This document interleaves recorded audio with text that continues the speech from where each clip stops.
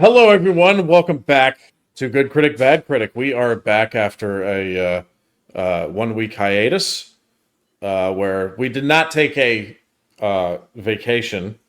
Actually, well, we all kind of did in a way, but we agreed to do a recording last week, but we had scheduling conflict, so apologize for that. But we are back today, and we are reviewing Interstellar, and we're going to do it a little bit different this week because it is such a long movie. It's almost 3 hours long, and the way we've done these reviews by going through the entire plot, they've usually ended up being 4 hour long podcasts here. So if we did it the same way with this one, we'd probably be on here for 6 hours, and nobody wants to fucking listen to that. So we're going to kind of pick apart this film by talking about parts we like and maybe singling out some scenes that we think are really well done or maybe not, depending on how everybody feels about the film. But Interstellar 2014. So I'm going to start with Craig. When was the first time you saw this? It was quite a while after the fact. I think it was. I think I'd just seen Prestige, and I hadn't seen that when it came out either. I saw Prestige after I'd seen the Dark Knight trilogy. I saw the Dark Knight trilogy in cinemas. I'd heard good things about Prestige. I saw that, and then this was after they were both were out, and I went back and looked it up, and I just remember being blown away by it because I immediately thought of 2001. What do you think of when you think of that sort of thing? I thought sort of 2001: Space Odyssey, which I didn't get. And if you have to go on a college course to understand it, I think the film is maybe reaching a little too much in the ideas department. Don't get me wrong; I appreciate it's a masterpiece, but I wasn't expecting much from this. And in my head at the time, Matthew McConaughey was still all right. Fair. And I'm thinking, okay, but yeah. So it was. It wasn't when it first came out. It was a good few years back, but it's 10 years old now. So it was between now and 10 years ago. That's why I chose this to be our next review because I had found out that it was actually the 10th anniversary of Interstellar, and me and Captain Quintano went and to go see it in an IMAX theater about 2 weeks ago. Legendary. Yes, and it was. I had seen it in the theater before, but I had not seen it in IMAX with the bigger screen. So that was a real treat. The sound's better in an IMAX theater too. It sounds quite amazing. But Quentin, what'd you think? Did you like it better when you first watched it? Did you like it better in the IMAX there? I liked it amazingly in IMAX, but there was like my first time that I really watched the movie. I feel like nothing can recreate that. I mean, it was epic to see it in IMAX, but I remember the first time I watched it, I was sitting on the couch looking at rentals, and I guess it had been a few months since Interstellar came out on the big screen because you could rent it. So I had a nice surround sound system at the time, 2014. I don't know where I was living, but I remember having a badass surround sound system at the time. And I just clicked it on. I was like, Christopher Nolan, great. Batman trilogy, phenomenal. And you got Hans Zimmer, and you can't say no to turning on this movie. Space travel, all right. So ended up flicking it on. I cried like probably everyone else did, bawled my eyes out first time watching Interstellar at certain scenes. But the cast was just phenomenal. You have Christopher Nolan behind the camera. I thought it was epic. And seeing it in IMAX was always a dream of mine. So when Brian was like, hey, I found a theater, because me and him must have been looking for 3 days. I couldn't find any showings that weren't sold out. Thank God for that. So we went and saw it, and it was just more epic, But what I would give, it's one of those movies that you want to go back and watch it for the first time, and you would just pay immense amounts of money just to go back, forget everything, just to watch it again. But great film, man. I'm excited to dive in. Speaking of the how packed it was, I could not believe Oh yeah. how packed it was. I could not believe we were struggling to find tickets for it because every venue that was showing it, because it was, it's in limited a number of places, and I think it was only in IMAX theaters. Only. But 70 milliliter or whatever, 70 mil IMAX. yeah, this was, and we were at the end of like its rerun 10 years later, and they were still selling out. They released pretty more much- dates actually, so it was supposed to end on the 14th. Yeah. But we went and saw it, I think, on the 19th, and had to drive. I think I drove like an hour. You drove like 2 hours. Like we drove. I drove. Well, it took 2 hours because of the traffic, but it's usually supposed to be like an hour and a half drive or something like that. I don't know. But I was just blown away, and it's all people who have seen the movie before. It's just, this is one of those movies that makes you feel something. Mm-hmm. Whether it's, what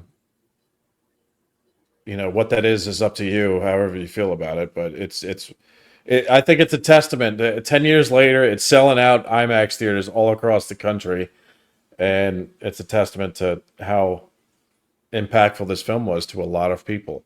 Craig, you actually brought up something that was interesting to me. You kind of shit on 2001 a little bit. Were you not a fan of that movie? I got all the sort of pop culture references where that's been referenced in pop culture. Because to surprise no one, it wasn't on heavy rotation when I was a kid. But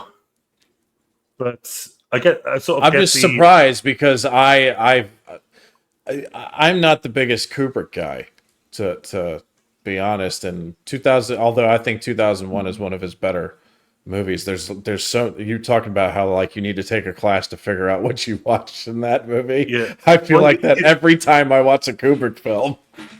That's fair. It's crazy. They do classes on, that film, like explaining that film or reading that film and its messages. But I just remember getting to the bit where the guys, I think you're supposed to be going through a wormhole.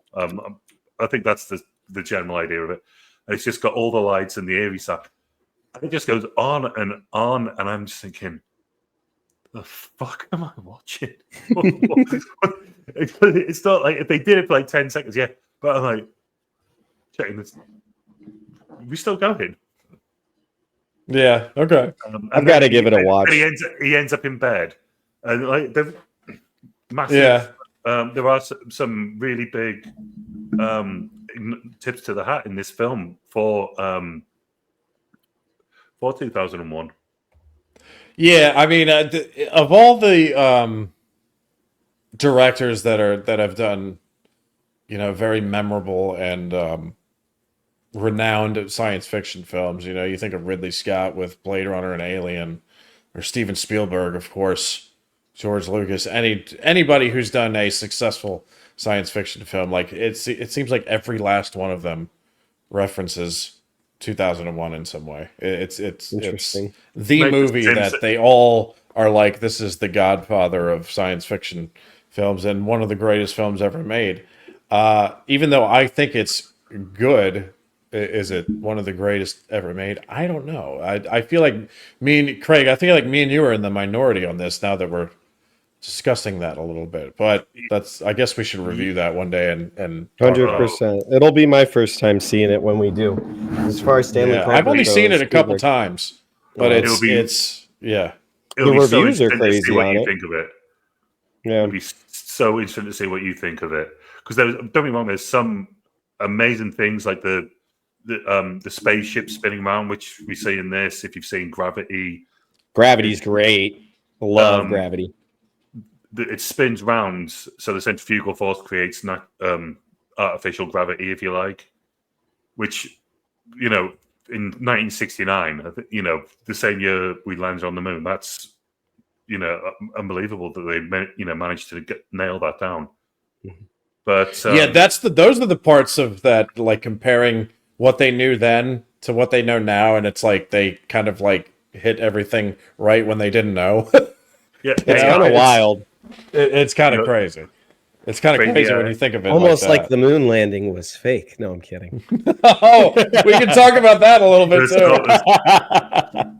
God, There's conspiracy saying that Stanley Kubrick or whatever the hell directed the moon landing. That's a big conspiracy theory. go on, Brian. How many people in Britain believe that? Oh, people believe it here Oh, too. there's more in the United States apparently, as everyone over there over in the UK likes to remind me. But I will say this: 25% is a lot more than 6% proportion wise. So bullshit, man. In penis size, that poll. We've already talked about it. That poll is nonsense, though. So. There's no way. There's no way. There's no way it's 25%. Even if it was like. If it came anywhere close to the 6% of the U.S. One, if it was like 8 or 9%, I might believe it, but 25 now. No, I think too many of you lovely folk across the pond were taking the piss, as you would say.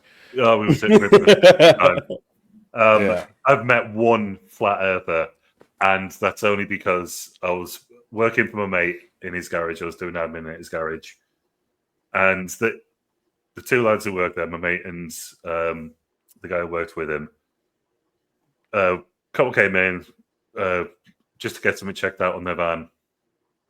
And Paul, the guy who works for my mate Chris, not doxing anyone here. Paul's like, but no, they're flat earthers. And Paul is just waiting for me to go. How high were they? Actually, they looked a bit hippie, but they weren't high. They were on their way to go mountain cycling. So they were definitely high. Yeah, they were going on routes, like actual routes. No, they'd have been sharpened on it. But I've never understood the flat Earth bullshit, man. That's just fucking baffles me to the core. Paul, it's like you're just looking for things to come up with just to be different at that point, you know. We never said anything, but Paul was just hoping that I'd go and say something just sort of snarky. He knew I wouldn't go over there and be mean, but just say something a bit snarky and just start a discussion. And I was like, I'm not gonna. Yeah.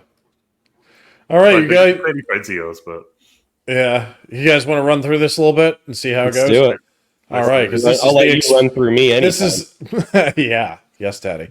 This will be the experimental podcast, I guess, because we're trying to trim this down so it's not excruciatingly long. But Interstellar was released in 2014. It is directed by Christopher Nolan, written by Jonathan Nolan and Christopher Nolan. So he's got a brother who helps.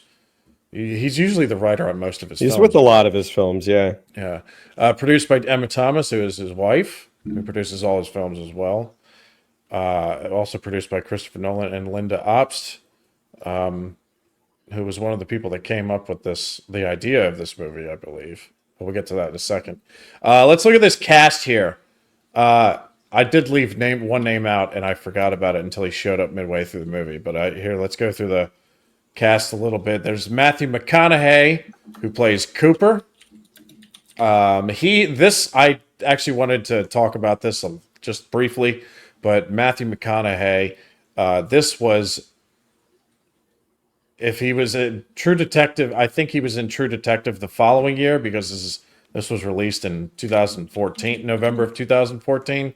But Matthew McConaughey had a great fucking year. It was a career year for him, being in this film and True Detective. Have you guys seen the show True Detective? I loved the first season. Matthew McConaughey and Woody Harrelson. God, it is the best season. Yeah, not just of television in a history of television. Yep. Just that one season. What's her name? Alex DeZorio. Ooh. You know what I'm talking about with the titties? Yeah. I like how he goes right to the girls. Yeah, I don't know what I'm talking about how amazing this fucking story is. And he's like, tits! Give me the tits! My relationship with a lot of these shows, I'm a kid watching HBO. That was the only source of porn that we kids had back then. So if we could rewind and see Dude, he's making me feel old. You gotta fucking, yeah, man, that was our source. All right, it was Game of Thrones, True Blood, and True Detective. I'll tell you one thing though, with the risk of getting in trouble if Queen Boomer ever finds out about this channel. But there was one part where who is it? Matthew McConaughey, and who's the girl that played Marty's wife? So sexy when her ass cheek is being lifted. Yes, it just falls out, Bam! and it goes boing. Yeah. Oh my god! Uh-huh. That scene, I must have fucking broke the rewind button on. God damn. I swear to God. Oh, I'm so glad I'm not the only one. Oh my god, it fell out. And then Oh, you look it up, and then you're very disappointed to know that that wasn't her body in that scene. wait, what? I didn't Not know her that. real body. Yeah. Oh, piss off. Yep. Who was that? They did the whole Siri bullshit from Game of Thrones. In Siri's nude scene, it wasn't her. It was like a body double. Just really fucked up. But our imaginations. Such a disappointment. Yeah. I've heard how good the first season is so many times, not just from you guys. Still never seen it. I have an extreme love for Mahershala Ali as an actor. Plays in one of my favorite movies of all time. And he did a season of True Detective that I have yet to see. I don't know if it's worth watching because I've been disappointed every time I've tried to watch any other season but one. I don't know. It's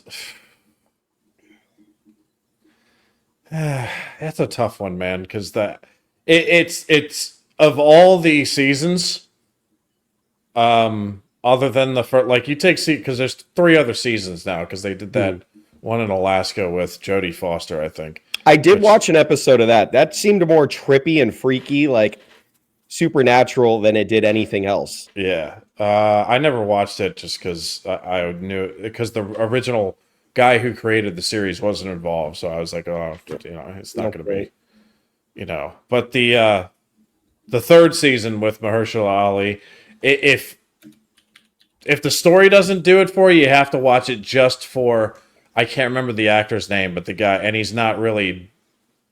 Colin Farrell? No, this is season 3. Colin Farrell was in one. He was in season 2. Okay. Season 3, the guy who plays opposite Mahershala Ali, even though he wasn't advertised that much, I think his name's Steven something, but he was amazing in it. And if anything, just watch it for him because I think he has an even better performance than Mahershala Ali, which is hard to do. And the scenes between the both of them are what it makes it worth watching for me. But anyway, all right. So we got Matthew McConaughey, who had a great year. He's playing Cooper. Anne Hathaway as the female Dr. Brand. We have Jessica Chastain as adult Murph. Mackenzie Foy as young Murph. Ellen Burstyn as old Murph. John Lithgow as Donald. John Lithgow. Craig, have you ever watched The Crown before? The Crown? No. Yeah. I saw Third Rock from the Sun, though. I used to watch that. That got well, he played. That's wow. It makes me feel old knowing how old that show is now too. That is so old. Yeah, John Lithgow plays Winston Churchill in The Crown. So you could give us a judgment of how good his accent is, since he's American. I think he's American, isn't he? That out. He's American. Yeah, because he could be Canadian. You never know. Facts. Well, Canadians sneak in there from time to time. My very first, this is how old I am. My very first memory of John Lithgow was, as we're just finishing the Christmas season, there's a film from 1985 called The Santa Claus, or just Santa Claus. It's got John Lithgow and Dudley Moore. Oh yeah. For some reason, every Christmas Eve it was on BBC One. So growing up, every Christmas Eve I saw that film. Nice. It's set in America, but yeah, I'll have to look that up. I can see why they might have used him, facially, but a bit tall though. Tall for Churchill, I can't imagine he's going to top Gary Oldman. Yeah, but I thought he was all right. I mean, but I'd like to get a judge from someone who was actually from the UK, But anyway, I'll check it out or just check out some scenes on like YouTube or something. Yeah, yeah. Definitely don't just type in videos of crowning. Don't type that in. No, type in crowns. All right. So yeah, John Lithgow as Donald, who is the stepfather of Cooper. He's the the widow. So Right. he's his wife's father. Okay. And then we have Timothée Chalamet. Shamalama I James. love that you pronounced his name how it should be pronounced. That's actually Apparently. hysterical. That's so funny. Apparently. Oh, okay, you guys must not have this then, because I know how it's spelled. I've seen his name spelled, but in the UK we used to have a shampoo called Timotei. No shot. Oh yeah. Yeah. So when you said that, I thought that's a weird way to pronounce it. You call it shampoo. But apparently That's actually how it's pronounced. What is it? French, right? yeah, it's like I believe- it's just Timothy with two e's at the I end. believe he speaks French too. Interesting. So those scenes in The Crown, that wasn't him just pretending to speak French. Oh. That was actually him speaking French. So yeah, you got Timothée Chalamet as young Tom. I think me and you, Quentin, were like blown away because this was 10 years before. So weird to see him in You know, that. now he's Paul Atreides. It's just Well, crazy. And it's kind of funny too because you think that after filming that movie he'd want to stay away from the desert and dust, but then he was like, "Nah, let's double it up, man. Put me in Dune. Put me in the spice fields." Put me in the dustiest place in the universe. Yeah.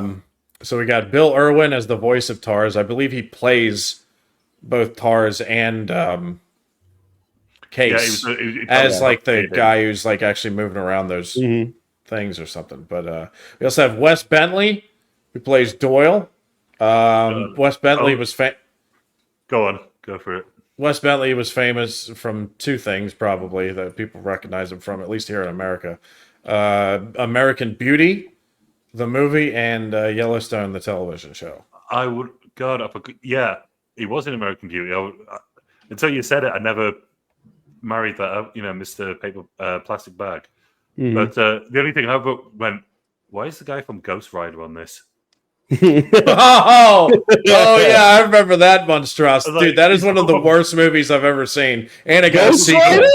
Yes, it was terrible. God, it was so epic, dude. Oh hell no! Seeing Sam Elliott and fucking Nicolas Cage blazing their shit up to ride out, and then he's abandoned. Everyone in that movie couldn't be bothered to give a fuck. That's how bad it is. Okay, what about what's her name? Who stopped acting Eva and disappeared Mendes. off the face of the earth for Eva Mendes? Yeah, and she's like the most robotic acting she's ever had in her career. Doesn't matter. She doesn't need it. She doesn't need to know how to act. She's perfect how she is. Sorry, that was the worst Marvel movie of the Marvel movies before Marvel Studios, which is saying something. I'll give you that. Which is Blade saying was something. badass. Blade was sick. Oh, Blade was amazing. The first one, yeah. That especially that's one of the best opening scenes ever. They at the Horror Nights and at SeaWorld, they were playing the Blade club song theme throughout the entire park all night long. So that intro scene in Blade 1, that music, that is so sick. They just had that bumping the entire night. It was the sickest thing in the world, man. Yeah. All right, so we got Wes Bentley as Doyle. Josh Stewart is the voice of Case. Casey Affleck plays adult Tom, so adult Timothée. Casey Affleck, in my opinion, is miles and miles beyond Ben Affleck. 100%. He is. I have a very high opinion of Casey Affleck. 1,000% agree with you there. Manchester of the Sea. Yeah. Even though I didn't love Manchester of the Sea, I was not obsessed with that movie. Thought it was a good story, but I don't understand the critical acclaim that it got by any means. But I still love Casey. Never saw it. I think it won movie of the year, whatever year that was. Yeah, I never saw it though. I tried to watch it, and it was like one of those movies where it's like, Whale was a great movie, but I wouldn't have picked it for movie of the year. You know what I mean? Yeah. It's got Oscar performances for sure. Yeah, no, the Whale. Oscar Bates. When you're clearly trying to get I can't remember what the term is. It's just escaped me. The Whale was Oscar bait because he had Brendan Fraser with this big comeback, 10 out of 10 performance with that. It was an Oscar bait film. Yeah, but and like Michelle Williams, and I've seen it. I thought it was Michelle So well Williams is done. an amazing actress, by the way. I would put her in probably top 5 for me. Was after seeing Venom. No, that was just her having fun. Like if you looked at her career, like and seen some of especially some of the indie films she's made, she's been involved in. Oh my god, she's fucking amazing. She also is just she has like an innocent, pretty look about her. She's just like a gorgeous woman. She's like naturally beautiful, yeah. Yeah, The Greatest Showman. That's what I was thinking. Yeah, one of my favorite. That's like my favorite musical of all time. But she plays Hugh Jackman's wife in that movie. I can't bring myself to watch it. Are you joking? P.T. Barnum. Who's like, From now on. How could you not love that movie, man? It's I never saw it heartfelt. Oh my gosh. Because P.T. Barnum was a monster, and they're getting Hugh Jackman to make him out to be this wonderful, wonderful guy.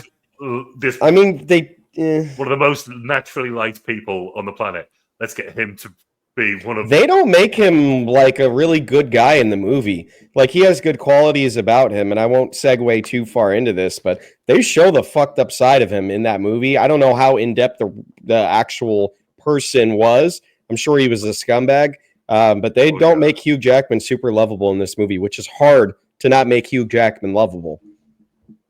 Yeah. All right, so we got Casey Affleck as adult Tom, David, I want to say his name right, Gyasi? Yahtzee. We'll go with that. He plays Romley. David was, I know, I've seen him in just one other thing, I think, and it was the Troy Fall of a City, which I think I've talked to you about a little bit, Craig, where he plays Achilles. This isn't Troy, like black, I thought was this is the black guy playing Achilles, but he does a fantastic job, I think. Yeah, and I thought he was one of the guys on Django.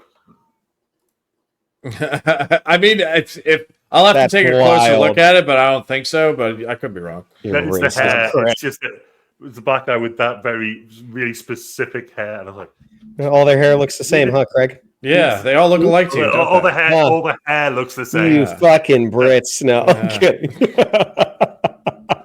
Yeah, we say we abolished slavery, so we didn't see that many black people after that. He's got us on that one, dude. That's fair. You win. Especially down where we live. Like, this half of the country fought to keep it, so we should probably shut the fuck up. I'm with you. All right, so, I'm gonna go now. Yeah. All right, so we got him as Romley. We got Matt Damon as Dr. Mann. And we have... You want to do the honors, Craig? Who's the elder statesman of the group here? My name is Dr. Brad. And I'm played by Michael Caine. Not a lot of people know this, but I am sometimes an actor. And I don't sound anything like this. That's so damn good. Somebody in the comments rate his impersonation. No. I don't know why I half expected you just to pick up the glass and do the head nod like Alfred did at the end of Dark Knight Rises. I just expected you to do that. Now listen, I'll do it if you say my name right. It's Michael Caine. There you go. No. You're not saying it. How he talks. He talks in the back of the nose. It's all up in the nose. It is. It's very, very nasal. I wish I could get the accent abuse. down. I can't. And it's also the way he speaks. It's a bit like if Christopher Walken it's just thinking that. His brains out on fucking drugs. It's the way he stops at the end of his words. It's that same Christopher Walken thing. Hello. I can't do Christopher Walken. I'm not going to even go there. Christopher Walken can't even do Christopher Walken anymore. You saw Dune Part 2, right? I was like, where's his voice? Where's his voice? Christopher Walken in Dune Part 2 was like, okay, but what the fuck?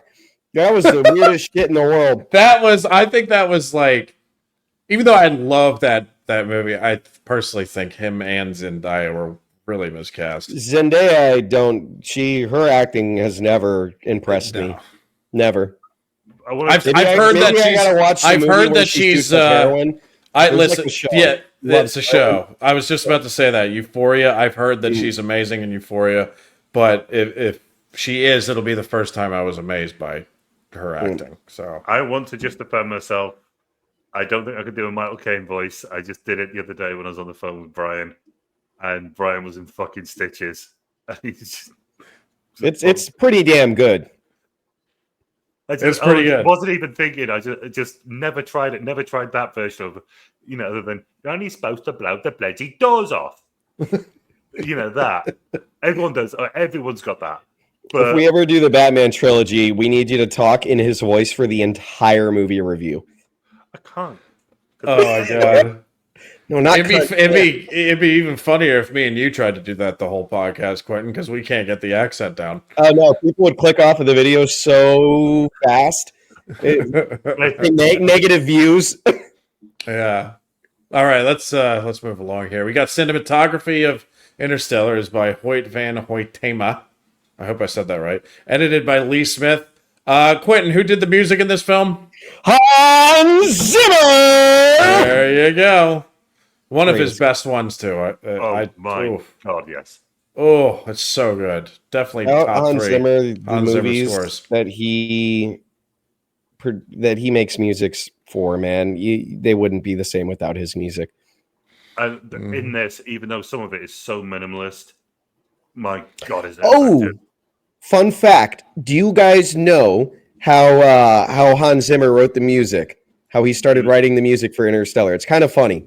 He was given one sheet of paper with it wasn't a plot. He wasn't given the script. He was given one sheet of paper by Nolan, and a lot of it was about actually Hans Zimmer. A lot of what he had on the paper was about Hans Zimmer. It was, but the main thing that Hans Zimmer read off of this paper was it was about a boy and his father was going away to work, and then Hans Zimmer's brain just started cooking, and his father was I going have away heard for a this. long Yes. time. So Hans Zimmer just started creating this fucking most beautiful music. It's just epic, man. Beautiful. It's actually epic. I thought it was like the love that a father has for his son or something like that. I have it written down. The father going to work. Yeah, a father going to work and leaving Like he's his just son. gonna come back in 8 hours. Like he's fine, dude. Like that music makes it sounds like he's never coming back. In your world, Brian, that's he's just got in that room. Oh man! So we got this is distributed by Paramount Pictures in the United States and Canada. It was distributed by Warner Brothers internationally, which I thought was interesting. Different companies for different things. Yes, I want Quentin. to bring some up. Oh, I thought you had your hand right. You had your hand like this. Like, hold on. No! Yeah. Go on, kill first then. No, I had nothing. I was just chewing on my fingernail. All right. Oh, okay. Yeah, I'm sorry. That, I wish that I was had British- something. That was the Britishness in me. Someone was first, so follow the cue etiquette. Well, especially when you actually look like you raised your No. hand a little bit. Yeah. So it was written by Nolan's brother. Was it John? Was it? I believe. Who started writing the script, and can you guess who was originally tied to direct this? Steven Spielberg. Yes. Okay. So happy he didn't. Me too. Me too. And I love Spielberg. Entirely different movie. If you have looked at the plot that Steven Spielberg was set to direct, it was not this movie at all. No, I could imagine it being way more of a family-oriented film, but it had to do. They were in a space station. It was like most of civilization was living in space. By this point, Spielberg, he's done enough science fiction, man. Like, yeah, he's good. Let the man rest. He did a movie that I actually loved, and I've only seen it once, and I will never watch it again because I got so emotional watching it. And that was AI. I thought AI was like, if you're gonna do an emotional fucking movie like that, that was it. Fuck me But- too. Never watched Schindler's List. Oh, I've seen Schindler's List. Oh, mate, that. Why is it so funny? I don't get it. He did a movie that made me so emotional. I'll never watch it again. You said, Schindler's List. No, but Schindler's List is like no, because AI like that Anyway, the last half an hour of the movie, they basically are torturing this fucking kid. Oh no! With emotion, and I don't like seeing that you do that to a child. You kid. might as well blow his brains out, that fucking robot's brains fucked. out at the end, because you're just literally psychologically torturing the poor fucking kid.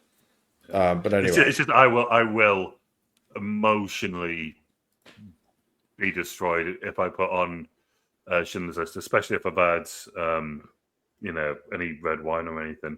That's me. I am a mess. Yeah. Fucking destroys me.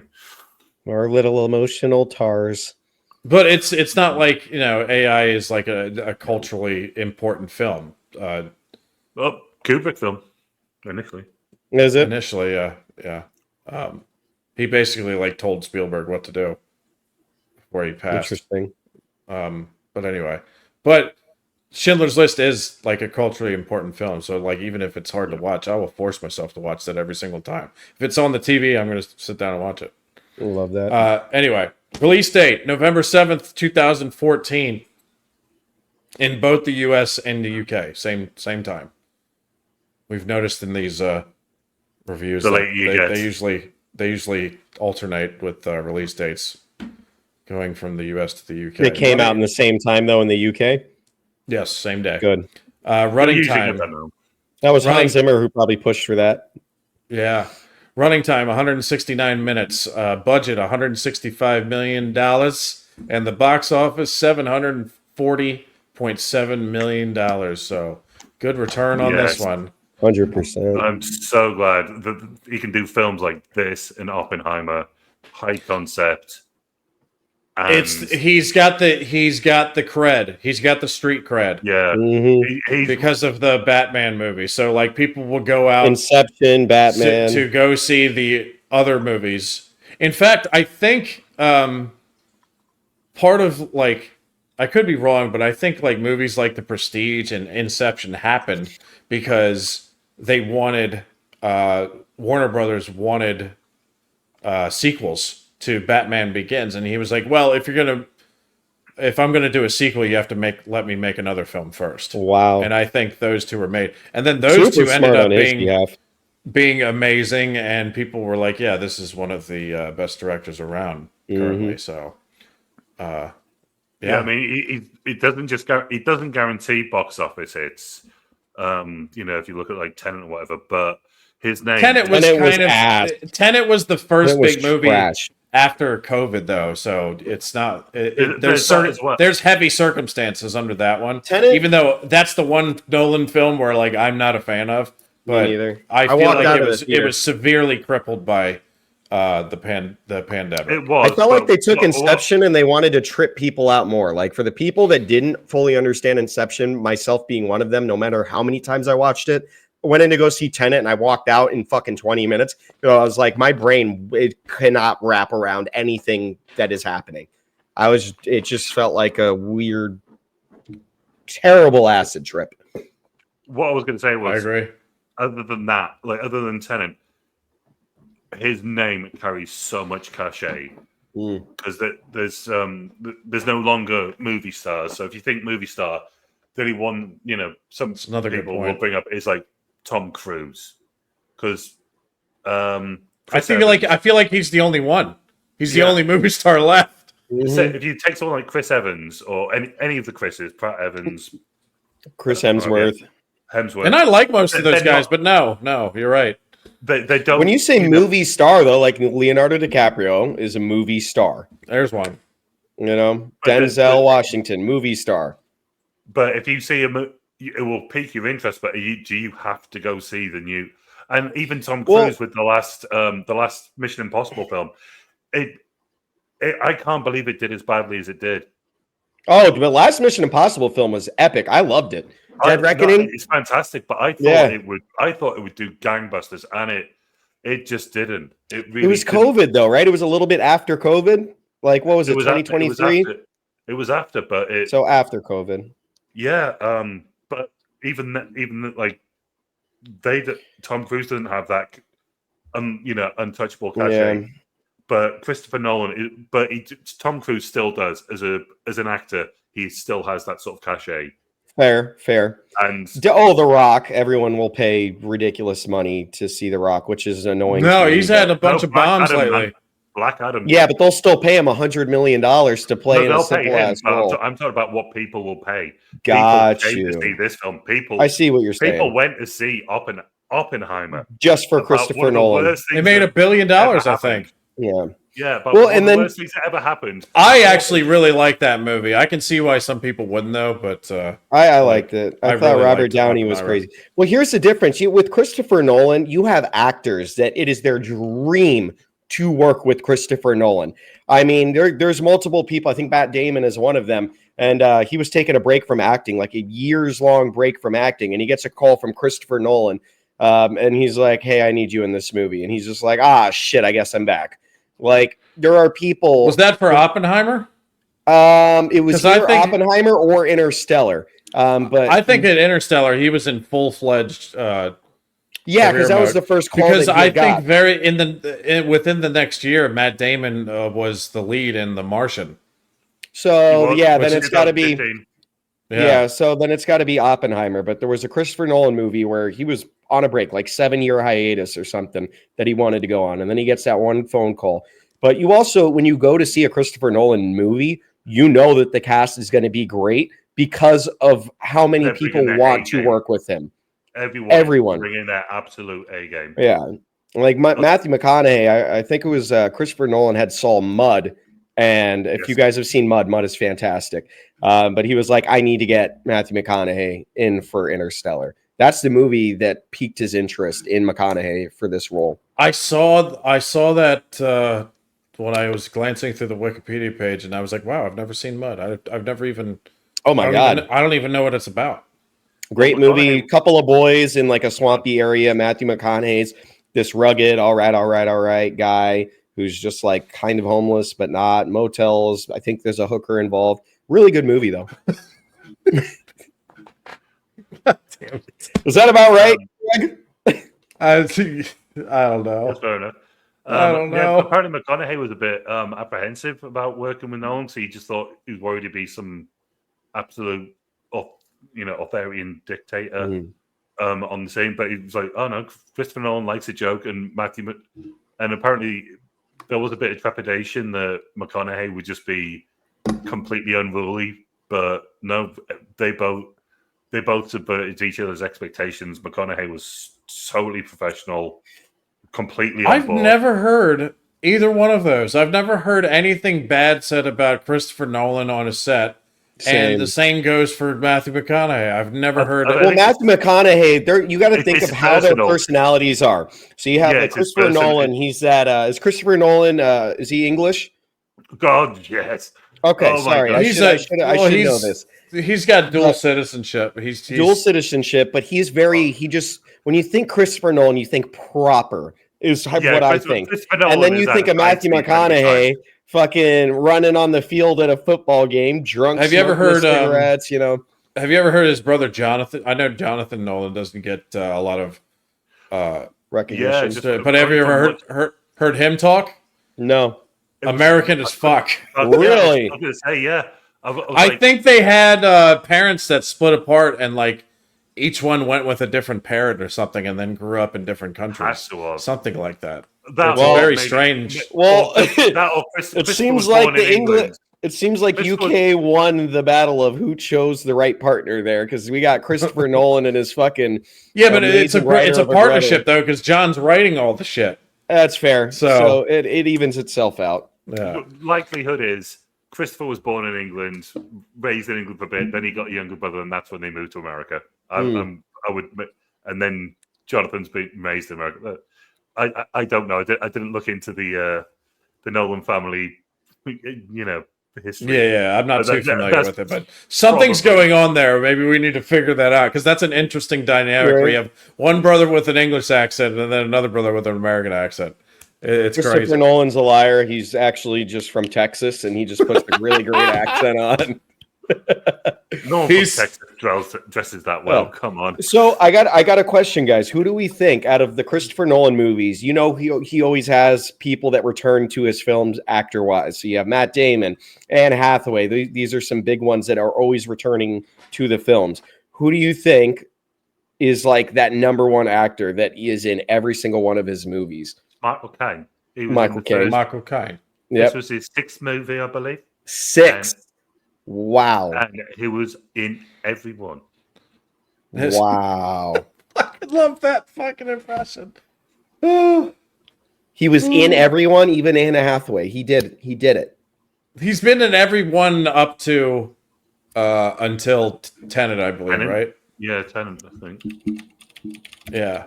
But he was in every single one up until that point. Well, actually, in the beginning ones. He wasn't in Memento, I don't think. You know, some of the earlier ones. I don't think he was in Insomnia either. Tom Hardy, Christian Bale, DiCaprio, Michael Caine. Michael Caine's been in more than anybody. Cillian Murphy, obviously. Scarecrow. Gary Oldman, that makes sense too.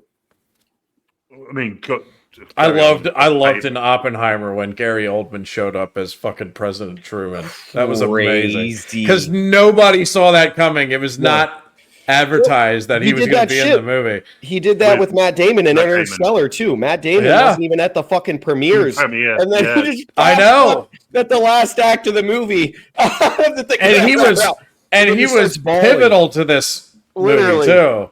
Dr. Mann, right? Yeah. Mm-hmm. Yeah, holy shit. I was wondering if that, watch it back, I was wondering, is that just a net? Does that name have any relevance? I know this is going to sound really stupid, but he is Dr. Mann. I would say it does, because his whole thing was to bring life to all these other planets. So Dr. Mann, no, I'm thinking of Dr. Manhattan from The Watchmen. But I would say it does. Very different character. I knew where you were going with it, though. Yeah. But I mean, he's also like the bringer to these new planets. There had to be some symbolism there, I'm thinking, with Christopher Nolan's brain, to have a Dr. Mann bringing these embryos. The way his brain works, there's no... I don't know if it was that, the symbolism we're attaching into it. There's no way that name doesn't mean something with it being exactly. That's what I mean. But because they had no, the original people who went out had no, family attachments. But then you've got Brandon, you've got Sir Cooper, who do. They're the ones who actually weirdly end up making it back. The ones who went out on the first mission had no family attachments that would make them want to abandon and want to come home, which is why none of them had any attachments. Mm-hmm. So Dr. Mann, he is a man. Well, I just looked it up. I cheated a little bit, but in Interstellar, Dr. Mann's name symbolizes the worst of humanity, Dr. Mann. Yeah, well, there you go. So we're looking at we're going the wrong direction. But we were in the right direction. There is symbolism in it. Yeah. Well, Dr. Brand, there's going to be some relating to some branding issue. You know, they are branded for something. There's no way anything as big as someone's character's name is not going to have something symbolic. Yeah, it says that his name is literally man is a nod to the fact that his fate could have potentially been that of any human. Yeah. I like that a lot. I love that. Oh, before we get on with the notes, I got to show you this shirt, Craig. I have a cunning. No, I can't do it. I don't know if it was my stigmatism, but I thought your shirt said I have a cunning plan. I swear, that's a hard one to do. I don't have astigmatism anymore. I had LASIK, but for some reason I read I have a coming plan when you stood up. Replace the N's with M's. It just did it. What's your coming plan? Of course you do, Quentin. Of course that's what you wanted to see. He's always thinking about this. This is what you guys get for bringing a 26-year-old here. All right, you're gonna get this. Yeah. All right. Let me go through. Just explain. That's a character from a TV show that. Ryan's just finished watching, and it's massively, massively beloved in the UK. His hat is giving me Nazi vibes, but okay. It's from World War One. It's a World War One. He looks it's World War One, and you can't say that. We don't want to offend. Sorry, probably our dominant audience now, people from the UK. I'm just an uncultured American pig. I apologize. So you didn't have to say any of that. We just your accent. Oh, he's American. Yeah, that's fair. We get it. We get it. That's fine. That's fair. Everything you just said is like it was naturally implied. All right, let's get through some notes here, and then we can go into like some specific scenes about how great they are, because I don't think there's any bad ones really. Do we have the scenes unless that you we're guys going to wanna talk point one about in out. order? I could do that. The corn chase, I definitely want to start. Okay, off with. we'll That's start like with that right once we get past some notes here. Yeah. The premise of Interstellar was conceived by producer Linda Ops and the theoretical physicist Kip Thorne, and they both collaborated together before on the film Contact. Quentin, I believe I've told you about this film before. We've talked, because I we love should Arrival. review that someday. I believe that this film is basically Contact but better. Contact but with this film. So this isn't this the film. one. Interstellar, it's to me is basically a different version of Contact, but it's better than Contact. Yes. Contact was one of those movies that came. I thought you said Contact was the one that was similar to Arrival, the movie I love, Dennis Villeneuve. It is. It's just similar to that too. So But similar at all. here's the thing. For me, go ahead. I'm Arrival was one of my favorite films of the 2010s. Same. It's they are different. I can see where Brian's going with that, but they are different. You see there's contact. There is actual contact with the alien, like visual contact. Well, as you know, I haven't seen it, but I will. Oh God damn it! That sparked my love for Denis Villeneuve and Amy Adams. Amy Adams is just. Yeah. See, what made me like him as a director was what was the? Why can't I think of the name? Dennis Villeneuve. Villeneuve. Oh, the one with Kate with Emily Blunt. Yes. Oh, Edge of Tomorrow. No. Benicio del Toro. Sicario. Yes. Oh, that and Josh that Brolin. movie's fucking That movie crazy. is amazing. It is. That's amazing? You know who else is in that? Alisa Lalagib, the guy from Dune 2. Isn't he in Sicario? The guy who's always talking, praising Alisa Lalagib. No, dude, I'm like 90% sure. No, it's not. You're thinking Benicio del Toro and Javier Bardem are the same guy. They're not. Oh my God, you're right. Jesus Christ! My brain just exploded. Oh my God! I want to point them out real quick. Two films we just mentioned there: Edge of Tomorrow and Sicario. And Emily Blunt has gone on record for saying she hates as soon as she sees strong female character. She's like, I'm not interested because it's you know what it means. Can you think of two more badass women in films in the last 20 years? Right? You want a strong female character without them bossing men around nonstop, and that's how you watch Emily Blunt do it. She does it convincingly more than anybody. Yeah, but you get turned on when you watch Emily Blunt do it. You sometimes can, yeah, but like, I just think she's an that's incredible actress. I'm just thinking, God damn it, you just don't disbelieve it. There's no point where you just go, this is bullshit. All right, but anyway, Contact. Yeah, for Interstellar to me is like Contact, but better. But it's not like the exact same thing. Arrival to me was like basically, we're going to make you think you're watching a completely different movie, and then the ending happens, and it's like, oh, we fooled you. It's just Contact. Which is cool for me because I haven't seen Contact. So when I went into Arrival, and I love it, same as Craig, favorite movies in the 10s era. But because I haven't seen Contact, I was able to just love that movie. I love that movie up until the ending. When the ending hit, I was like, oh, fuck off. And they're on the beach. The music in Arrival is phenomenal as well. Oh my God, that's about it's called oh my God, what is it called? I know it's not Hans. On the Nature of Daylight. It is by The song "Nature by Daylight." On the Nature of Daylight. Yeah, it's just one of the most beautiful pieces of music ever written. Oh mate, I want that. Genuinely, I want that at my funeral. Yeah. It's but Matthew McConaughey, Max Richter, Max Richter, yeah. Yeah. It is Matthew McConaughey is in Contact and this film. Yeah. Yeah. You told me that. That's right. He's in Contact, yeah. He's yes, he is. more of a supporting character in Contact, but yes. Yeah.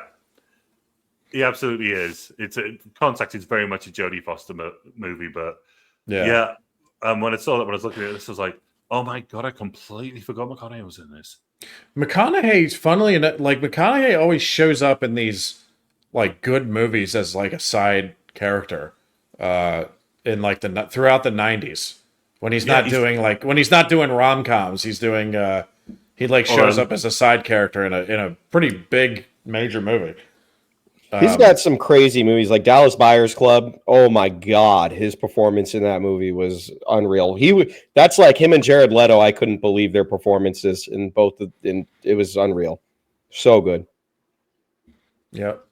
All right. So I forget if it was Craig or Quentin that mentioned this earlier, but Steven Spielberg was initially interested in directing Interstellar. But it became impossible once he moved his DreamWorks production studio from Paramount to Walt Disney Studios, and that's what axed that.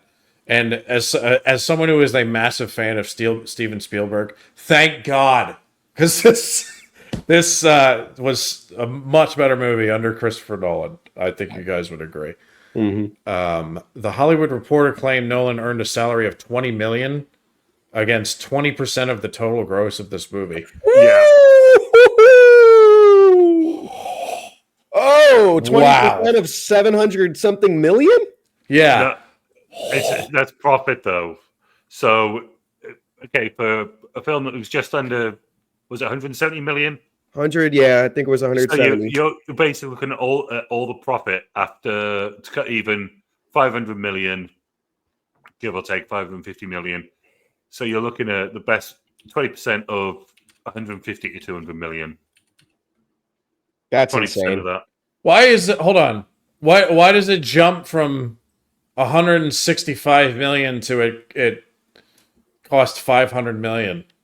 Marketing for a start. Marketing can often but marketing usually inflates the movie to be like twice as much as the initial budget. That's not factored into that. You're talking movie production costs. No, I'm saying I know it's not factored into that, but I've never heard of a movie that's 165 million and the marketing is like 400 million. Marketing is so expensive though. That's like, I mean, think about like a movie ad in the Super Bowl. Yeah, I know, but there's that. There's something else you're getting. I've never heard of a $400 million marketing campaign for $165 million you guys movie. got there? That's what we have an ATM. No, ACM. Is it ACM? American AMC? AMC movies. Yes. Yeah. Okay. Your movie theaters over there. How are they paid? Paid through obviously concessions. That's the big popcorn. But also the movie tickets. They take a cut. So they're taking a cut of the movie tickets as well. So if it's made that much money, it goes to the studio, but it's also got to go to the people who are showing it. And when you say total gross of the film, does that include rentals, people buying it on Amazon, DVD, Blu-ray, all that shit? It depends on his deal, but that would completely depend on his deal. But if it was just complete gross for that film, complete total gross, then it would. But if it was just box office, his deal was just box office, yeah. Either way, he made a shit ton of money, right? Yeah. Well, put it this way. It's like Robert Downey Jr. with his Iron Man deal, just made an obscene amount of money. Oh, he just gets paid out of the fucking nose, mate. Mm-hmm. They just chuck money at him. Yeah. But put it this way: if you think about it, Sean Connery, we have to always bring it up. Lord of the Rings. If Sean Connery had done Gandalf, every once in a while, you give him a little slap. Sorry, continue. Frodo, you shall not come. Come what? Cut that. You shall not pass. He would have standed to gross something like he would have made 415 million. You're not thinking of the right person. You're thinking about Russell Crowe, who was supposed to play Aragorn. No, Sean Connery. Sean Connery So, still would have made Russell Crowe would have made like 500 million because he was offered a percentage by Peter Jackson to play Aragorn in The Lord of the Rings. And he was going to make an insane percentage. Well, luckily, he's So making glad he it with his didn't. music. Yeah, right? So glad he didn't. I can't think of anyone but Vigo for that. So, okay, so Sean Connery too, interesting. I wonder if that's just something Peter Jackson offered to like super strong leads in the movies. Granted, everyone had their time with their characters, but so he did that for Sean Connery too. That's insane. I did not know. I never heard of the Russell Crowe. Yeah. The only Russell Crowe thing I've heard is I've never once heard that. The only thing I've heard of that is when he was off to play Wolverine. No, it was Aragorn too. So yeah, Russell Crowe was offered the role of Aragorn, Lord of the Rings trilogy, but he turned it down. Crowe said that he felt the studio, Warner Brothers, was forcing the director Peter Jackson to offer him the role, and that Jackson had already chosen someone else. So you actually hear about this in an interview with Russell Crowe.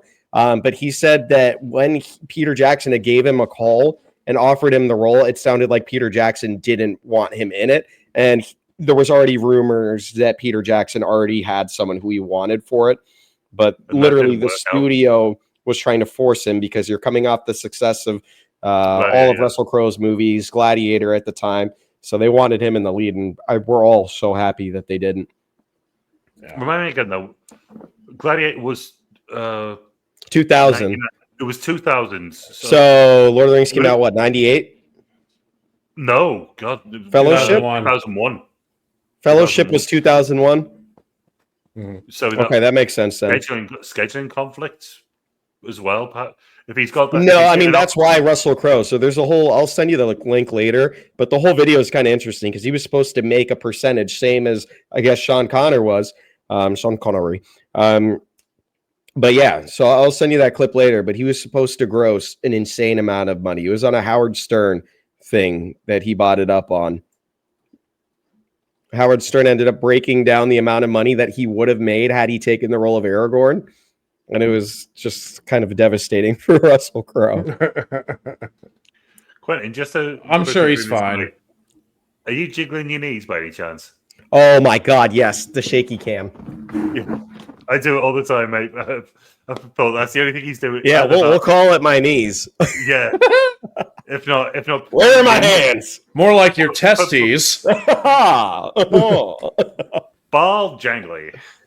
But Sarah, please put your hands flat on the table. That sounds like a fucking cartoon character. Ball jangly. Ball jangly. You gotta say he definitely Ball jangly. He definitely sounds like he's from Texas. Come back and figure out what Ball Jangly's doing next week on the Jangle of Balls. I thought it could be a 1940s noir, like criminal character. Hey, let's call Ball Jangly. See what he's got to say.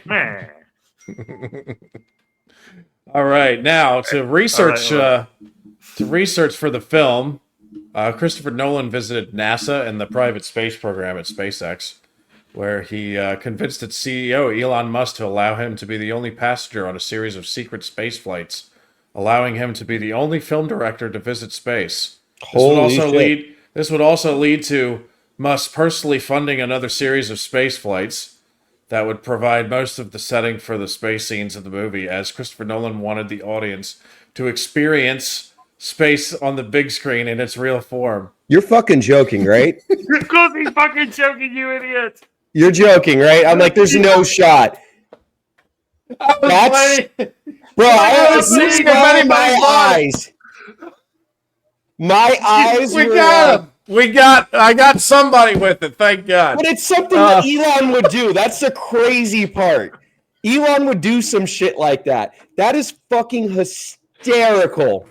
No, I literally have this written down, and it's like about 5 or 6 sentences, And because I only stopped at 6 sentences because I figured at this point somebody would have stopped me and been like, hold on a second. I saw the disbelief in both me and Craig's eyes there. No, I was like, disbelief was I was watching your face. I was just watching your face and you going. I'm like, bro, there's no fucking shot. I just thought he cannot be fucking believing SpaceX in 2000. Like, so it was. This came out in 2014, so this had to be what 2012. No, he did actually visit SpaceX. He did visit SpaceX, but the rest of that is bullshit. Oh my god, you sweet summer child. That's fucking legendary, Brian. Kudos to you, brother. That's a 10. That's Brian, a 10. Brian, holy shit! I implore you, just dirty just look dog, after your little brother. Huh? Just look after him. Just make sure he's all right. Just look after him. When you're out, just keep an eye on him. Oh man, I was wondering how far I would get before somebody would be like, "Hold on a second." I just saw a look at his face. And I was just like, I'm just that was all. For anybody who hasn't figured it out, it was fake. He didn't actually go to fake space. news. Interstellar was never a movie. The reason I did that was, you know how like have you ever looked on look up a scene from a Christopher Nolan movie and then let me pick one. So like like The Prestige when he when Hugh Jackman goes down into the tank and drowns while Hugh Jackman's on the other side of the tank, and fucking the comments will be like, and he actually cloned Hugh Jackman and then killed that version of Hugh Jackman. I need to watch this movie. And it's just fun, and you'll see these comments all over YouTube videos of Christopher Nolan movie scenes. Just because he goes so up and beyond. Yeah, with everything. Yeah, but people like it, sometimes you'll tell people like, yeah, he actually did, like a scene from Dunkirk. Like he actually did bomb a bunch of people on that beach, and it's and like some like idiots will like actually believe it. And be like, how did he get away with that, dude? So was that the movie that was filmed in one continuous scene, or was that 1917? No, that's 1917. That's okay. 1917. Which I opened up like a freaking PlayStation 5 game, and for some reason inside of it is 1917, a movie I've never seen in Blu-ray, and that's just in this Dark Souls 1 case. Good movie in my house, so I'm gonna flick that on at some point this week. Have you never watched that? Never, and I don't know how the hell it got in my Dark Souls 1 case, but it's there. I love that movie. With Callie. My favorite war movie ever is Hacksaw Ridge. I've already done that. Woo! Hacksaw Ridge is by far my favorite war movie ever. I've never heard anyone say that before. No, really? I've never heard anybody say it's bad, but it's like it's so good. It's a good film, but their face out so of good. Everything, wow! It's got that Mel Gibson gore that's right up there with like that fucking. I mean, you got like Mel Gibson and Ridley Scott as like the gore kings in my book, but I don't know, bro. That movie was unbelievable, heartfelt, touching, the whole shikabazi. If you fuck you laughing at? Imagine a Mel Gibson film, a World War II Mel Gibson film. You don't like Mel Gibson films? No. Brian probably hates Braveheart for the historical inaccuracy, but the movie is great. If you imagine a Mel Gibson film that's set in World War II and a load of people are killed, it wasn't a bunch of Americans and Japanese people. Yeah, they're all Jewish. They were all Jewish. That's how Mel Gibson would have had it if the studio would have let him. Oh, God. Well, me and Brian actually had a conversation about Braveheart. And I got my mate to speak on behalf of everyone from Scotland. I just shot water through my nose. You see what I started? Yeah, you Mel Gibson. Yeah, it's all I did one playful joke about that, and it started. It happens every single fucking video we do now. Yeah, but God you never damn cut it it out. You never cut it out. I just want to say right now that we have pro-Jewish people here. we That's not saying really anything are. political about anything happening in the world. Just We really are. people in It's just, general. I don't know. I just think it's funny. I just like to pick on Mel Gibson. It's just for Mel that Gibson. shit, you know. We're more anti. Ever since Mel Ricky Gibson. Gervais started picking on him for it, I was like, this is hilarious. No, the Gladiator 2 Mel Gibson scene is what did it for me. Wasn't anything else. That guy looks just like Mel Gibson. It's crazy. Okay. So another note I have here, Irfan Khan was offered the role of Dr. Mann, but rejected it due to scheduling conflicts. Thank Who? God. God. Wait, who? Thank God. 2 seconds, I'll be back. Yep, carry on. Yeah. Who almost got offered? Irfan Khan. He's an Indian actor. He's been in several movies. I can't even try to spell that shit. I don't know, dude. I don't know what it is, but he always pops up in like fucking movies every once in a while, and I'm like, I'm not saying this guy out of is disrespect. This guy is a charisma vacuum. He literally is like, he shows no emotion whatsoever. He sounds like a Star Trek villain. That's basically what he is. I think he's a Klingon. That's basically what he is. He shows no fucking emotion whatsoever, and it's like, how are you going to play Dr. Mann?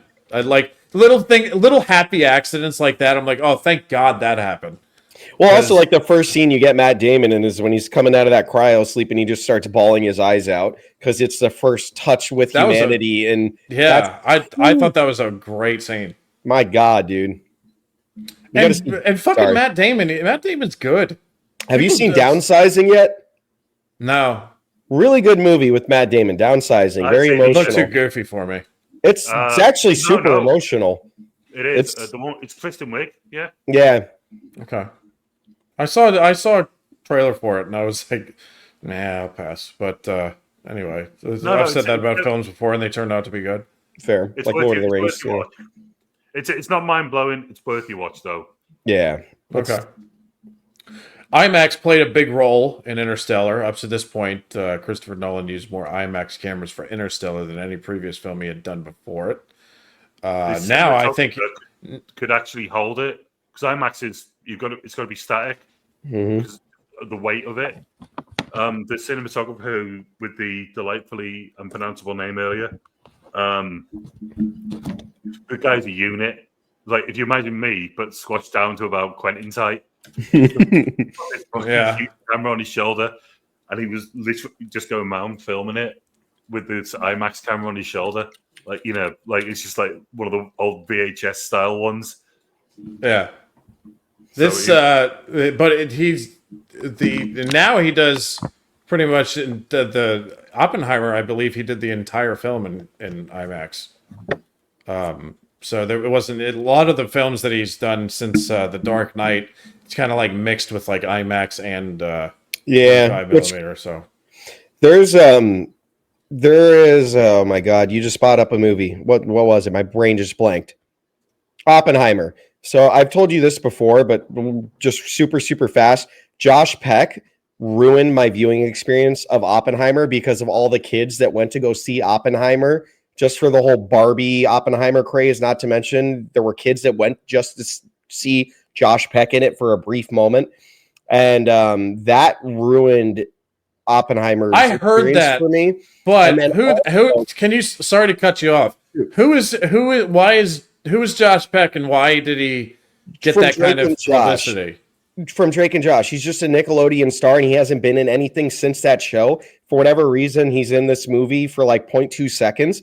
But it killed that entire scene, and then the wife got not happy. She was not happy with it, and all the kids were just bantering and laughing. So we ended up just kind of dipping out of the theater. So I haven't had like a full experience with Oppenheimer. But something that Christopher Nolan did with Interstellar that I really didn't like, Topher Grace. I think he is a absolutely fucking horrific actor. That 70s Show, loved it. One of my favorite shows of all time. Quentin, you're my hero. Quentin, you're my fucking hero. I can't stand this guy. I can't stand this guy. He killed Spider-Man 3. Oh my God. He fucking killed Interstellar, like any scenes where he's in, vacuum sucks. Similar to that. Like I loved him as Eric Foreman in that best 70s part, show. dude. But I think Nolan did that on purpose because He probably did. There's a But he scene where he gets punched in the face, and I literally was like, Yes. Like you're coming to this man's house, you're not taking these kids anywhere. Gets punched in the face. Like what? Like what? I'm dying. I didn't know Clint was gonna go. Like I didn't know where he was going with that. And he's like, and speaking of Topher Grace, fuck this guy. Fuck him in this movie. No need for him. You have all this great cast, and you throw Eric fucking Foreman in there. I wanted Red from that 70s show to shove his foot up Topher Grace's ass in that moment. I'm going to be surprised for both of you here. I fucking agree. I can't stand Topher Grace. The fuck was he doing in No point. Spider-Man 3? No He point. played, dude. We're supposed to believe in that 70s show that Donna would go out with him. Jeff. Nah, Donna's a true redheaded queen, man. She didn't. Eric didn't deserve her. Dude, that scene where he literally he's checking out the kids and they're coughing, and he's like, "Yeah, we got to get these kids out of here." He's like, we got to go right now. We got to go right now. Fucking Casey Affleck walks in, and he's, this is a hard man who actually works in the field, and he may not look it, but he is jacked underneath all that. There's no way that Timothy farm Chalamet outfit grew up into this motherfucker. Yeah, that's another great point, dude. He comes walking in, film, but let's drill right now. He comes walking in and he goes, "What's going on?" And then Topher Grace aggressively goes, "All right, let's get something straight. Let's make one thing perfectly clear to you, okay? These kids have to go." Right now. Punches him in the mouth. I fucking died. I was like, dude, if this was a bad movie, I would go pay money to go see this movie just to watch Topher Grace get punched in the face. Yeah, I'm just absolutely not a fan at all, man. But to what you were saying, this guy, who is it, Josh Peck? I heard some rumblings about him. I'm like, what? Why is everybody talking about this Josh Peck guy? I couldn't tell you who he was if I tripped over him. And then the other one, remember Dunkirk? When they casted Harry Styles in a role, and I could, I think I'm seeing a pattern. So this is He's one of probably Christopher doing Nolan's different audiences in clever moves that he does to bring more people in to watch the movie. Wow. Harry Styles, I don't have an opinion of. I couldn't tell you a song he's done. He's great in the Olivia Wilde movie. He's actually really good. I probably couldn't tell you. Unless I watched the movie again, who he was in that movie. Yeah, Florence Pugh. Because no, it was fucking Olivia Wilde. Oh, no shot. Yeah. Well, she directed the movie, and then I knew that he got the part. But in the movie, he's fucking Florence Pugh. She was married to what's he called? Jason? Is it Jason Sudeikis? Dude, speaking of Florence Pugh, I don't think I've ever seen a movie that she's been in where she isn't getting fucked. I swear to God, she's getting railed in every movie that I see. Yeah, I just love the directors. I just really appreciate the directors. There's a movie, dude. She's in a. Have you ever seen her in that Macbeth movie that she was in? I don't think so. It's fucking some dark shit, man. But you get. There's another scene of her getting railed. If you guys like seeing Florence Pugh getting theoretically railed in a movie, this is the one for you because she gets railed 5 or 6 times. Yeah, all right. Send me the link, Craig. Send me the link. Dropbox that shit. Know what I'm doing tonight? She gets naked a lot in this movie, and usually every other movie she's getting naked. It seems like too. Big soft top for Florence Pugh, not just because of that. I genuinely think she's fucking terrific. She's a phenomenal actress. Oh, she's really good. Yeah. I'm just saying. Every time I see her, it's it's bound to happen. That train's never late. She's gonna get bent over sooner or later. Speaking of trains, she was linked with. She was in a relationship with. If you're going to talk about Topher Grace, Zach Braff. She was with Zach Braff. I love Zach Braff. My favorite comedy show ever, Scrubs. Zach Braff. He plays JD in Scrubs. JD in Scrubs. Yeah, my favorite show of all time, minus the 9th season. Oh yeah, minus the 9th. Never watched the show. Bullshit. It's the greatest show. Dude, oh my god! I gotta pee. I'll be right back. Dr. Cox, you would. Holy shit! If we can get you watching, I know it's very American, but your reactions to Dr. Cox and his rants, and it's Cox with an X. Oh yeah. Oh my! It's John C. McGinley. So, Christ, what would you know, John? Off. He was on Full Metal Jacket. He was on Nothing. Oh, I think I know what you're talking about. Yeah. Okay. Yeah, he rants on that. He's like this old, like grizzled old doctor who's just so pessimistic about the health system and how it works and how to game it to help people. He's got this brutally naive Timothy Chalamet-esque bloody young, naive, effeminate guy JD. Yeah. And who comes in as one of his new attendees that he's got to train up. And Dr. Cox is just, his rants are fucking phenomenal. I can't believe you haven't seen it. Because it is so overtly American. I think it was on ABC. I don't even know that. Yeah, Comedy Central.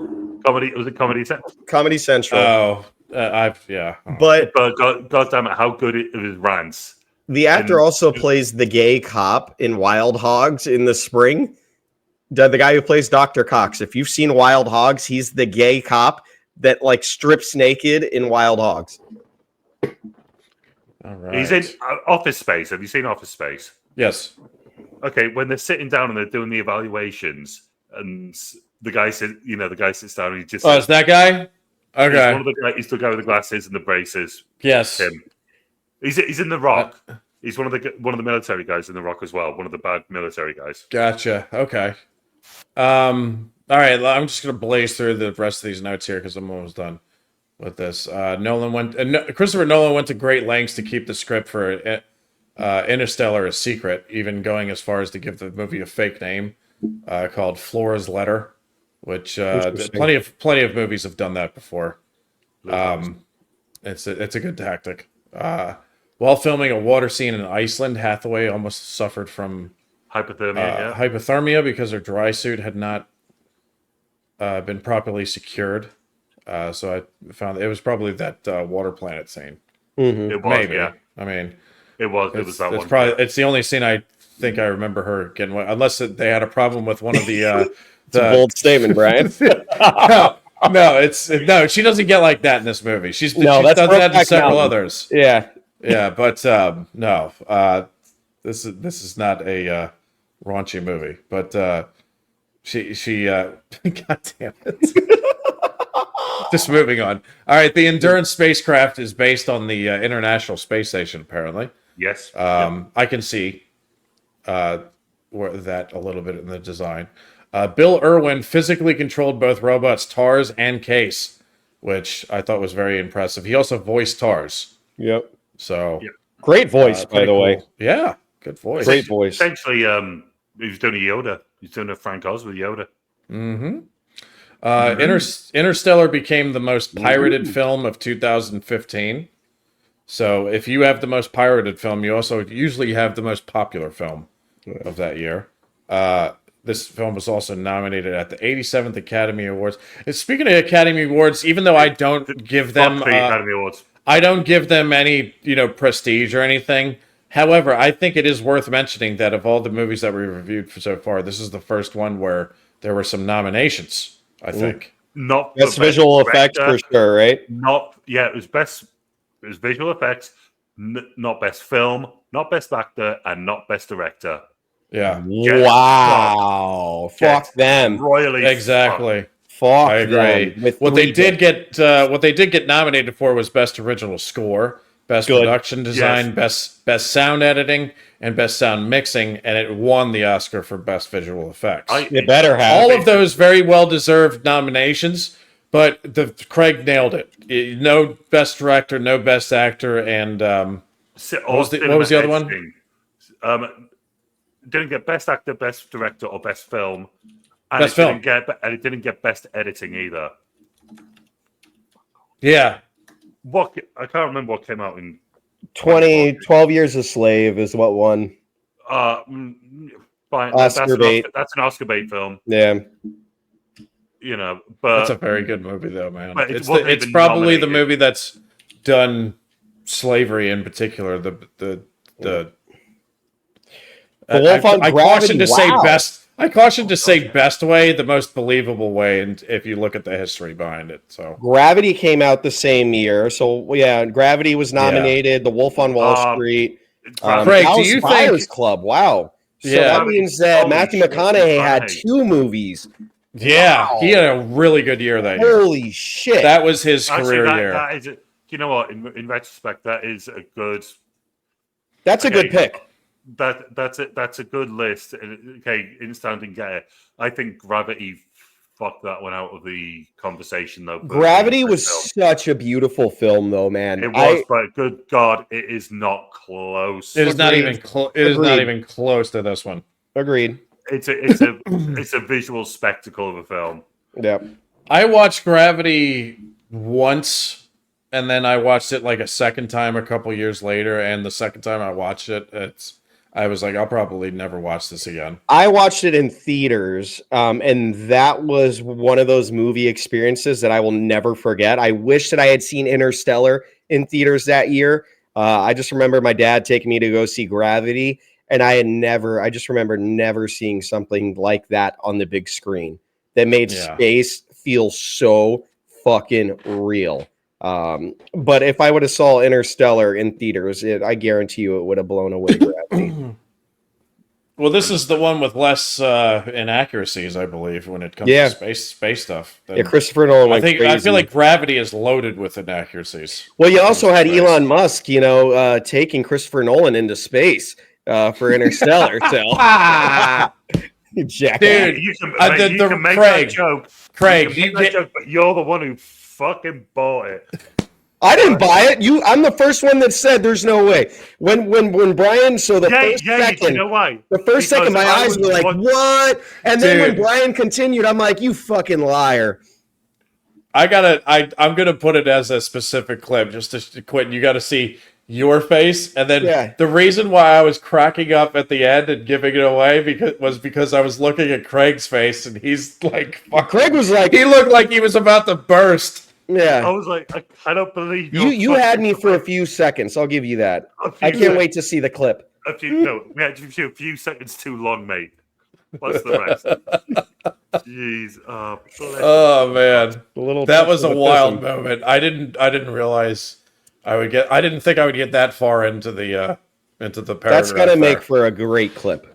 That's a fact. If Quentin hadn't reacted, I just said, Brian, shut the fuck up. I think I just got bit by a mosquito. You see that? Yeah. Right on the edge there. Yeah, that's fucked. Oh, that's why you don't move to floor. Right on the elbow. Right. I know it doesn't show up on camera. It's not that light in here, but I can actually see. Oh, the cold breath. I can see cold breath. Yeah. That's how cold it is. All right. Fucking cold. Let's dive into a couple. Let's handpick some scenes here because it's already an hour and a half, and we haven't even talked about what's happening in the movie here. Cornfield. So yeah, we're gonna do some talk about a little bit of some scenery here, if you will. I wrote here, the first sentence I wrote here is it's basically the Great Depression meets the movie Contact. That's basically the plot of this movie. But here, before we get to the cornfield chase, before that, you notice the opening sequence of this movie, there's a bunch of elderly characters. Yes, and they're talking about stuff. And they're describing the dust storms and the blight in the movie. Well, these interviews are actually real, and they're actually about the dust storms during the Great Depression in the American Midwest. Yeah, he took the clips from a documentary. Yeah, it's a Ken Burns documentary, by the way, called The Dust Bowl from 2012. Interestingly enough, I've seen a lot of Ken Burns documentaries, and this is one I have not seen, surprisingly.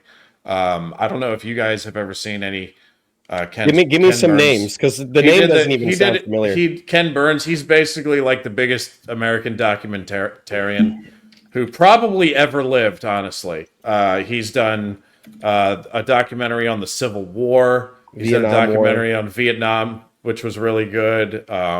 He's done a documentary. It's all American stuff. American. He did one on history. Benjamin Franklin, which Benjamin Franklin was really probably good. a serial killer, but we'll talk about that another time. That one was actually very interesting. They don't shy away from the bad parts about Benjamin Franklin either, but very. Oh, he did the Mahershala Ali movie? Or the documentary? Did he? Yeah, apparently he did a 2021. He did either a documentary or a on Mahershala Ali. Oh, I'm sorry, Muhammad Ali. Forgive me. Oh, Muhammad Ali. Forgive me. Okay, I saw that one. That Slightly one was two different people there, mate. Fuck you. Yeah. Fuck you, Craig. Craig, have you seen any Ken Burns documentaries? No. It's probably the best way to learn about the United States history of the United States. Actually, it's all United States history, pretty much.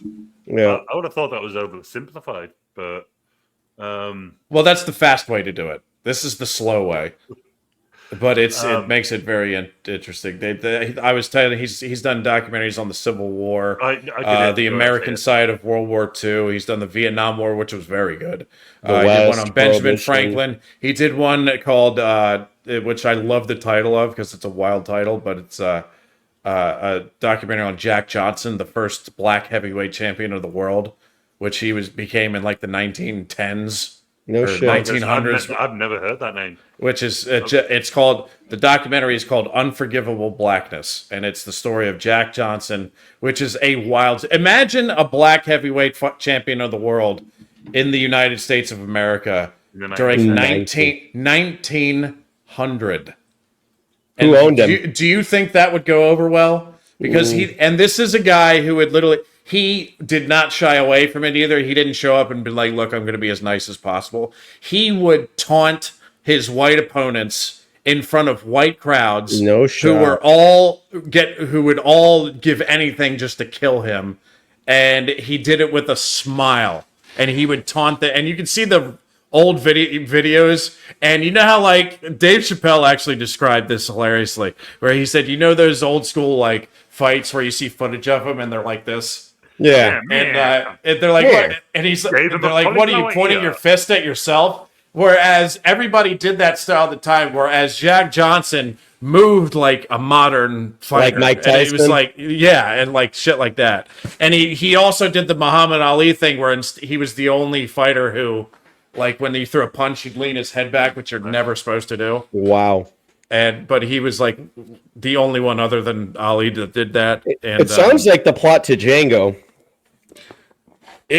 Dude, his story is like kind of similar to Django in some ways. Master Candy. But anyway, Ken Burns documentaries, if you haven't seen them, it's a great way to. I would check that one out. The United States. I like the old box. The one that he's most famous for is definitely the one about the Civil War, which that I think that aired in 1989. But I used to have it on. I was going to say it sounds like DVD the box collection.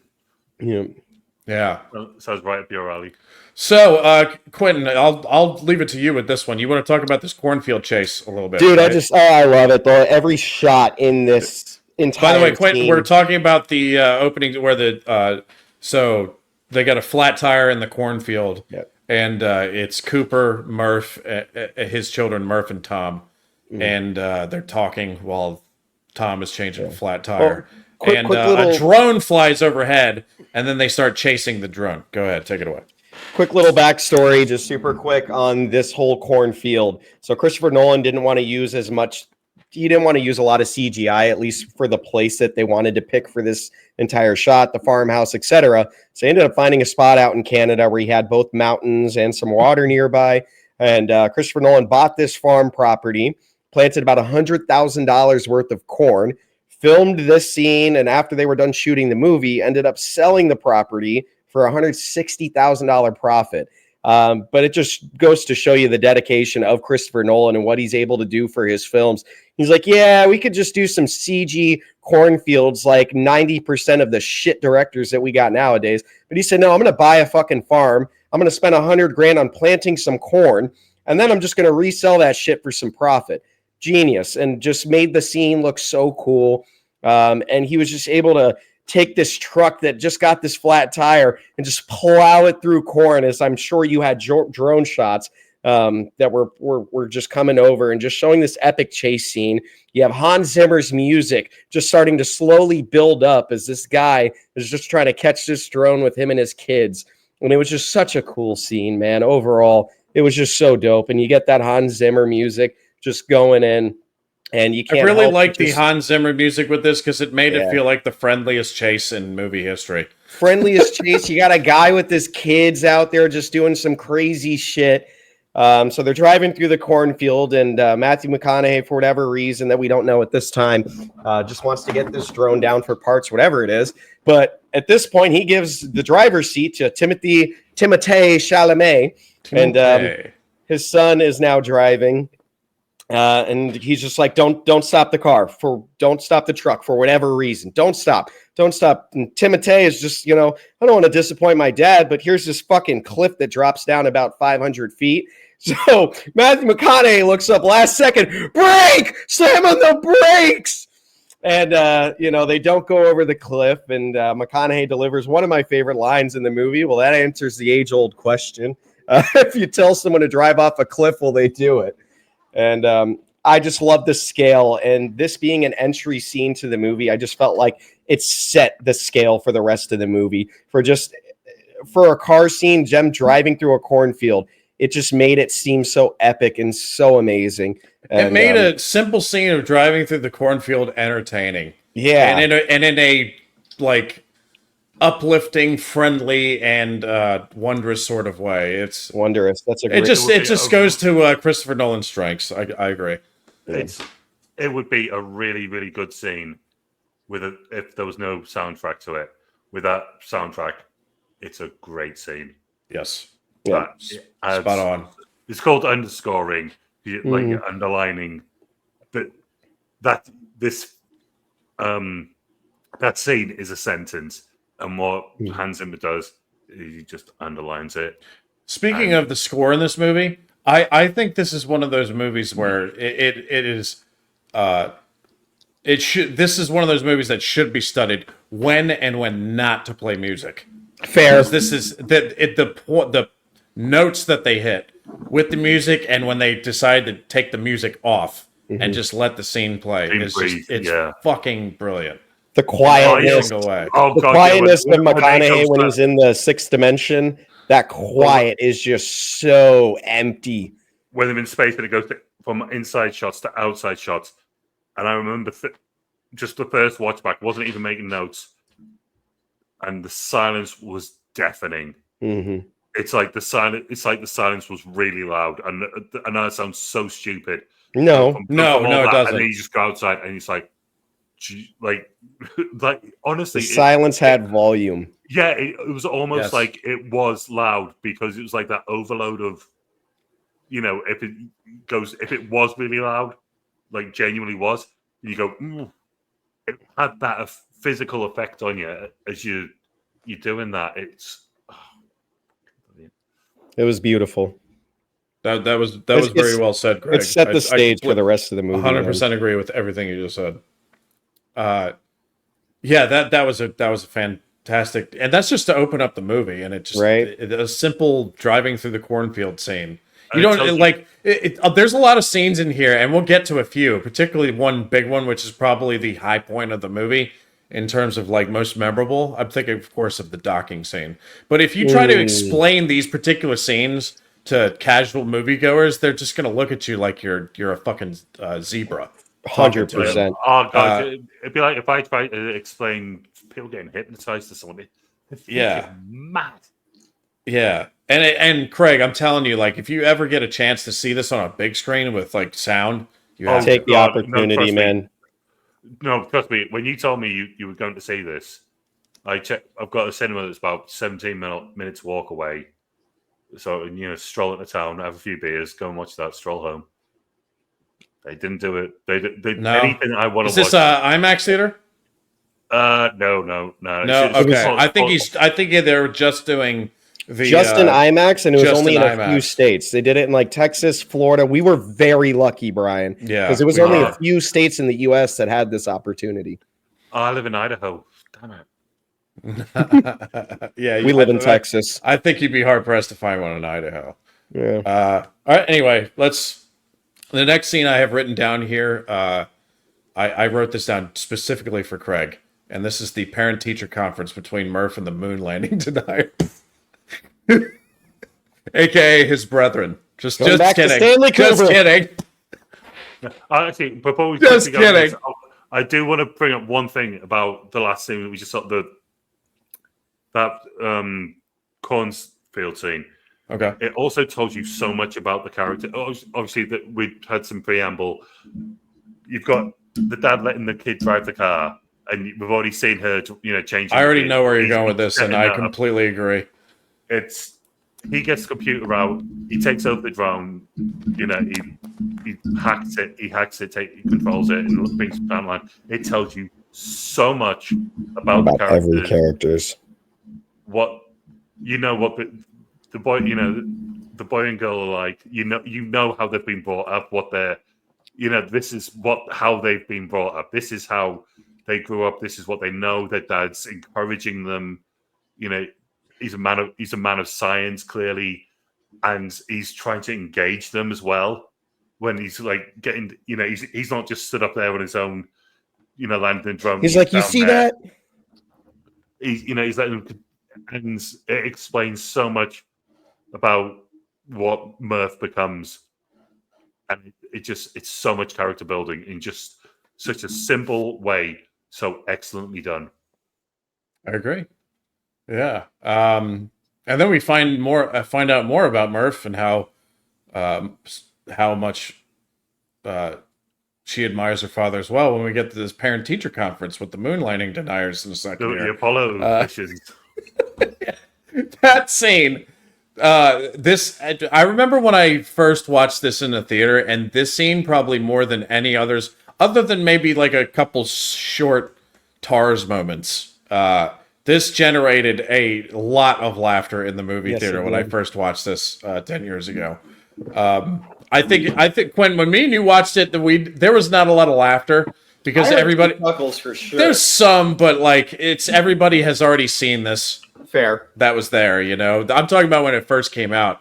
This moon landing conversation between him and this woman, it just generated a lot of laughs. And I thought it was extra funny because remember John Lithgow's character who plays Cooper's father-in-law, or his dead wife's father. He's telling Cooper to go to this parent-teacher conference meeting to check out the girl in order to procreate. You got to pull your weight, young man. Mm-hmm. And then he gets there, and it makes me laugh so much because there has been more than once where I think something's going to happen between. All right. Remember, we're married now, but this is in the past. Okay, yeah. I got to preface that. But there's been a couple times where I've had the opportunity to let's say take a girl. Let's do the PG way. Take a girl out on a date somewhere, and then she says something. And then I literally the attraction instantly disappears. I think this has probably happened to you guys as well. It's universal, mate. This is exactly what happens in this scene here. If McConaughey was even interesed to begin with, but like as soon as you started, I don't think he was. I don't think he was either. But he's a man of science. As soon as she started going on about this moon landing rant. Oh, there was no chance whatsoever. No. Whatever chemistry wasn't already there has been buried 6 feet. Right. Dude. Bear in mind, you're saying this to a former NASA pilot. Literally. Yeah. That's like saying, fuck you, you're a liar. The landing didn't happen. Yeah. The Apollo missions didn't happen. Oh my God. That's like talking to... to a band manager and telling them that Motley Crue didn't do cocaine. Mate, I was going to say that's like talking to a doctor and saying that vaccines give you autism or some shit. Oh, Right? It's just... Dude, be careful, man. This is what, it's a touchy subject. A touch of the tism, just a touch. Yeah. That's wow. Just the tip. Craig might have gotten us kicked off YouTube. Thank you, Craig. Possible. All right. And you cursed in the first 22 seconds. But that's who cares? I mean, these always end up being shit shows anyway. But anyway, this moon landing rant by this woman is utterly hilarious. What does she claim again? She claims that that we did this to bankrupt the Soviet Union by faking everything. Oh God, yes. It was something along those lines. I can't remember if that's the exact phrase, but it's actually kind of sinister if you think about it, because remember, she's like, we got we gave her the corrected versions of the textbook. That's like some 1984 shit. Oh God, yeah. You know what? 1984 or 2024. It's there's a few things. I'm really referring to the Orwell. Oh yeah, no, I know. I'm just saying there's been a few books that have been proposed to have been corrected. Yeah, it's just like, are you going to take history, like actual history, away? Because you're removing the history, you're moving the significance, you're moving the importance of it. Whether it needs to be discussed. You know what I mean? Yeah, I know exactly what you mean. And so this doesn't go over well with Cooper. He goes on his own rant about his dead wife and MRI machines, and how these useless machines, as the moon landing denier lady has said. He said that one of these useless machines was an MRI, which is would have found and it would have found the cyst in my wife's brain. And if she were here, that means she would be here today talking to you instead of me, because she was the calmer one. And so that was a great scene. I love that. Too. Adds more depth to McConaughey's character. Yeah, he's also got some fire in him because he's a Texan. Anyway, I just got a short note here. The New York Yankees have fallen a long way if they're playing in these cornfield games. They're not even in New York anymore. That shit was rough. I also wrote that John Lithgow sounds like an old boomer. Some of the lines were making me laugh. And he's there. He's like, having corn at a baseball game is unethical. I want a hot dog. And he's looking out of the field. Who are these bums? In my day, you had real ball players. He definitely sounds like a fucking boomer that lives down the street from me. Facts. So, was it actually supposed to be the New York Yankees there? Yeah, they had the jerseys on. The world, wasn't there like a plaque on the field or something that said the world famous Yankees. New York Yankees or something like that? Oh God damn, I missed that. I've got one of their hats. Yeah, but it's probably one of the most widespread hats in the world and most recognizable. I was talking about you on Instagram about that, Craig. I'm guessing even British people have Yankees hats or something. It's just an odd, even if you don't know what it is or what it means. It's just a symbol. The symbol is it's such a well-designed symbol. It's over 100 years old. Yeah. Or logo, I should say, I guess, yeah. Sorry, for reasons I've said, I've not been massively on social today, so. But let's see what else we got here. So there's the ghost. I was just going to say the storm comes in. Oh yeah. Well, we're not going through the whole plot. Yeah. That's going to take ages. There's we got the ghost in Murph's bedroom on the bookcase. If we want to talk about that a little bit, it makes throughout the film, at the end we know what it turns out to be. It turns out to be fucking Cooper. But utilizing gravity. It makes lines and it makes driverless combines come and want to talk to the house. It makes Cooper and Murph pray to it. And apparently it's gravity. I just, suspension of disbelief. I was just like, okay, just take me on a ride. But Yeah. most of that stuff, I was like, you could have been speaking Chinese, and I would have been like, okay. Well, it turns out you find out it was Cooper at the end manipulating Yeah. gravity. It's just love. It's just love, man. But like, Well, as you're, it was if you're love. watching it for the first time and you're trying to figure out like what they're talking about, like Yeah. making sense, and it turns out to be like coordinates somewhere, and you're like, especially with the line things, and I'm like, how? It's like it doesn't make any sense to me. I'm sure there was.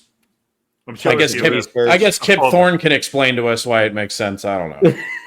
This is all above my pay If you're an grade. NASA pilot, Yeah. if you're an NASA pilot, you'll probably recognize them. I'll say that it's probably going to be something recognizable if you're an NASA pilot.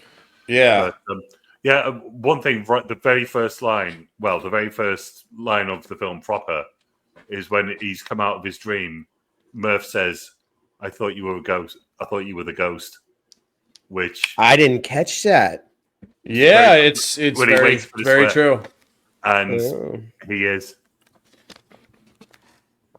He is. It's just. He does turn Well, out to be the ghost. It's one of those things because you just want to enjoy the film, but with Christopher Nolan, if you want to watch it proper, you've just got to be switched on to absolutely everything from. Take an Adderall before you go into a Christopher Nolan film. Yeah, just from minute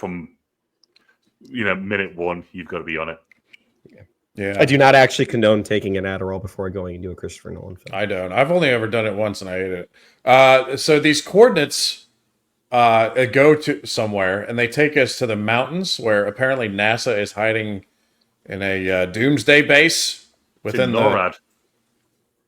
With what? NORAD. What's NORAD? Is it Mount NORAD? It says NORAD, and I know NORAD is in Colorado. I know NORAD from fucking hell. Where did it say NORAD? I didn't see that. It was on a sign on the out as they're going in. Do you remember? Oh, it is that gate? Yeah. Oh. Okay. Yeah. Remember, you know. So the North American Aerospace Defense Command, NORAD, is located in Colorado. I didn't even know NORAD was a thing. You've heard of Transformers, yeah? No, what's that? It's a cartoon. I'm just kidding. I'm about fucking with robots. you. Well, you are that young. It's Michael Bay, baby. No, it was a cartoon made to I sell. know. Toys. There was someone copied it, and they had a thing called the GoBots. So I don't think this is beyond. I think it's beyond King Boomer's time. But somehow, as a kid, because it was completely American made, they just did a cheaper rip-off, completely copying it. Or humanistic things that turn into vehicles. One's a race car, one's a scooter, one's a bloody jet fighter, and they end up in NORAD. And NORAD in the middle, basically like a army facility buried that's built into the side of a mountain. It couldn't be more secure. And I remember that from when I was like 6. And I've never seen NORAD referenced again. And I saw it, I was like, Jesus fucking Christ. There it is. It must be a thing. And there you go. Transformers movie now, baby. All right. So these coordinates are take us to the mountains, and NASA is hiding in NORAD base, I guess. And then Cooper, I wrote Cooper gets zapped and interrogated by a metal version of one of those concrete block enemy characters from Super Mario. This ended up being Tars and Case. Thwomp. Thwomp, is that what they're called? With the spikes around the edge as well, yeah. Oh, I don't know about the spike. I'm talking about the big Super concrete Mario. blocks that like Are you talking- they go up and then they drop and it goes. Okay, yeah. On the early Super Mario games, they've got spikes around them and they just fall from the ceiling. Yeah. But they're the same thing. Yeah, they're called Same thing. Okay. Grumps. Yeah. Makes sense. But no, I get what you mean. Yeah. Does anyone have a question of why the hell there was so much secrecy around the NASA base? Like, why was it so secure like that? They don't really answer that in the film. Because they lost they lost their funding, which is why Cooper was fired. So I Cooper understand lost his that, but job why the secrecy now? because they're still getting funding somehow. The money's funneling in from somewhere, and obviously the world's gone to shit. So why? Well, why they the don't want it- They secrecy? don't want to be because they don't want to be publicly known when then money's getting funneled there to still have this research going on. When people would just say, "Okay, no, it was cancelled." No, we want the money. That's our money that's going. I think there was a line eventually, and I think it was one of Michael Caine, one of his lines. It's so good. One of his lines where he mentioned something to Cooper about how they couldn't convince people to sort of allow funding for space exploration for something like this when they're running out of food and they need more food. So the thought of like spending all this money to send people into space, they need to spend the money on producing more food. I would figure, though, if that was their only hope of survival, if that was truthfully their only hope of survival, wouldn't you want the public to know about that to gain more funding? If this but I think the point was they wouldn't believe it. When people are starving. Yeah, people are starving, and they said their only hope is to shoot rockets into space. That if you're someone who's on the ground that's not starving, you don't want to hear that. I'll take those reasonings. I'll take it. If you've ever seen the movie Don't Look Up, that perfectly explains why if we have a catastrophe hit us from outer space, we're fucked. That's Timothée Chalamet's in that too. Jennifer Lawrence. Yeah, he's kind of a side character in that though, but I love that movie. It's perfectly funny as hell, especially the hysteria culture here in the United States. What it would be like in particular. Yeah, football game gets lost in America, and you have people rioting the streets and pillaging local stores.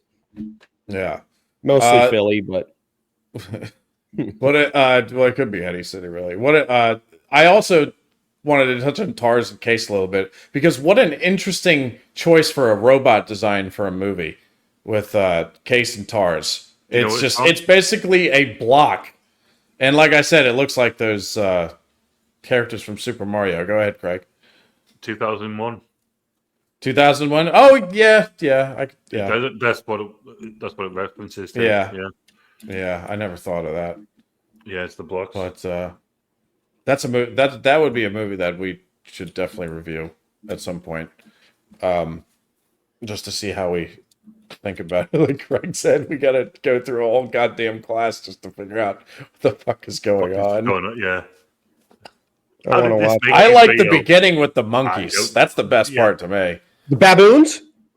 No, just monkeys. But to be fair, that is the one of the few scenes that makes the most sense. Like, oh yeah, monkeys discovering tools. I understand this. I can see what's going on. Don't know what this fucking big box doing here. Don't know what this Super Mario character's doing here. Music's going. But as far as Tars and Case, it's very interesting because I remember like when they first showed, I was like, oh, we're going very simple here. But then as the movie goes on, not only what they can do later on when you see it, but their personalities for when they're fleshed out, which is CGI. There is some CGI that's used for Tars. When he's moving fast. Simply when he's running through the water, where's my camera? There's a few bits where like there's a hand, hand comes out. When he's running, when he's on in the ice. On the ice. Most of the time, though, it's just a costume. There's one point where he turns into a platinum starfish and starts going into the water. You know, like when he's rolling in it, he basically looks like in the water. He's hauling ass, man. That robot was connected to two like ABTs. Oh yeah. So that was more mechanical than you think. I think. Really interesting. Yeah. It's just Christopher Nolan. He's just like, if it can be done, he will get it done. 100%. Yeah. So this base is in the mountains, and once first we meet Anne Hathaway, who is Dr. Brand, and then we go into a conference room and we meet Michael Caine, who is revealed to be. And was that pretty good, Craig? Was it getting better? Okay, it's getting better. He's revealed to be in charge. And Cooper knows him because that's the Dr. Brand he knows. And then I wrote Then the guy who plays a dick in every movie starts threatening Matthew McConaughey, just like he did to Mel Gibson in Payback. It's I don't know who this actor is, but every time he's in a movie, he's like just some old guy with white hair threatening people. Like he's just like this corporate hack guy in like every fucking movie. And one of the lines he has, he's like, "You better start giving us answers right now." And he's like, That's a good way to get someone to he's talk. like, he's like, people don't just wander in here. Nobody's walking out. And I'm like, do they just have him here to be an asshole? Because those are like his only lines in the entire movie. I swear, every movie he's like this. Christopher Nolan will throw people in for one scene that you can recognize just to do it, just to have another face in, man. Dude, there was one time where he had Inception. Sorry, he had who's that actor who was just in a couple scenes? Tom Berenger. I swear he just had him in those scenes just to have Tom Berenger in his movie for like one scene, and that was it. He played the guy who was like the head lawyer for the corporate guy. There's Tom Berenger looks like the wrestling, the cocaine fueled guy wrestling. Mate, that's everyone. That's fucking That everyone. could be- especially from the 80s. That could be a lot of people, dude. Heard. You just described half the casting choices for the 80s. But yeah, Well, he's half the wrestlers from the 80s. Well, Yeah. more than half. Wes Bentley is also in this movie. Of course, American Beauty and Yellowstone fame, but as Craig liked to point out, he was in Ghost Rider. one of the worst Marvel movies ever. Which one? Ghost Rider, Ghost yeah. Rider. Ghost Rider. Yeah. Oh, he plays the devil's son. That's right. Yeah, that was, and he's good. He's just that whole movie is ridiculous. His acting in that movie is horrendous. Every role in that movie, it's like, what is going? And nobody gives a fuck. They're just like, whatever. Except for wanna Sam say- Elliott. You can't make Sam Elliott bad in any movie. Sam Elliott is just Sam Elliott, though. Yeah. I want to say in this scene, you've got young Murph. If she was going to grow up to play anyone, she'd have dyed her hair and she'd have been young Anne Hathaway. I thought she looked way more like Anne Hathaway than Jessica Chastain. I mean, the red hair, right? The red, that's what I'm saying. Dye your hair. Yeah. Just facially, I thought Yeah. I could see where they're going. Like to be, if Timothy Chalamet is going to be Casey Affleck, I thought she looked way more like Anne Hathaway than Jessica Chastain. But Really? that's Because only I thought she looked just like Michael Caine. Michael No, Caine. just kidding. Just another Well, opportunity to Matt, say it that way. Yeah, We're just not even- ideal we're not- features, you know? we're not Perfectly even looks like relations. Michael Caine. Yeah. Sicko. But they then reveal that they are NASA, and Michael Caine then goes through his whole thing where he explains the stakes and why Cooper must save the world. And it is mentioned that apparently Murph's generation will be the last to survive on Earth.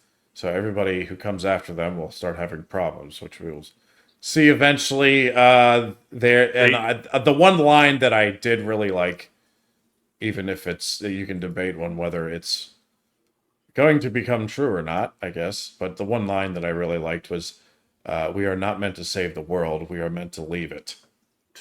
Yeah, I love that line. I love that line. it's great. You also have everything that Michael Caine, anything he says, I would just be like, you're right. He's just got that voice, man.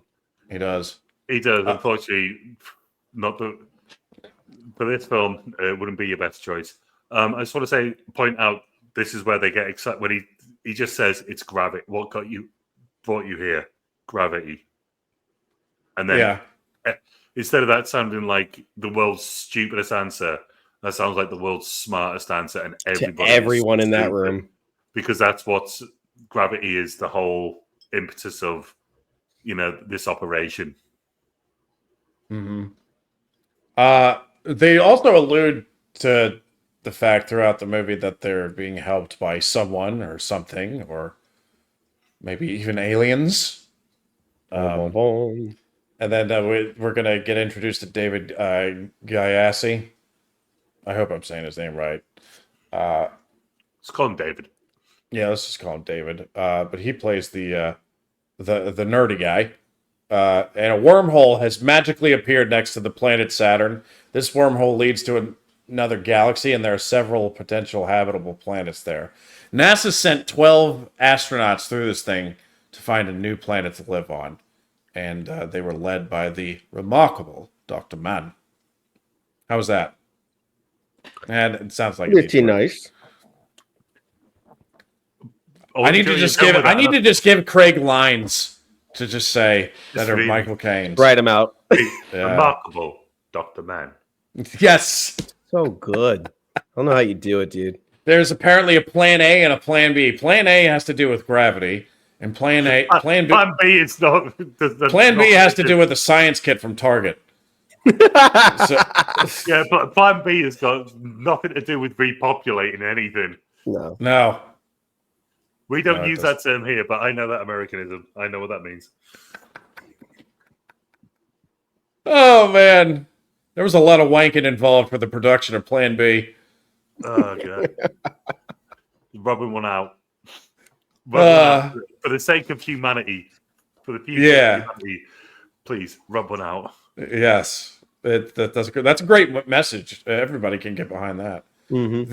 The important piece of information here, though, is that Michael Caine promises to find a solution to the problem of gravity if Cooper finds humanity a new home. So that's the whole reason why we are here. Foreshadowing. Yes. So before he heads off to save the world, though, Murph, they both go home. Murph locks herself in her room and refuses to talk to her dad until Cooper pries the door open, and they have what is probably, it might be the most heartrending conversation in the entire movie. This, I mean...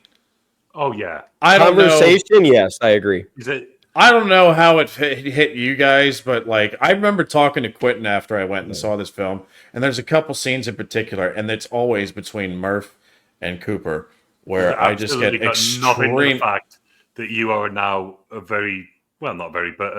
recently new father, newly minted to a daughter. That's the term I like to use. Yeah, newly minted. Yes, but yeah, now it just hits different, and I already did get choked up at two scenes in particular. This was one of them.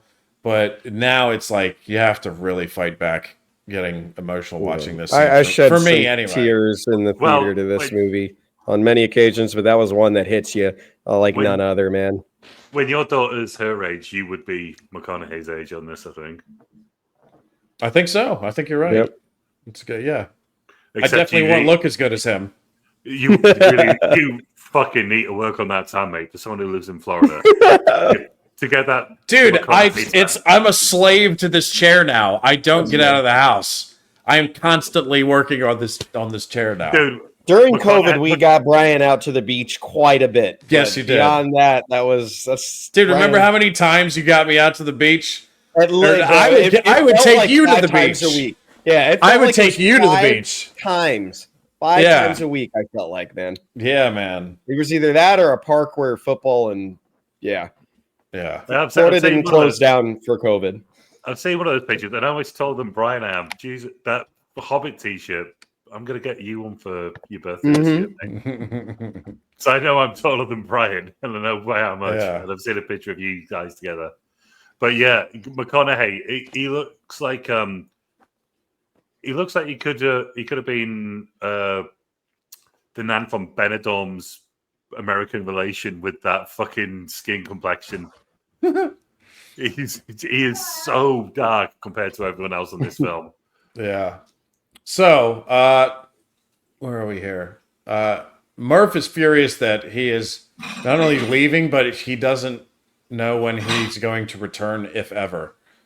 And she says the ghost has one word, and that word is stay. Stay. And then Cooper gives Murph his watch. Imagine that. I'll give you my watch.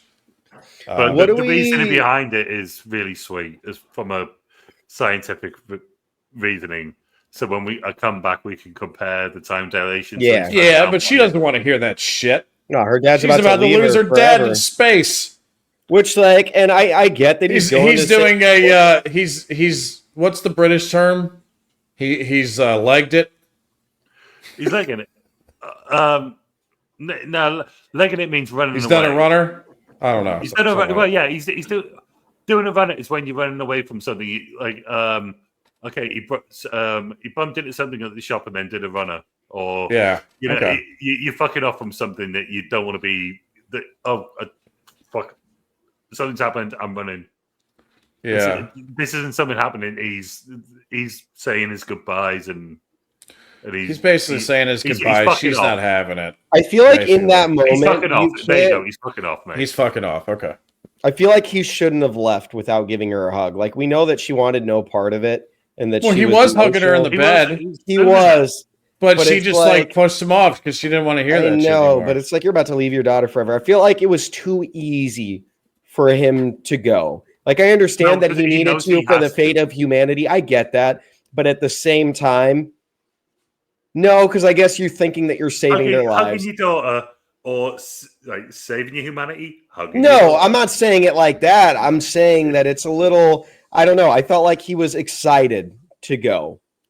He knows what like it still hurt his heart. Don't get me wrong. He was until he left. He was excited. He was excited though.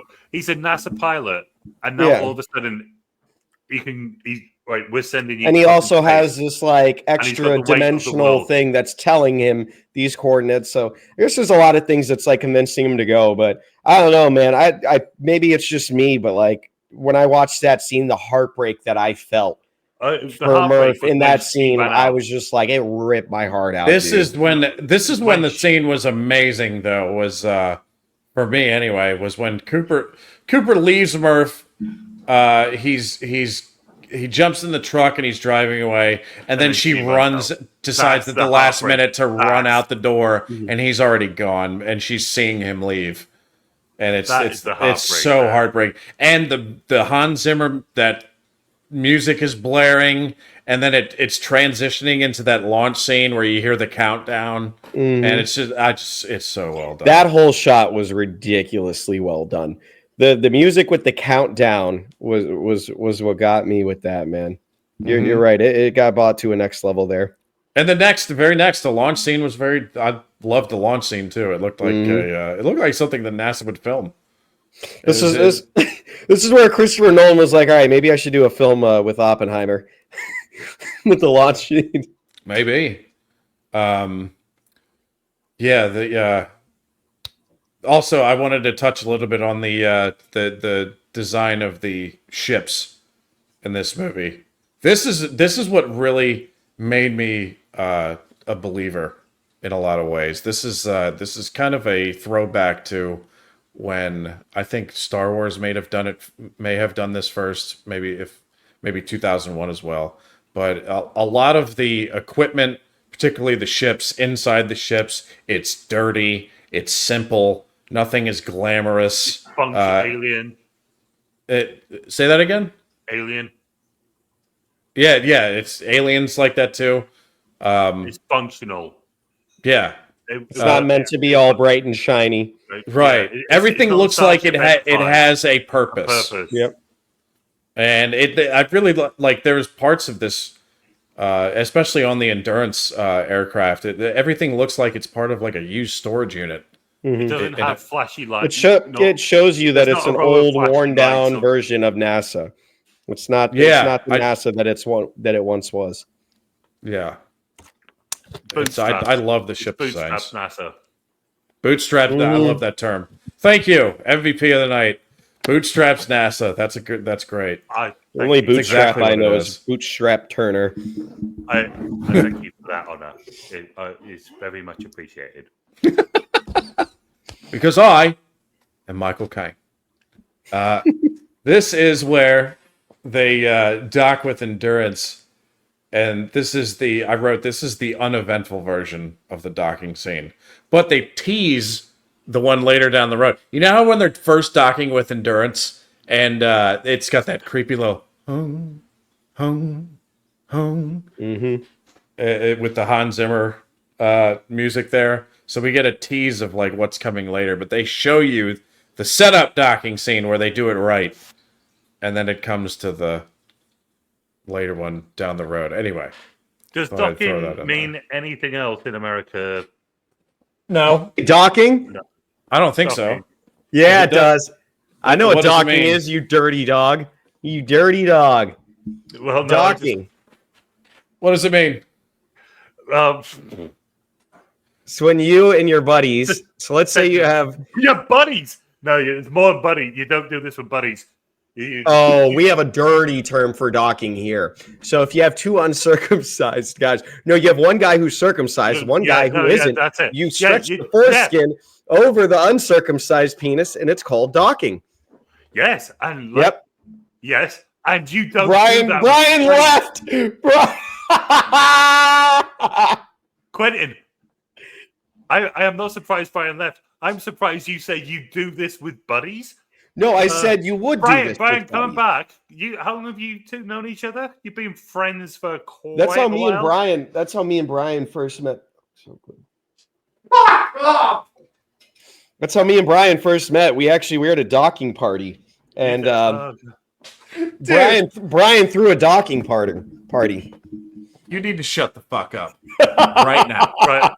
Brian, I am telling you that I will end this podcast right now if you continue with another word about this docking nonsense, because that is the most ridiculous fucking shit I've ever heard in my life. I blame Craig. Craig started it. Here's the problem, right? Here's the problem, mate. Because my version. Only a sick mind would think of that. Here's the problem, Brian. My version of docking. Right. This is the problem. It's exactly the fucking same as his version of docking. His version of docking. It's the same thing. That's what docking is. And I was just wondering if you were gonna go there, but no. He's not going. No, he's not. He's not making the. I went there. It'll have to get cut. It'll have to get cut. Well, if you both got cut, then you can't do docking. Oh, I'm leaving it in. Oh, good God. Yeah. I'll leave it in. So.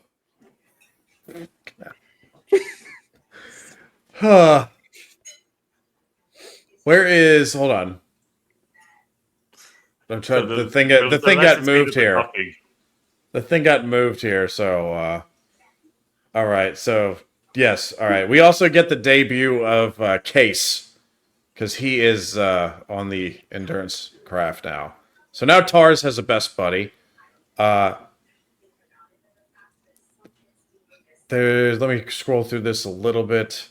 Does anybody know if in space, like, you know how the scenes, especially when they're traveling to Saturn, does anybody know what space is actually supposed to look like once you're out there? Because there's like never any, like, it's supposed to be all black. Yeah, there's not supposed to be any stars. The only reason we see stars is something to do with reflecting. Okay, makes sense. I think I know the answer, but if I'm wrong, it's going to sound so ridiculously stupid to people who do know the answer. I'm not. I genuinely don't know. That's why I'm asking. No, it's just black. It's literally just black. Unless, like, if you're in the ISS, you can look at the moon, and anything, that's it.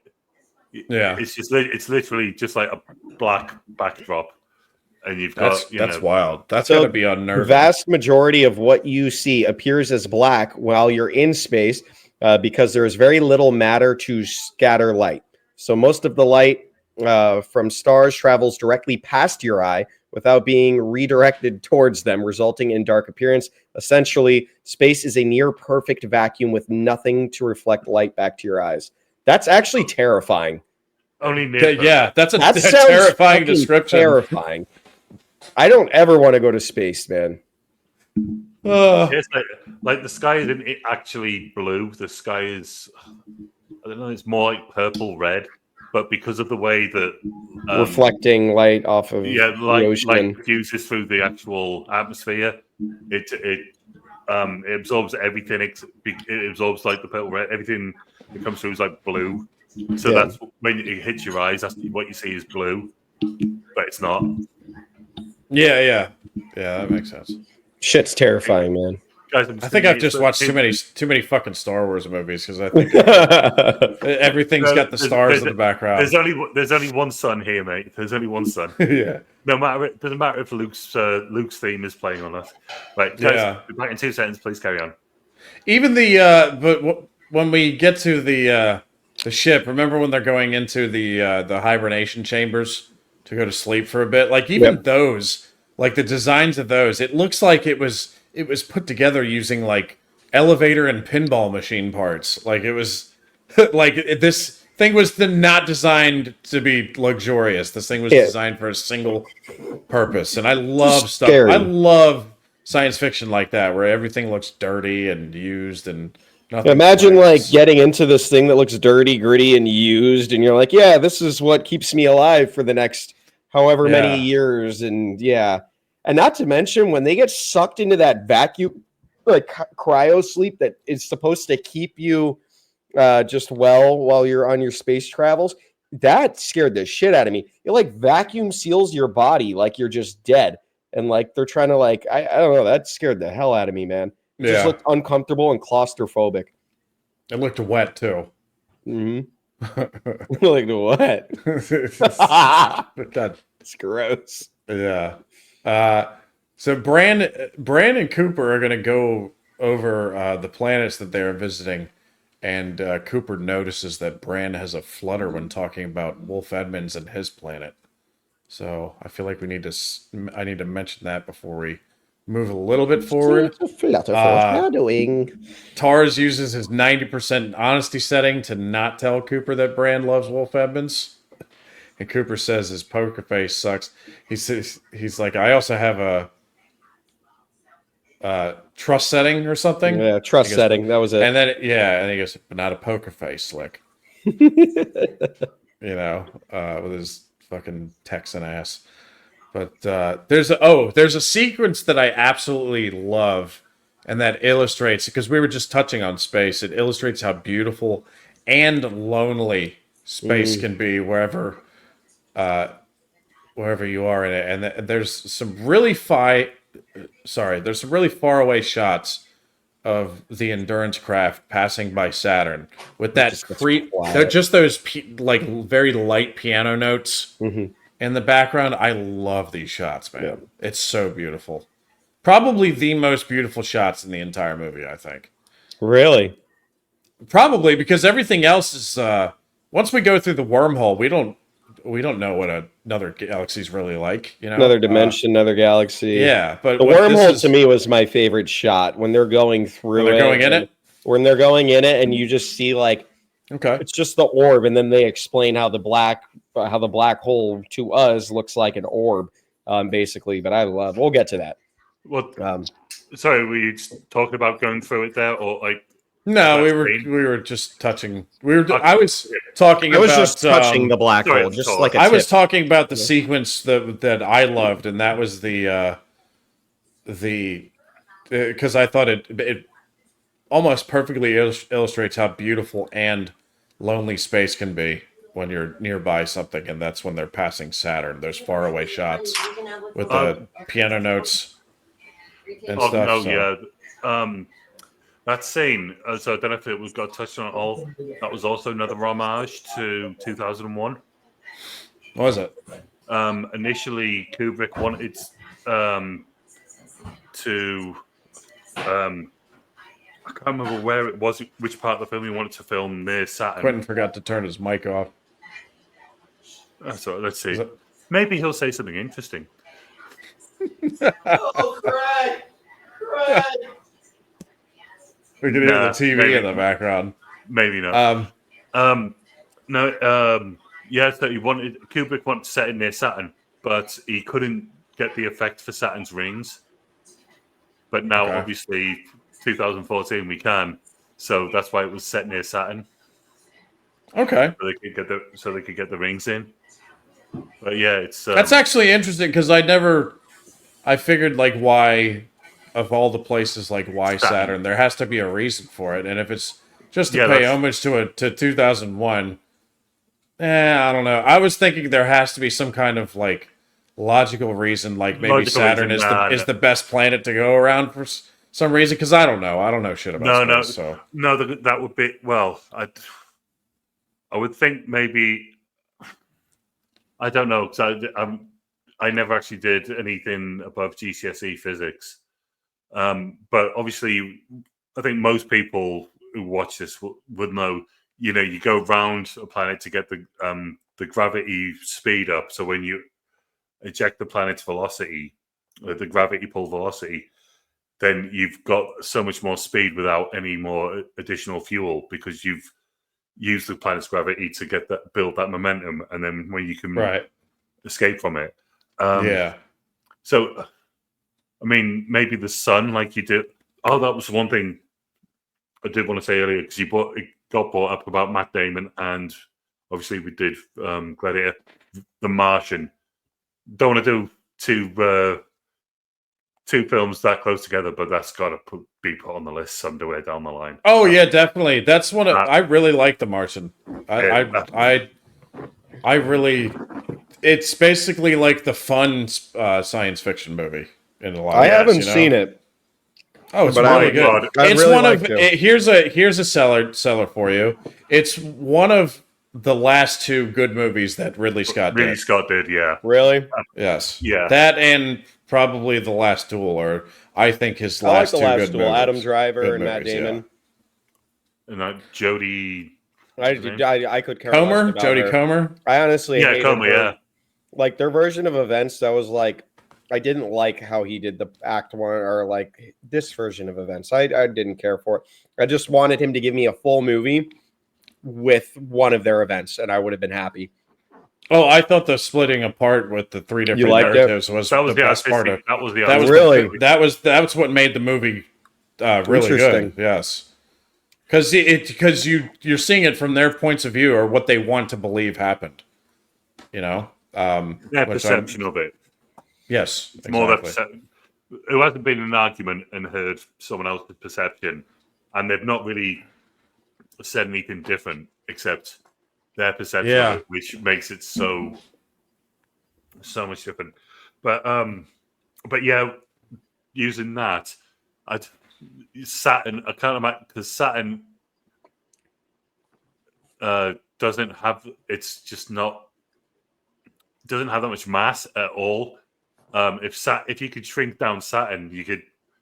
I've heard this being said and repeated so many times, and I've never heard it debunked.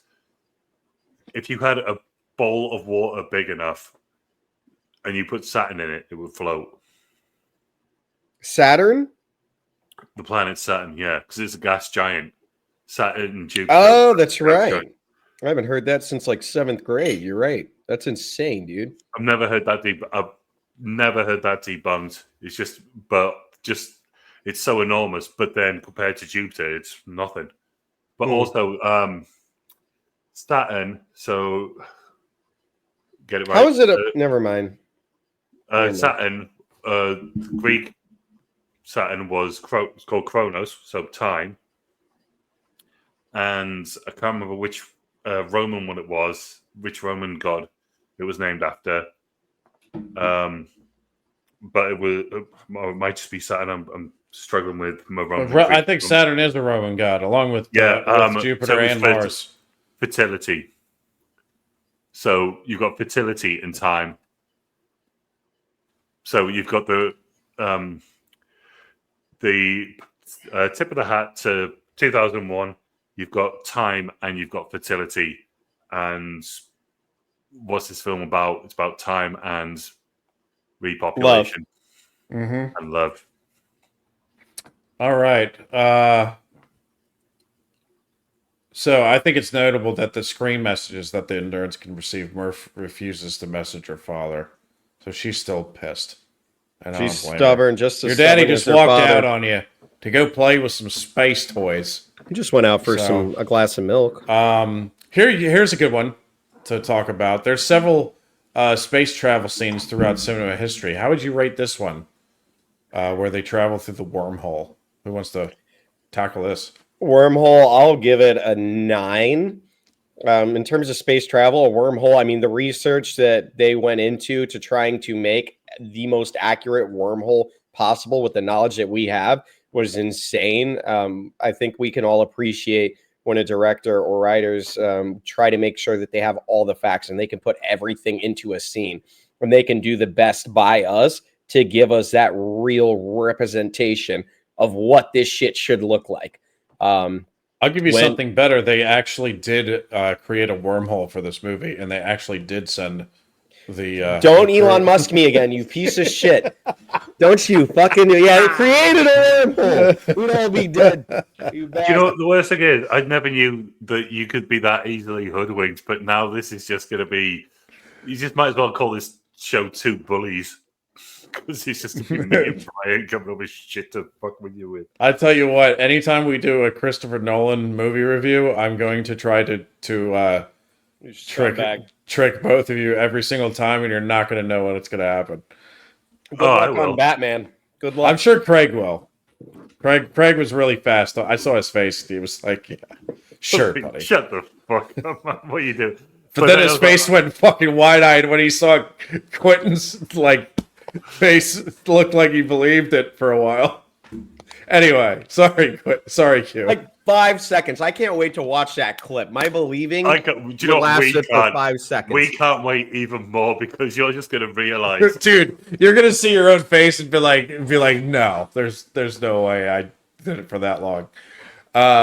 Anyway, so scumbags. I thought the wormhole scene, because there's been, I'm not even thinking of like, because I have no idea if this is how a wormhole would work. I'm just go ahead. I'm going to tell you one thing. Letting them take me on the ride, but I'm actually just thinking of it in compared to other cinema, like the Millennium Falcon going off into light speed, or what's another one? Stargate, when they go through the Stargate. Like that fast space travel type stuff. I'll tell you one thing, mate. It does not look like 2001. I don't care what the fuck's out there. It does not look like 2001 with a load of blocks of colors going past you. Yeah. Eerie music. I'll tell you, it does not look like that. But go on. Yeah, but yeah, I was thinking of it that way, like the thrill you get when they actually go through with the scene and go through the.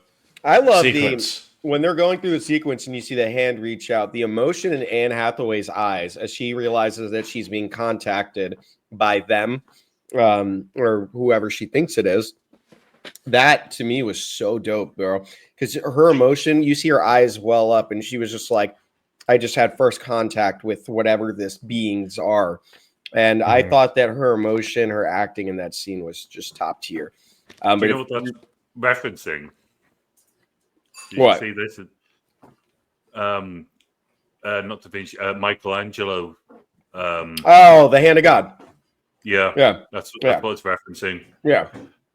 Obviously, you don't see it till later till you see it. Has there ever been a movie where they don't reference anything, and it's just if it is, it's just by accident? Probably is. That is definitely referenced because that's symbolic with the hand of God. The Room. That film. I feel like every good anything. movie you watch, it's like somebody comes along and is like, yeah, this is referencing this particular event or whatever the fuck, and it's like, when is it? Has there ever been a film where somebody's just like, hey, I just thought this was a good story, and everything's by accident? Oh yeah, The Room. Yeah, he thought it was a good story. I have not seen The Room, but are you aware of it? I am aware of the cult following that it has. Yeah. But in terms of like the movie itself, I've heard that it's fucking horrendous. I heard that it is like the most perfect movie in the world. I have heard both sides. I don't know. It seems to me like a movie I would review horribly, based off of some of my reviewers that I watch. It's but fucking god awful. But it is okay. It's so awful. It's entertaining. Wasn't there the Disaster Artist? Wasn't that based? Artist? Yes. Yep. That's James Franco and Dave Franco. That was supposedly a fantastic movie. That was, yeah. I've only seen about half of it, but yeah. That film references nothing, and some people think it's a masterpiece. Well, no one thinks it's a masterpiece. Some people, it's an unintentional masterpiece. Gotcha. Of how to do everything possibly fucking wrong. But just when you said, is there a film? I was like, yep, that film references absolutely nothing. It's okay. It's a mentalist who just wrote down thoughts and then... It's a mentalist. I love that word. Oh, ever since Alan Partridge. You're a fucking mentalist! Yeah. So, all right, you guys want to go to Miller's Planet and check out some Let's check out some waves. Check out some mountains. Yeah, let's We're check gonna out catch some some waves, mountains. brah. All right, so before they go down there, the crew of the Endurance is talking about going down to Miller's Planet, but there's a catch. It's too close to the black hole, which means it changes time to the point where every hour they spend there is 7 years on Earth. And Romilly says that's relativity, folks. So they have to go down there and grab Miller and her data and get out of there. And I think Cooper comes up with a plan where he's like stays at a certain distance, and then they go straight down and come back up. I think that's Orbiting a certain area. Did anybody look at? Because I don't know. I'm just letting every time I watch this, I just let the movie take me on a ride. I don't try to research if any of this is true or how this would work. But is there any truth to this about how if a planet is that close to a black hole, it would change time drastically or something? Anybody got anything on this? Because I don't. Yes. Yeah. Go ahead, Craig. From someone who's, like I said, never did physics above GCSE, but so your SAT levels. But someone who loves this sort of shit and looked it up all the time. So it's not just time; it's time and space. So if you've all seen the it's not that I'm talking about a fucking classroom full of kids. Well, yeah, I am. Right where space is like a sheet, and if you put an orange on say you've got a sheet and you've got it on 4 posts, you put an orange and it dips down and everything dips into it. So if you imagine that, and that sheet is a planet or a star or whatever it is you're discussing, the way that the fabric moves around it bends down, that's space-time. It all curves down into it. But that works on a 3-dimensional structure. So it's not just on that 2D plane that the sheet's on. So it bends there, but it bends all around it. Mm-hmm. So the gravitational pull. So if you've got another planet that's near that, you've got the black hole, which is that thing in the sheet. You've got a planet near that. It's still being affected by that. So space and time are connected. They're literally the same thing. It warps the space-time. Yeah, it's called space time for a reason. It's literally. Why does the planet just get sucked up by the black hole?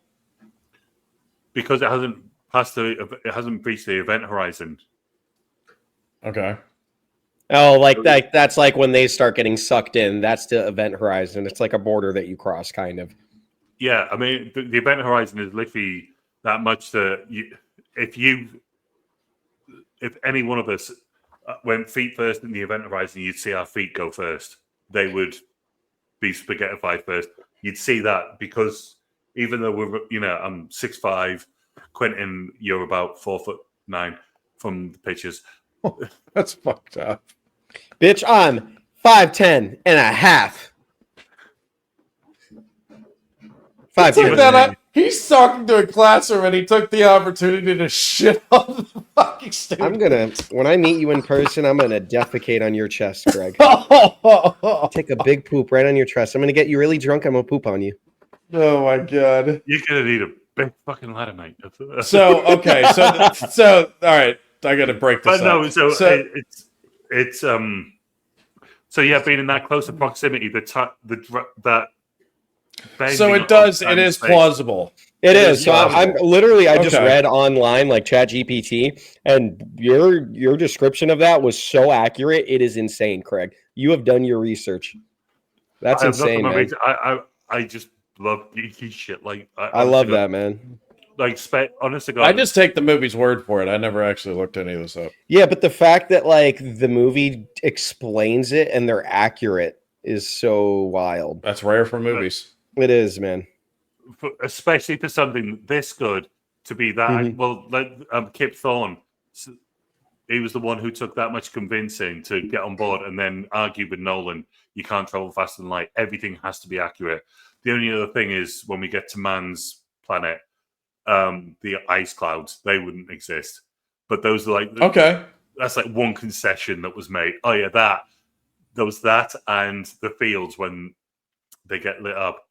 Green fields of corn aren't going to burn. those are the two concessions that were made for factual accuracy. But You mean that like when they light the corn on fire? Yeah, like if you got a house plant on fire and it's healthy and green, it's not going to light on fire. You need a dead one. You need if you douse it in a lot of gasoline, it will, which is what I think. Yeah, but what you're lighting there though is the gasoline, and then Topher Grace. Yeah, but if you have enough of it, everything's going to go up in flames. Yeah, but they just lit the cornfields on fire and it just burnt like a wildfire. Well, it does. Yeah. You ever seen California? You ever seen Australia? Bro, Yeah. I mean, yeah, but they did. Topher Grace, scumbag. He lit that shit on fire. He burned it down like he did that one scene. What is it with Topher Grace and ridiculously hot fucking ginger girls? Because he's so good in that 70. Yeah, we don't have to go back into it. We just, Okay. we Moving can on. hate moving on. Topher Grace. We can get to Topher Grace later. Can't wait to watch him get his Jesus shit Christ. rocked. All this for a Topher Grace rant. All right, so Cooper, Brandon, They Doyle. will love fucking Topher Grace, man, motherfucker. Cooper, 20 years Brandon, since I finished. Doyle. I'm sick of this cunt. Cooper, Brandon, Doyle Fucking go wanker. down to Miller's planet, which is covered in water. And when they land, Doyle and Bran get out to find Miller's beacon. Cooper is on the ship looking concerned the entire time. Then Bran points out the mountains in the distance. Cooper quickly deduces that these are not mountains. These are waves. And then the freak out begins. Cooper orders Doyle and Bran back to the Ranger. But Bran says she is not leaving without Miller's data. She then gets pinned down by wreckage from Miller's craft, and Doyle sends Case out to get her before the waves hit. Case then turns into a platinum starfish and rolls across the water to go get her. Platinum starfish. Hans, that's what he looks like. Anyway. Hans Zimmer's music is blaring. Tars grabs Bran and then turns into something else that is faster than a deer and runs Bran back to the Ranger. Good idea. Yeah, that thing was so moving fast. fast. Did you see that Trucking. thing It was moving? trucking through water at like 20 miles. That was an one hour. of the most British things I've ever heard. Faster than a deer? Literally. Oh my lord. It's like, Is this- you don't is this know the how guy that's fast like- you are. Is this retarded Superman? He's faster than speeding deer. Oh, is that what Bro, you're thinking Tars of? was Faster than a moving. speeding deer. Bambi to the rescue, motherfucker. All right, so Hey, I want to point something out about this scene right before the. There's a little the soundtrack. There's a tick going on. It goes, yes, there is a tick going on, which is and it gets faster it does. as the scene goes. It's louder. Faster and louder, yes. It's so they say it's 7 years. I think, what was it?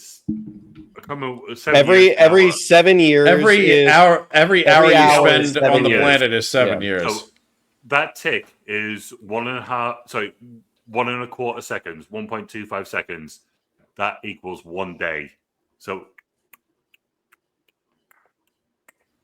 Oh yeah. that each one, that's 3 days.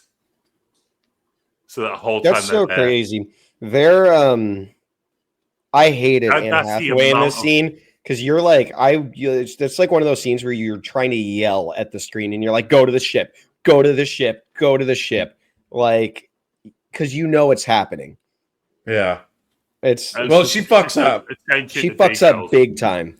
Yeah. So she gets put back onto the ship by Case, who goes onto the ship with her, and right as Doyle is about to get on the ship, the wave hits. And Doyle basically I guess he kind of sacrifices himself in a way to get them on because he does help them up there. But the wave hits. Doyle is killed. The Ranger then gets sucked onto the wave where it rides the wave until it passes by. And then Cooper and Bran scream at each other for a while. But this, the wave scene, it's one of the more memorable scenes in the movie. I feel like it was the scene that was advertised in the trailers and stuff. It had when to the have movie been. was coming out. But the one that was more memorable comes later. But anyway, I thought That scene was so epic is like the perfect way to describe it. yeah, But when they're at the climax for and what's they're to getting out, come, I feel like this scene is not bad by any means, but compared to what's coming, it's. I think that this not- scene overtakes what's upcoming because you have them all on the ship. They're trying to escape. They're climbing up this wave. You're on the edge of your seat the entire time. And when that engine finally kicks in and the water gushes out, and then they're flying, you have that Hans Zimmer kicking in at prime time music as loud as an IMAX theater can throw it at you. I was literally like, even though I've seen the movie over 10 times, my entire body is clinging on to what I imagined that they were feeling in that moment. That scene was fucking insane. Here's what I want to bring to the table with my opinion. It is not moving that fast, but it is such an ominous threat. Mhm. It's not like it's rushing. You can see it rush. It's like, 1,000 miles away, and you can see it rushing towards them at super speed. It's there. It's so close, but it's just slowly, but so steadily. And it's like, we fucking have to move. But it's there, looming so large, but and it's not even, I was going to say like the Blob from like, the old 50s movie, but it's not like that. It's just there. But it is so, it's just Giant ominous threat. Yeah. And even though it's slow, it's like, we have got no fucking time to mess around here. We have to go. We have to go now. And even though it's, it's still so close, it's still moving slowly, but it's moving with like, it's just ominous. I know I keep saying that. I don't. It's not making it any. It's not making he's really stressing the ominous. Yeah, ominous. But no, you're exactly right though. What it is, it's a wave. It's big.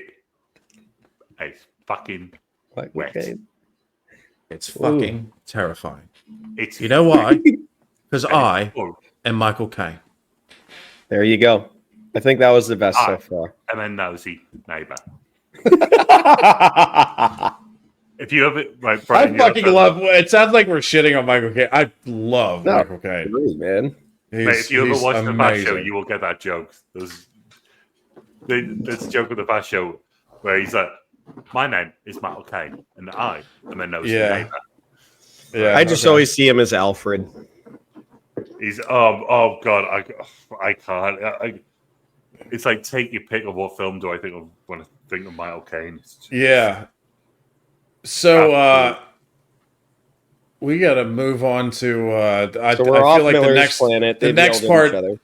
Well, they get off the planet by the hairs of their chinny chin chin, and this is when two mind fucks hit you, and this is when they first get back on the Endurance and the door slides open and it's Romilly, and he's noticeably older with gray hairs, and apparently 23 years, 4 months, and 8 days have passed because of the time problem that we have here on Miller's planet.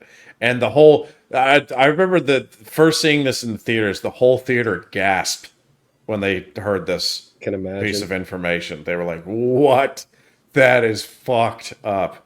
And Romilly says, because you remember, he has the hibernation machines, but he stayed awake for stretches of time to find out more about the black hole and information. Thank God he did. Thank God he did. Dude, Quentin, that is probably everything you can remember from when you can remember till now. Yeah, I have memories going back to like 6. Yeah, like 20. Jesus. I got my earliest memory was like, I think it was 18 months. Someone told me. I remembered something. Said it to my mum, and she's like, "Craig, you must have been 18 months." That's insane. That's insane. Yeah, that's true. It sounds like you're pulling my leg. No, I've heard it. Elon Musk actually delivered Craig into the world. He was the doctor. I remember it because I was there. He took me back through a wormhole, and I was there. When he came back, you know what the weird thing is? He ran into a gentleman by the name of Michael Caine. You're slowly getting better at this as you go on over this. You better watch out. He's coming. He's coming for your voice. I'm probably going to do it. I'm probably going to do it 10 more times. Just warning you now. I'm I'm gonna get a phone call at like my time, 3:00 in the morning tomorrow. Craig, does this sound better? I've been practicing all day. Been talking to my baby. She doesn't know what I'm saying. Hello, you. Yeah. You're alive because of me and your mum. I'm very glad you're here. I don't. Oh no, I lost it on the here there. Now you have to call him, and you have to deliver something. Here's the other mindfuck, though. There's a sequence where Cooper sits down to watch 23 years of messages that are relayed to the Endurance from Earth, where his son Tom transforms from Timothée Chalamet into Casey Affleck. And this sequence is basically only a couple minutes where Cooper has to sit and watch his son grow up on fast forward. But this scene hits hard, dude. At least for me, it does. And Matthew McConaughey, very good acting by just moving around his face and how emotional he is about it. He really sells this scene. I mean, basically, imagine that you go somewhere and then you come back up and then you have to watch your kids grow up in 2 minutes. And it's like all the things they've done. It sucks because you missed out on the time with them, but you also get to see them grow up. Yeah. And you get to it's got to be such a surreal, trippy experience. Oh yeah, it's way out there. The crazy part also is then, as if it didn't hit you hard enough because remember Casey Affleck's version of Tom says basically I have to let you go now. You said time. Time? You said it with like a British accent. Did? Yeah. Sorry. Go ahead. But Tom goes. He basically says like I have to let you go to his dad, and then he hangs up, and then Murph shows up on the screen, and it's grown-up Murph, Jessica Chastain, and I actually laughed when she first showed up because when she first showed up, like not initially, but then she says, "Hey, Dad," and then she says, "You some bitch," like she's the fucking Rock or something. You son of a you bitch. some bitch. Craig, remember the Rock used to say that shit? You some bitch. You stupid. Nah, yeah. No, I was thinking that Stone Cold was going to do that. You stupid son of a bitch. He said son of a, yeah. Rock said some bitch. Some bit, yeah. Do you know what? Fuck. I know you're obviously going to fast forward, but I thought this was fucking heartbreaking. It was heartbreaking. But go ahead. It was hard. So absolutely. No, you're spot on with that. But the only other thing I was like, she tells her father that it's her birthday, and she's the same age as him when he left. And that was the theater again gasped. So it was, it's two very hard-hitting scenes back to back when the theater gasped like within minutes of each other, like that, just from dialogue alone. And it was just crazy. I thought this was very good stuff here. Another tear-jerking scene it's like that scene, but Matthew McConaughey's acting in that, the way he delivers to you, how just heartbreaking, but he also has a couple smiles. His brain is going through so many different waves of emotion in this one shot, and he just expresses it all with his face. His laughs, his cries, it's insane, man. Mm-hmm. One thing I want to bring up, and I don't want to derail everything that we've all just said. If any of you have played the Metal Gear games, Metal Gear Solid games, no. Like this, I'll explain what I mean. It's going to go straight over our heads. When he got on the very first game, so this is on the PlayStation. When he's contacting base, it's literally got like a sort of, it's not black and white, so it's like a green and white, like exactly like the green, black and white, like the videos are. It's got like a little video message on this side, you're on this side, they're on this side. When you're looking at a recorded video message or you contact someone, and it's got you both on each side, so he talks, then you talk. That's how the dialogue goes. And when they come up, and it's just that, and it was like, This is like getting a fucking recording on a Metal Gear Solid game. Yeah. But because showing my age there, that was like, that's what this looks like. That was, my brain just went there. But watching it was fucking heartbreaking. Everyone, it's one of those things where you can just tell everyone was just trying. God knows how many takes Casey and Jessica had to do to try and get those emotions right, even though it was just to do a little, like 10-20 second video, and then he's just watching it. I bet they had to do so many takes just so they got everything just spot on. Yeah. Just get it, and it hits. It works perfectly. It does. It's a very hard-hitting scenes here. Back to back too. That's the other thing. Like, bam, you get hit with this. This guy's 23 years older now, or not quite, but he's aged. And then, bam, he's got to watch his kids grow up in 2 minutes. It's just insane. But now moving on, Murph basically becomes the protege of Michael Caine through the rest of the film. And he's still trying to solve the equation that fixes the problem of gravity, the equation that he promised Coop that he would solve by the time he got back. But Murph realizes that Dr. Brand does not appear to be trying hard enough to solve the equation. More on that later. But back on the Endurance, they have a meeting because now they have a problem. They only have enough fuel to get to one more planet of the two that they're supposed to visit. And they have a debate as to whether they should visit Man's planet or Edmund's planet. Brand starts arguing that they should go to Edmund's planet, but Cooper then reveals to Romley that he knows that Brand and Edmonds have a connection, and Brand reveals that she is in love with him.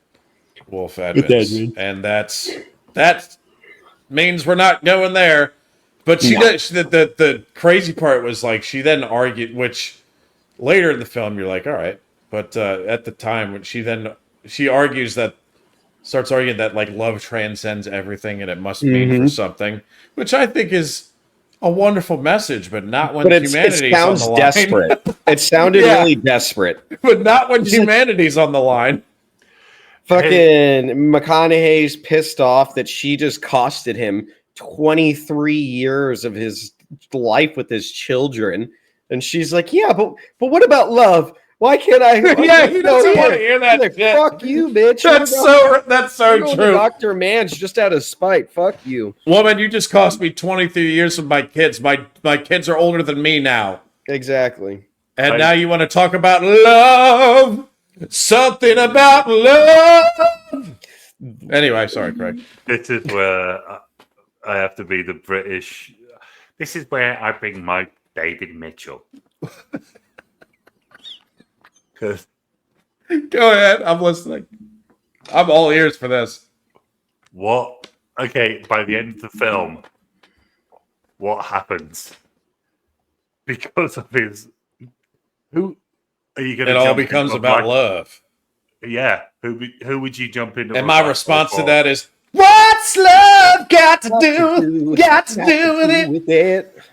What's love but a simple emotion? Second hand. The second hand? The second hand emotion. I'm glad you gave it more spirit the second time. No, it is. I love that. I don't think that's what he's trying to say, but ultimately, his desperation when he does later on, when we see he is the ghost, that love, and then doing all that, going in when he goes into Gargantua, whatever. Gargantua, that's the black hole. Yeah, you're right. So that is like ultimate distortion of time. So even though he's in there just enough time and he can do what he needs to do, it is love that does that. It's love is the thing that is the driving power of all of this. He wants to get back to his kids. So Brand wants to gets it back to Edmund, that's the thing that overrides all their, minds. Yeah. Exactly. Here's So one thing I want to bring up, though. Do you remember? Because I didn't have it written down here, but I think I remember this scene in particular where because it's Dr. Mann's planet and then Wolf Edmonds' planet that they're having the debate about. Yeah. Which planet do they say is the data that's being pinged back is better? Is it Mann's? I think it's Mann's because otherwise They wouldn't have gone. Cooper wouldn't have went there. They went for the more optimal solution, which we'll find out later was a ruse, but because I thought they mentioned something about where like Wolf Evans' planet was giving back promising information until it just went silent all of a sudden. Yeah, and I'm specifically mentioning this because I do want to talk about the ending scene at the very end a little bit, but later on. But that this key piece of information has something to do with that. Anyway, we could come back to it. So now we are on Dr. Mann's planet. Well, we have to get to the death of Michael Caine. Oh my God! And I actually had trouble understanding what he was saying in this scene. Yeah, it was like watching fucking Batman. He was dying so well that I had trouble understanding him in this scene for the first time ever. Because usually, when he talks, I wish I could do this fucking accent, mate. I'm sorry. No, the problem is, Marco. Caine talks in this manner. So when I'm dying, his long pauses and heart and stamp. Oh, the staring, yeah. You know what I read, Craig? Actually, the other day when it was, I was actually looking up a Cockney accent, just like on Wikipedia, and they actually had a recording of Michael Caine on it, and somebody had like written in like a note that in order to talk like Michael Caine, you need to say his name like my cocaine. Michael Caine. Michael Caine. My cocaine. My cocaine. No. My because cocaine. It's my cocaine. So that cocaine is Michael Caine's my cocaine. Brilliant. Brilliant. Fucking grabby little mitts off it. Whoever's still listening is annoyed as fuck. Fucking about this Michael Caine shit. They'll never watch a Michael Caine movie ever again. It's ruined. I'll never watch one of these again. But the whole point of that this scene being brought up is he basically admits to Murph that he lied about solving the equation. He can't do it. Well, he already solved it. There was no plan A. Right. And when she starts pressing him about like if her father knew about this or anything, then he starts babbling about that dying of the light poem, and then he slips into death. Well, what it is he needs Cooper to go into the black hole to get the final bit of information that he needs. Yeah, but no, because that wasn't the plan. But he never tells him that, I don't think. Yeah, that was never the plan for him to go into the black hole. They were literally going out there for Edmund's planet. The main plan was to get the embryos to whatever they wanted to spread repopulate. space jizz everywhere. Yeah, space cum. Yeah. When I was doing the background research, And syphilis. That's and syphilis. Yes, Just a touch. You can't have a human population without syphilis. No, you got to have just a touch of syph. Touch of syph. Yeah. Touch of syph. Fuck off. All right. So Cooper, Brand, and Robley visit Mann's planet, which is cold and icy to the point that some of the clouds are made of ice. So that part was BS, right, Craig? That would never happen. Yes. Yeah. Because it's not gaseous, so it's not spread out. I don't think it would happen because it needs to turn into a liquid first, right? And then a solid? Because that's how it works? Well, you can have a triple point of water, so you can have liquid, gas, and solid at 0. I loved how he said water. Water. Hang on. Yes. It's better than my Baltimore accent, water. Water. Yeah. Okay, let me do that again. The water is it's either Boston or London, and I'm neither. What triple point of water? I'll have a glass of water, please. It's 0.1 degrees in non-freedom terms, and yeah, boils it, freezes at 0, boils at 100. Yeah, that's just too wacky. Yeah. Okay. It's 36 outside. Fuck me, it's cold. Is it? Sounds pretty fucking warm. I just like how he said it in freedom terms. Oh, the great measurement. We got to measure these in freedom. Yeah, that's what we call it. Freedom to. Do you know they called sauerkraut in during World War II? Called it freedom cabbage or something like that. Did they? Yeah, it was something or Just to change. Yeah. Okay. They call them frankfurters or is either frankfurters or hamburgers. They call them like freedom burgers or freedom. They did the same thing when the French wouldn't go along with us in the Iraq War. We started calling them freedom fries instead of French fries. Isn't that the word? Sorry, Craig. We can be really fucking lame over here. Sorry. Yeah, the French have never done anything for Americans. Fucking. I know, right? 1976, mate. They never did a fucking thing. Yeah, they're the reason we're a country. Yeah. The main reason, anyway. But let's get back to this. Well, back to what the clouds. The clouds made of ice. Yeah. So triple point. Yeah. No, because when they've solidified and they're denser, they just wouldn't like the clouds above you. If you look at your average cloud, it probably weighs like 500 tons. Even though it's just looks like it's a gaseous vapor, it's got so much condensed water in there that's making the actual clouds appear. Yeah. It's just the fact that it is still overall it's lighter than air, which is why it stays up there.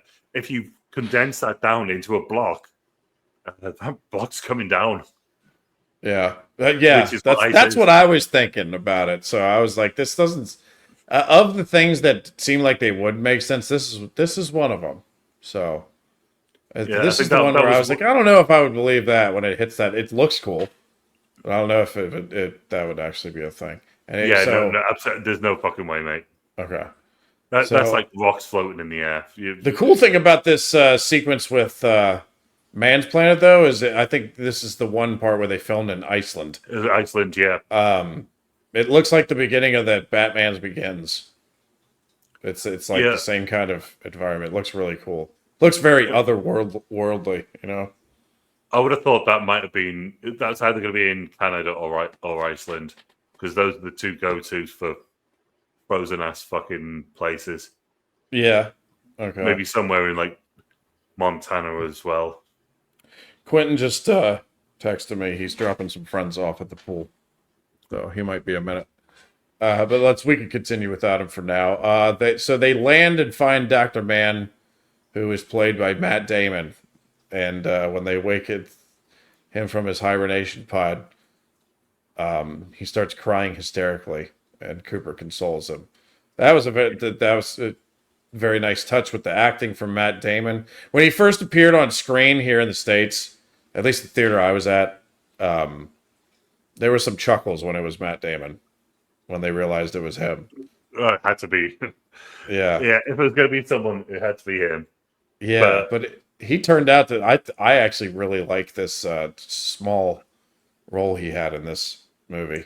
I never had to, I always really, really loved the Bourne films. I never had too much of a massive Matt Damon fanship. But before this film, I saw Good Will Hunting, and I was like, fucking hell. That film blew me away. Robin Williams, man. So many things. I was in a really bad place when I was watching that, just mentally.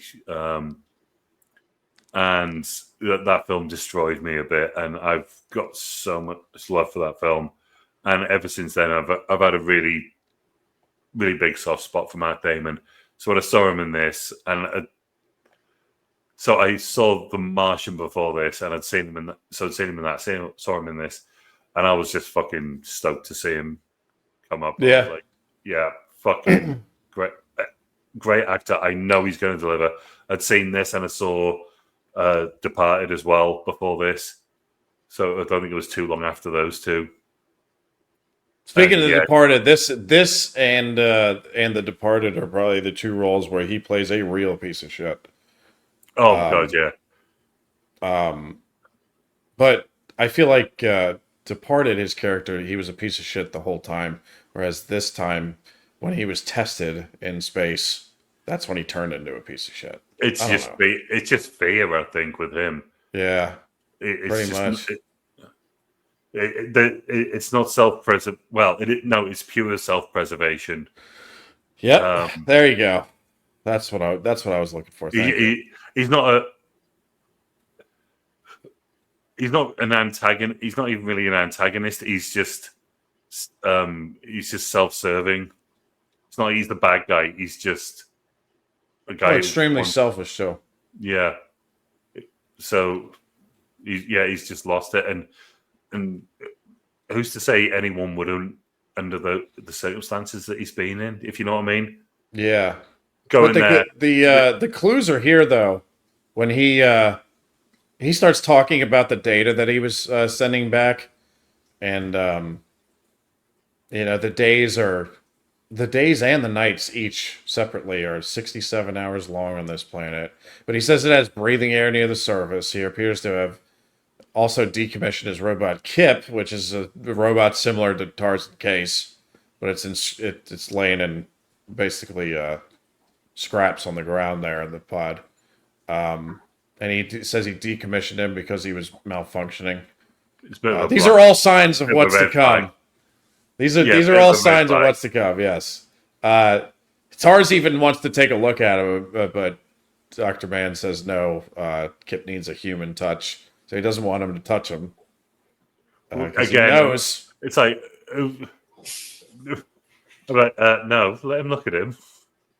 Yeah, have the same protocols and the same operating system. The same operating systems. Access to memory banks. Mm-hmm. Doesn't seem legit. Like, yeah. So this is the part where the screen turns on and Murph is there on the screen to reveal to Brand that her father died. So Michael Caine is officially dead. So that'll probably be the last time we have to bore you with that Michael Caine nonsense. But she then gets emotional on the screen and asks if Brand knew that her father was aware that the gravity equation could not be solved. Murph then breaks down and even harder and asks if her father knew he was leaving them there to die. And Brand seems really confused by this, but Dr. Mann chimes in and knows exactly what they're talking about here.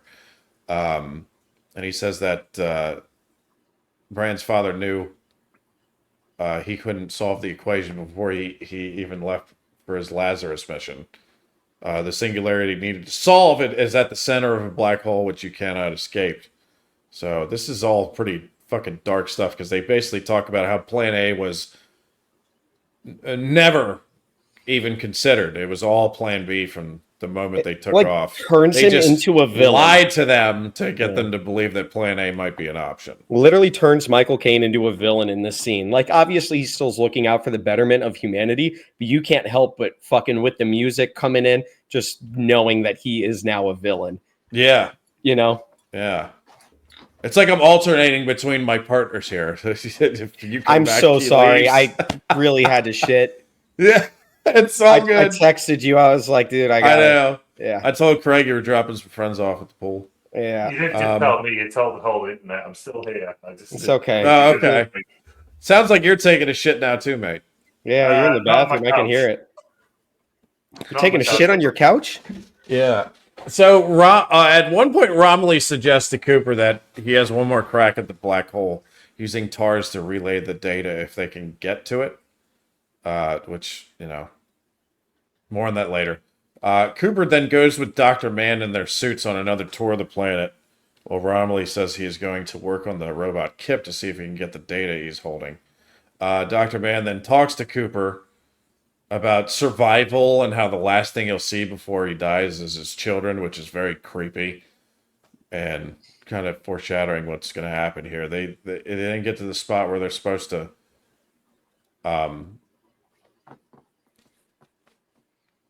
keep going, touring the planet, and then Matt Mann says they were going to descend to drop the probes down. They were descending.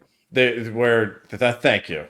I didn't have that written down. I got you. So Dr. Mann says he thought he was prepared to die when he left Earth, but he never considered that his planet was not the one they were supposed to live on. He then rips Cooper's communication device off his helmet and then pushes him into a pit in a huge villain reveal here. But the sign, me and Craig were talking about, the signs were there. Yeah. That something was up.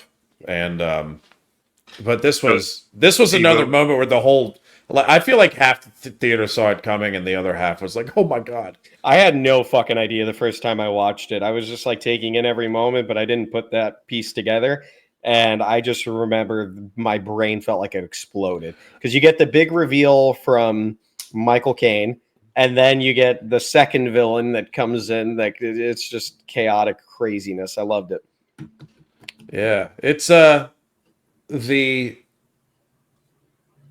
then have like a wrestling match and briefly stop to talk, and Dr. Mann he's admitted to he faked all his data so he could be rescued by the Endurance Cruise mission. Mann says he knew that the day he arrived that his planet was not habitable.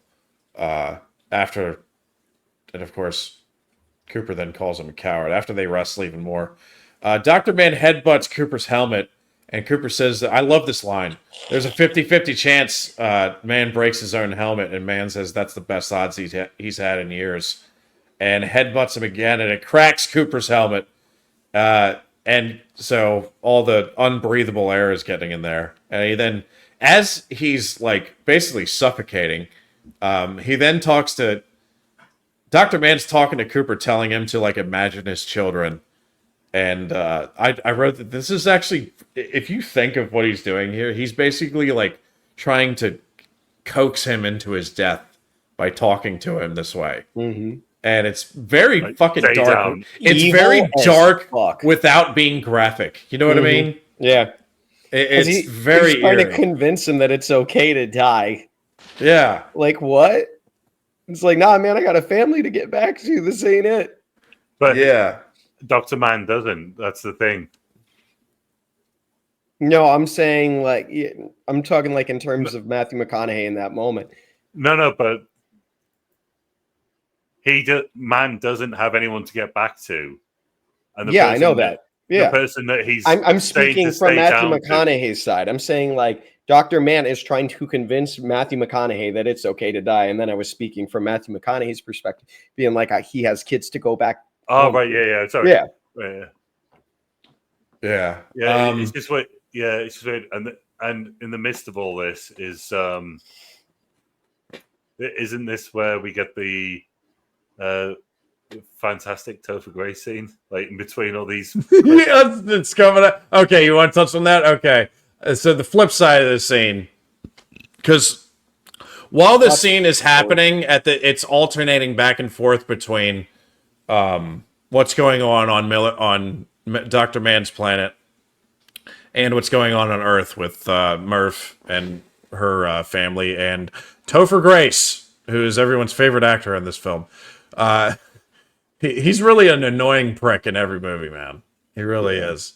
So he's taking a look at, because he plays a doctor, he's taking a look at Tom's kids, and apparently they are dying from the Earth's rotting atmosphere, if you will.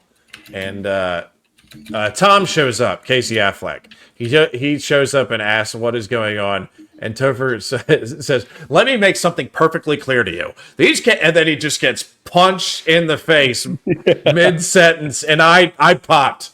I was like, yes, somebody finally punched this annoying Can't guy. help but feel so happy in that moment. Oh, and He he needed it. rocked him too. That sound it made. I mean, I know it's Mhm. fake, but I'm just like, yes, just shut him up. And I love then, that he immediately yes. washed his hand afterwards. I know that's probably like to signify there's blood in it. I just thought, I'm just going to wash my hand. Just punch Topher Grace. Yeah. His hands could have been dirty. He just came in from the fields. Yeah. Tom. Yeah. So Murph and then Tom are arguing back and forth. And this is Tom basically ends his relationship with his sister Murph. There's some pretty dark shit thrown back and forth between each other. You know, where he said, Tom says Dad didn't raise me. Grandpa did. He's buried out back with Jesse, who I'm assuming is one of his kids that died recently. And she says the line that's just wild, which is, what are you going to wait for another kid to die? And that's when he's like, get out. Don't ever come back. And it's just, ugh. Just The- true. That's both like got- Only They're two both family right. members left getting torn apart. They're that both to me. right. I don't understand why he didn't want his kid, unless it was like one of those weird religions that like they don't want their kid to see a doctor because they know that, you know, they're like, God's got my son, so he doesn't need to go to a doctor. Meanwhile, their child is dying. Like, I didn't fucking understand why they wouldn't allow her to take his child to get him help. That made no sense to me, and they didn't really explain that in the film. Maybe he's he's content with His kid's dying. they're all gonna die. Well, they're all gonna die. Yeah. So He's accepted his fate. he's accept. Thank you. Yes. Yeah, but accepting, I don't know, maybe it's just fucked up, you know? I don't know. Religion can do weird things to people. Right. Fair. Is he religious though? Like, there's That's nothing what I'm saying. really If in they there to would've like said indicate that- that he is. I get Yeah. this. I get the suspicion it's implied. Okay. I don't. Obviously, I could just be reaching, but I never think- heard him mention anything He religion didn't. related. it's just Because I thought about this a lot. that or anti-science. Is it because they live on I a don't mean farm them and people who synonymously. live on farms tend to believe in the supernatural? Is that what you're trying to get at here? Nah, not necessarily. I think it could just be anti-science, just because of the whole father-son thing. Because his whole family was into it. He's like, fuck this. Yeah, and he said he's denounced his father. He said, I was Yes. raised by granddad. And Okay. his father was so, and I'm not calling. It's interesting that's a very interesting thing to be brought up though, because I'm not trying I never make really them the thought same of it. thing. I'm not trying to make religion and anti-science the same thing. I'm saying at that point it could be that or it could be that for very similar reasons, but they're not synonymous. I'm not trying to make The internet is saying that he was just deeply attached to his farm and he felt a strong sense of responsibility To maintain it, even as the environmental crisis worsened, preventing his family providing. Basically, he just had that strong He went relationship with- with the he farm. went with what he So knew. that's it. Yeah, what it's that farmer go with- mindset. This is what happens. I can grow. We need food. Yeah. Yeah. So, I yeah. thought that was a little. That's like the only lazy thing I feel about this film is that they didn't explain that, because it's like when you're trying to find things about this film that you dislike, it's kind of hard to. But that was one thing that always was a pet peeve of mine. I'm like, why the fuck wouldn't he just let his sister help his kids? You know? Yeah. Yeah. So we're gonna Topher Grace. yeah. It's an so easy awesome. button. seeing God, it. Topher Grace. I think we figured that one He's an out. easy thing to find to dislike. Yeah. And I'm not So- the biggest fan of Timothy Chalamet Ding Dong. So I wasn't either until Dune, but he's good. The kid's You great. gotta watch The King. That's I heard that awesome he's movie. great. That's with Robert Pattinson, right? Mm-hmm. I love Robert Pattinson. All right. he's done a lot of work after a lot of goodwill work after Twilight. The Yeah. amount of good films he's been in. He's A lot really- of A24 films. He's got that Mikey 17 coming out. I'm super stoked for. So Cooper, he manages to find the comm device that man ripped off his helmet. He pops it back in. He gets Dr. Brand to get off her ass and rescue him. There's so many great shots in this sequence. The Hans Zimmer music is really kicking in now. All the while, Murph decides to return to the cornfield to burn down Tom's crops. I know Craig has a problem with that, but to distract him, so she can get into the house to get to her room to figure out how to solve the equation from the bookshelf that apparently talks to her. So The ghost. yes, the ghost. Topher Grace also takes Tom's family out of the house to escort them to the NASA base, I guess, to make them safer there. And then Bran finds Cooper almost dead on the ground where Man left him.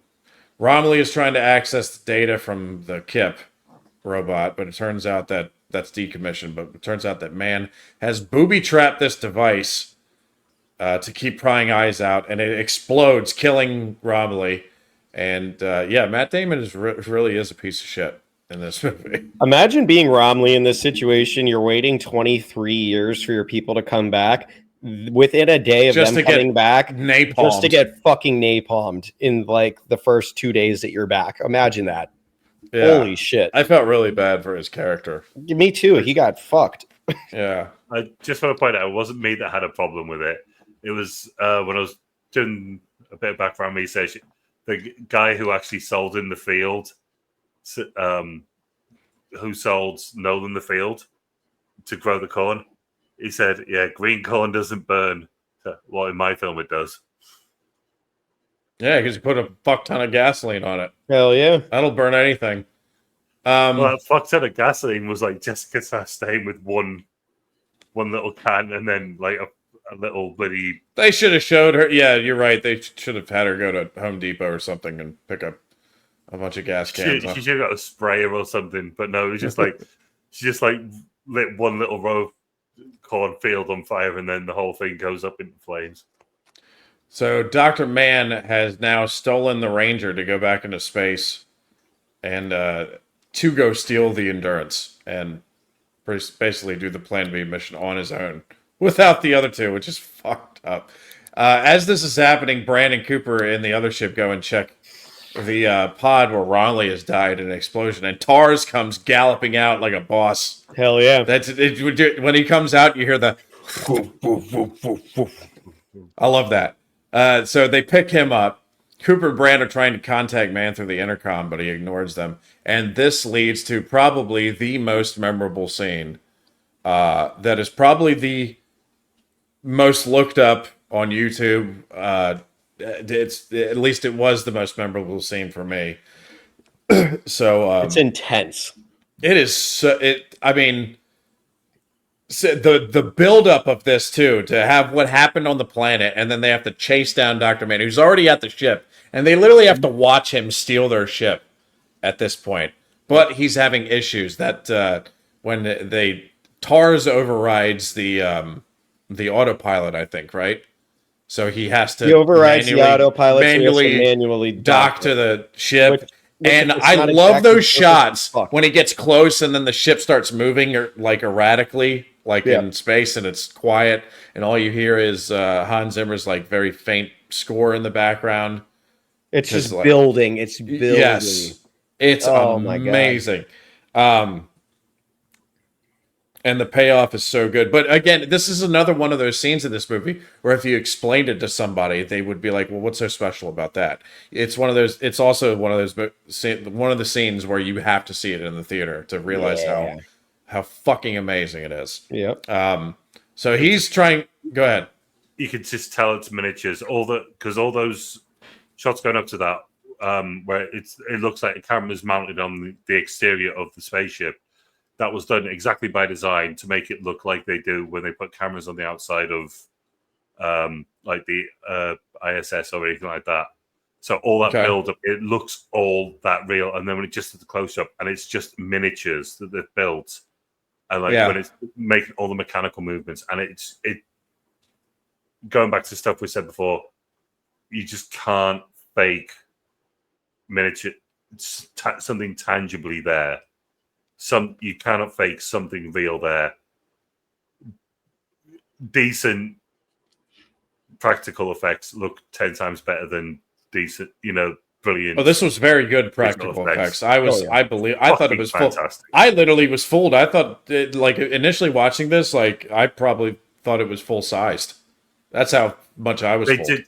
They did do some that were ranged from like 5 feet to 50 feet, but Holy shit. when they did the, like, for argument's sake, when they did the go in the water world and the ship lands, that thing was practically full size. Like it was massive. They had it lowered from a crane, digited out the crane. It's just so much of this. Everything of this, you watch it is, except Tars moving it, like, you know, when he's galloping or whatever. It's just, you're watching something there, and then you're watching an optical backdrop, or maybe that's been put in. What you're seeing is real. Yeah, and the amazing part is coming up right now. We're like building the tension with Matt Damon, because like he's there, he's in the process of stealing it, but he hasn't stolen it yet. So he's getting ready to commandeer the ship, and Brand and Cooper are trying to get him on the intercom, but then Brand figures out that she can override a certain channel to get on there, and he's like, remember, he locks the docking thing imperfectly. Yeah, so and it's got to be literally. It's literally got to be perfect, and he's overriding these things because he's in haste. Because if they get there, they're probably just gonna kill him. Honestly, I would. like I would. Well, yeah. If you were one of them too, like as soon as you got on there, I'd be like, oh, we got to kill him. Yeah. He's clearly a threat. He's jeopardizing this mission, and it's more than just us. It's not just us would be enough, you know. Yeah. All right. Yeah. If I don't kill him, he's going to try and kill me. All right. Okay. This is going to go badly. Yeah. So they finally, because Brand figures out to get on the intercom to override like a certain channel, so they finally are talking to him. I find it funny that the first words out of fucking Matt Damon's mouth are, Brand, I don't know what he told you. But it's not true. Like, well, he didn't tell me anything. He didn't have to, because he basically tried to kill the fucking guy. Not to mention, you're running away from everyone. Yeah, and you're stealing the ship. I just love that panicked line. It is so perfect for his cowardly character. Like, 100%. I don't know what he told you. It's just so good. But then, eventually, Matt Damon gets to the line of, this is not about my life or Cooper's life. This is about all mankind. And there's a moment, and then that's the part that, Quentin, this got you bad in the theater. Even after you've already seen the movie. Like you literally jumped out of your seat, because that is probably the loudest. It sounds like a vacuum on volume like 59. 59 on a scale of 1 to 10. My fucking ear. It came from the left side. We were in IMAX, so obviously the sound hits just right. But my God, dude, when this sound of the vacuum of space ripping him out into that instant destruction, I literally jumped out of my seat, like King Boomer said, and I was caught. Like, I thought I had good speakers in my house. This shit blew my eardrum, but it was amazing. Yeah, it was so nice. And then it's all quiet, and you see the light of the fire from it. It's just that whole. I love that Craig told us about how they were miniatures, because I was literally like wondering how they pulled that off. It looks so real. It really did. Yeah, they just built all sorts. I mean, they even did the dust. That was the dust at the start of the film. That was really just some massive fans, and they had guys just in front of the fans just shoving this cellulose fake dust into the air. Yeah. And so it was hitting the fans. So when you see them like walk into the house, everything's real. As real as you can get it, and it pays off so much better. It does. It does. But this is the scene of the movie. In I think for the climax, like 90% of the people that were in this, it's just so good. And then in that moment, of course, you see Matthew McConaughey's face tense up, and he starts hitting buttons, and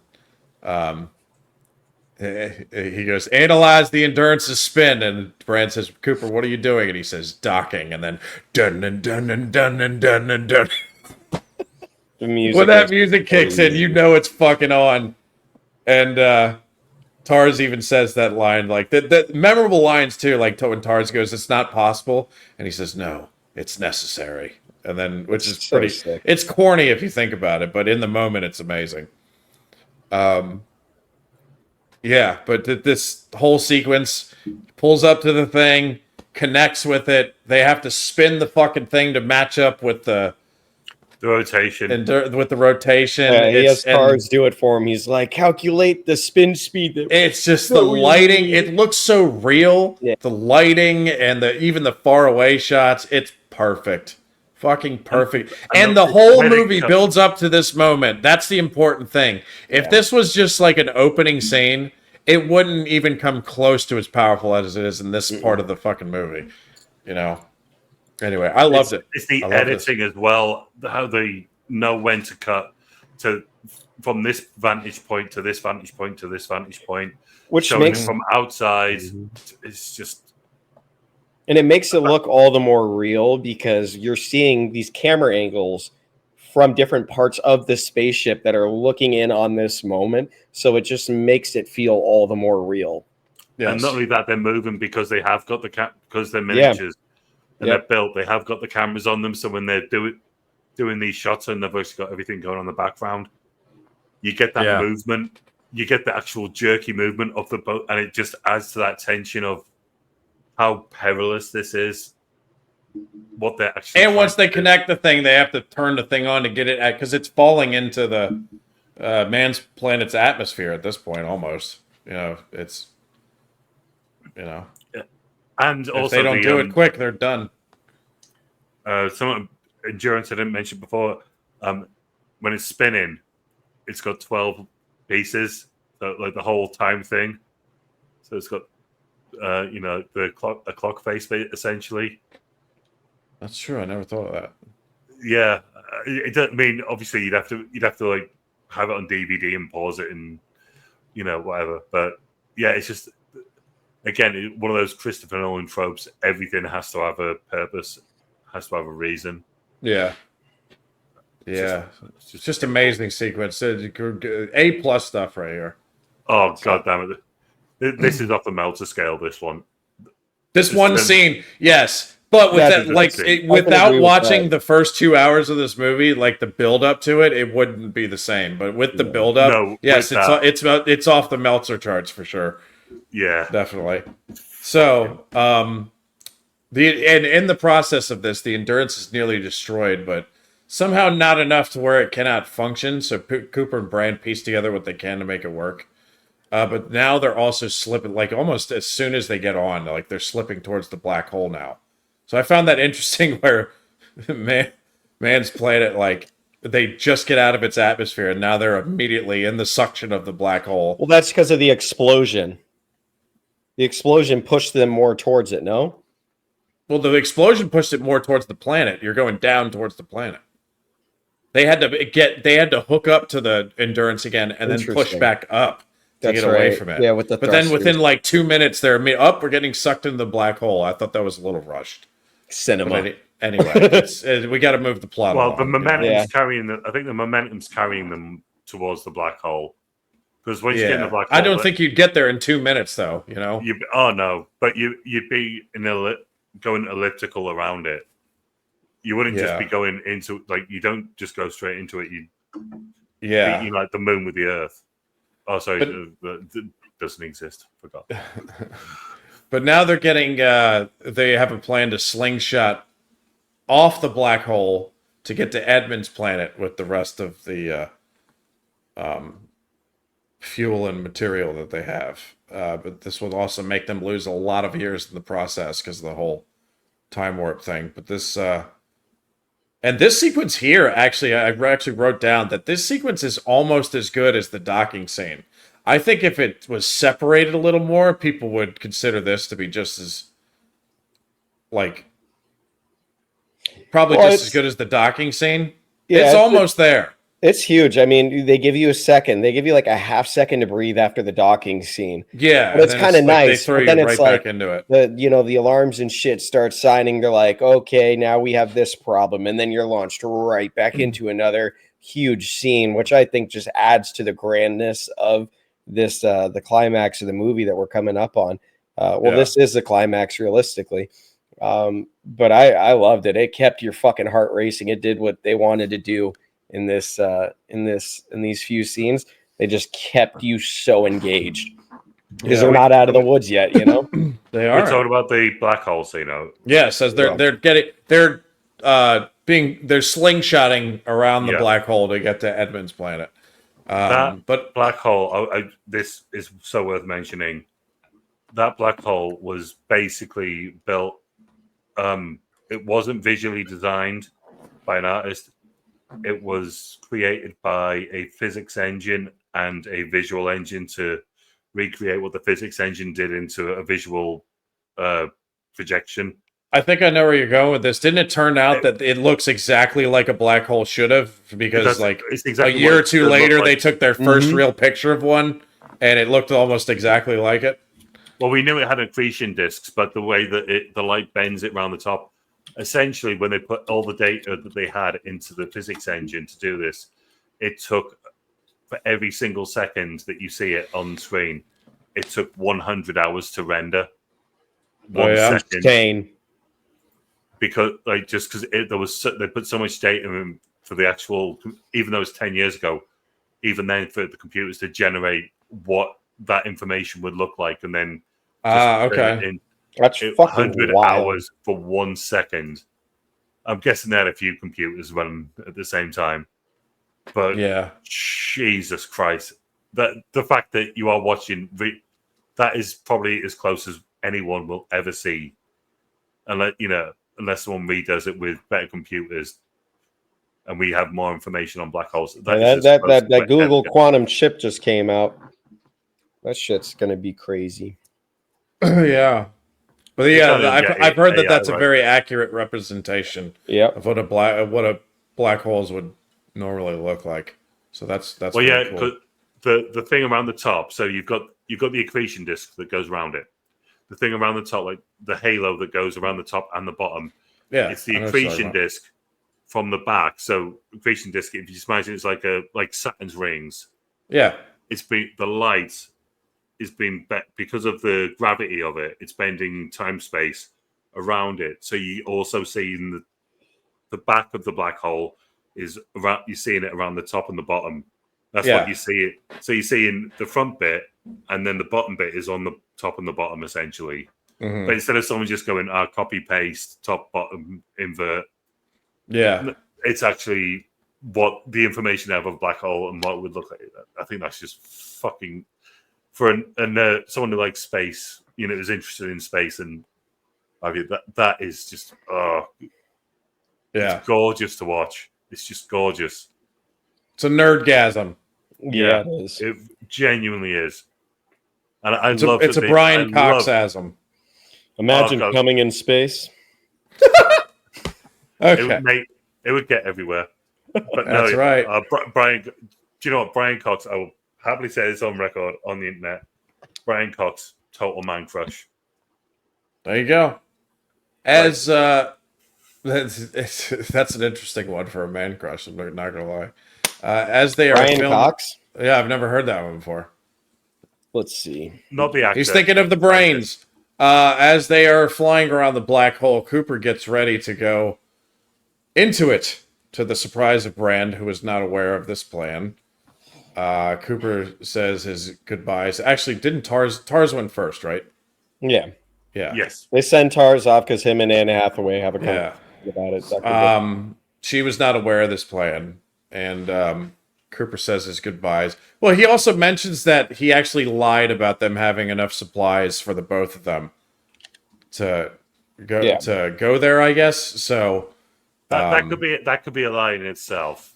It could be, because he's probably like, I need to find out what's in this fucking black hole. Who knows? Yeah. But yeah, he says his goodbyes. It's a pretty emotional goodbye too, and then he goes straight into the black hole. And I wrote that this is the from this point on in the film, this is where the audience really has to take a leap of faith, and you really have to buy into the part of the movie that is by far the most unrealistic The love. Where Cooper goes into the black hole to find himself in this tesseract thing that has a bunch of, basically has live video of Murph from different eras, like points of the past. He's viewing different from many different times time in periods. history. He's viewing different times in history. Yeah, but you really have to take a leap of faith in this. And just be part like, of the yeah, at movie. this point they know what they're talking about, or whatever it is. You just gotta sit back and enjoy the trippiness that was the Tesseract in whatever dimension. If you go I've heard scientists say. When I say I've heard, it sounds like I've heard it of some bloke in the pub. No, I've heard scientists say that if you went into Oxford, you were to fall into a black hole, you would see literally all time and space. You would see it in front of you. You would see, sort of everything that's ever happened. What the fuck? No, I can't buy into this shit. Like, I get it. We haven't fucking seen a fucking black hole. Name me a fucking person that has went in a black hole and has been like, yeah, well, this is what should happen. Sorry, we don't really know what the hell happens when you go into a black hole. We're so far away from black holes. I'm sorry. I cannot buy this shit. Leap of faith all fucking day. Leap of faith. And a big one. I love you to bits, mate. I've known you only a short amount of time, but I am biting my tongue so fucking hard right now. That's all I'm going to say. Why? Help me understand. Why? Who the fuck knows what the inside of a black hole really looks like? I know it's like. See? No, I'm not going to say it. I'm not going to say it. I want to know. I'm genuinely curious. I am asking because I am uninformed. Craig, your turn. How would they know what it looks like? Because of all time and space would be converging around you. And what the fuck does that look like? I don't know. That's my point, Craig. We're on the same page. I'm trying so hard. I'm being silent because I want you two to work this out. I want to understand. I mean, what does time and space, like we say this, right? We say that we would like have an idea of what these things look like. And granted, I'm fine with the leap of faith. That's why I enjoy this movie so much, because I try not to like be like, all right, this doesn't make any sense to me. You're informed on a lot of stuff. Like, your shit is accurate. I don't know. Comment section, I'll put that to pay. No, it's essentially. I think what Quentin's getting at here is that because nobody's ever actually been in a black hole, how the fuck would you know? Yes, exactly. That's it's all based on theory, and I know it's not stated as fact as I think is what he's trying to say. And if it is stated as fact, it's bullshit he has, because nobody's ever been there. Thank you. I think that's what his mindset is. I know, but I've got an equal retort, and it's just me being a dickhead. And let's move on. I don't want to be a dickhead. Well, what's the retort? Let's get it. Yeah, it's fun. How many other people do you know who ever came back to life? In my religion, is my religion, bro. And there's a guy. There is. And I think his name started with Christ. J and it ended with Jesus. Yeah. But that's that's my religion. I'm just saying. That's him. I just want to preface this by saying that's him, not me. I'm the atheist in the group here. I don't know. No, we are the atheists. I got my own faith. I got my own personal relationship, but I'm simply stating, like, I know what I know, right? But when a group of scientists tell me that, fucking billions of light years away, that they know what it looks like to be in a black hole, that's crazy. Well, Einstein theorized it in 1919 or 1919 or somewhere in 1930. I can't remember which, maybe 1932. He theorized it, and then it later got proven, and then we got visual confirmation of it. Of a black hole, correct? These things work. there wasn't even a Snapchat of someone in Judea 2,000 years. There's some evidence to the people in the Bible being real. Yes, I think there's a lot of yes. evidence to the Bible, and then there is a point where you have to take a leap of faith. And I chose to take that leap. I'm not saying we got to get into a whole religious thing, but I got my own reasons why I have, my own experiences. Dude, and that's I said I don't want to be a dick because I don't know. No, it's okay. Trust me. I promise you, I don't take any offense to that, bro. I've said most of some my pretty friends heinous are shit atheists. about religion in front of Quentin. Yeah, you're not going to hurt it's- his feelings. No, there's not much that can hurt my feelings, bro. I got a sense. Trust me, I believe Jesus, a guy called Yeshua, lived some 2,020 odd years ago. Yeah, he lived. I do too. There's a lot of evidence. He was a lot a. of eye account witnesses and testimony that support some of the craziest shit in the Bible. But Well, here's the thing. I do believe Jesus was a real person. The problem that I have not a theologian alive that the people who follow the book have. The problem that I have that the people who follow the book have is that they believe he was the Son of God. I believe he was a peaceful protester. Yes. And my ancestors, the Romans, dealt with peaceful protesters the same way they dealt with the violent ones. And they said, "Yeah, okay, mate, up on the cross you go. Fuck off." I thought you were going to say the way Americans deal with peaceful protesters. Oh shit! You're not wrong. That's actually good. That wasn't even a joke. That was exactly good. Where I thought you were going. He was a peaceful protester. They deal with him the same way nowadays. But I mean, here's the Quentin's point. Here's the Quentin's point. Okay, because he's saying that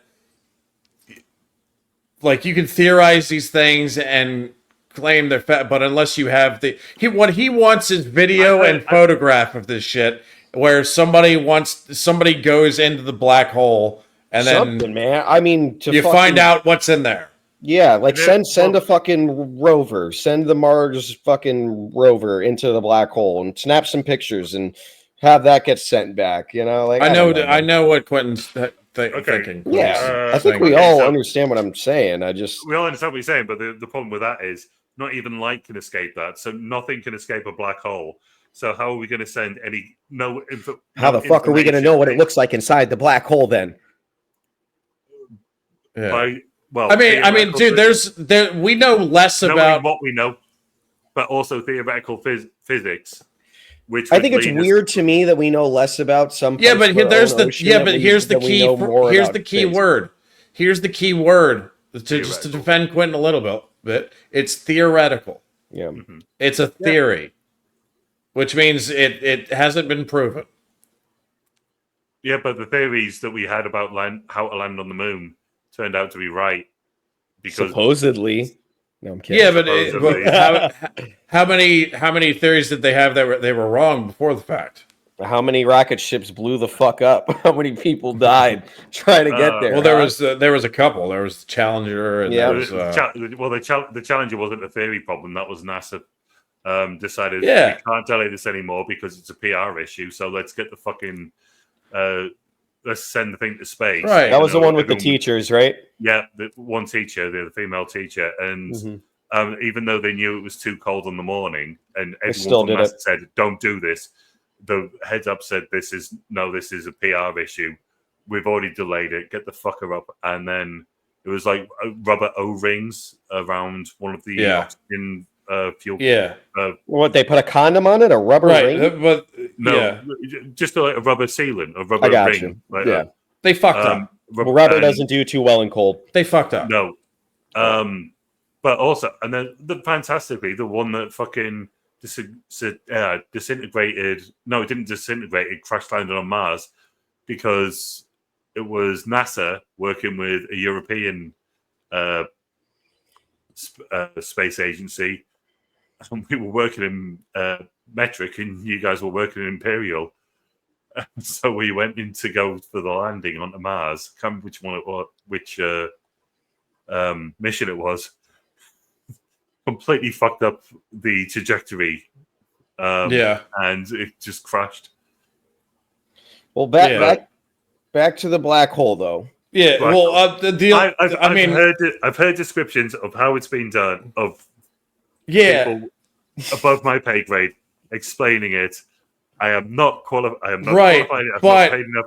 it's theoretical though.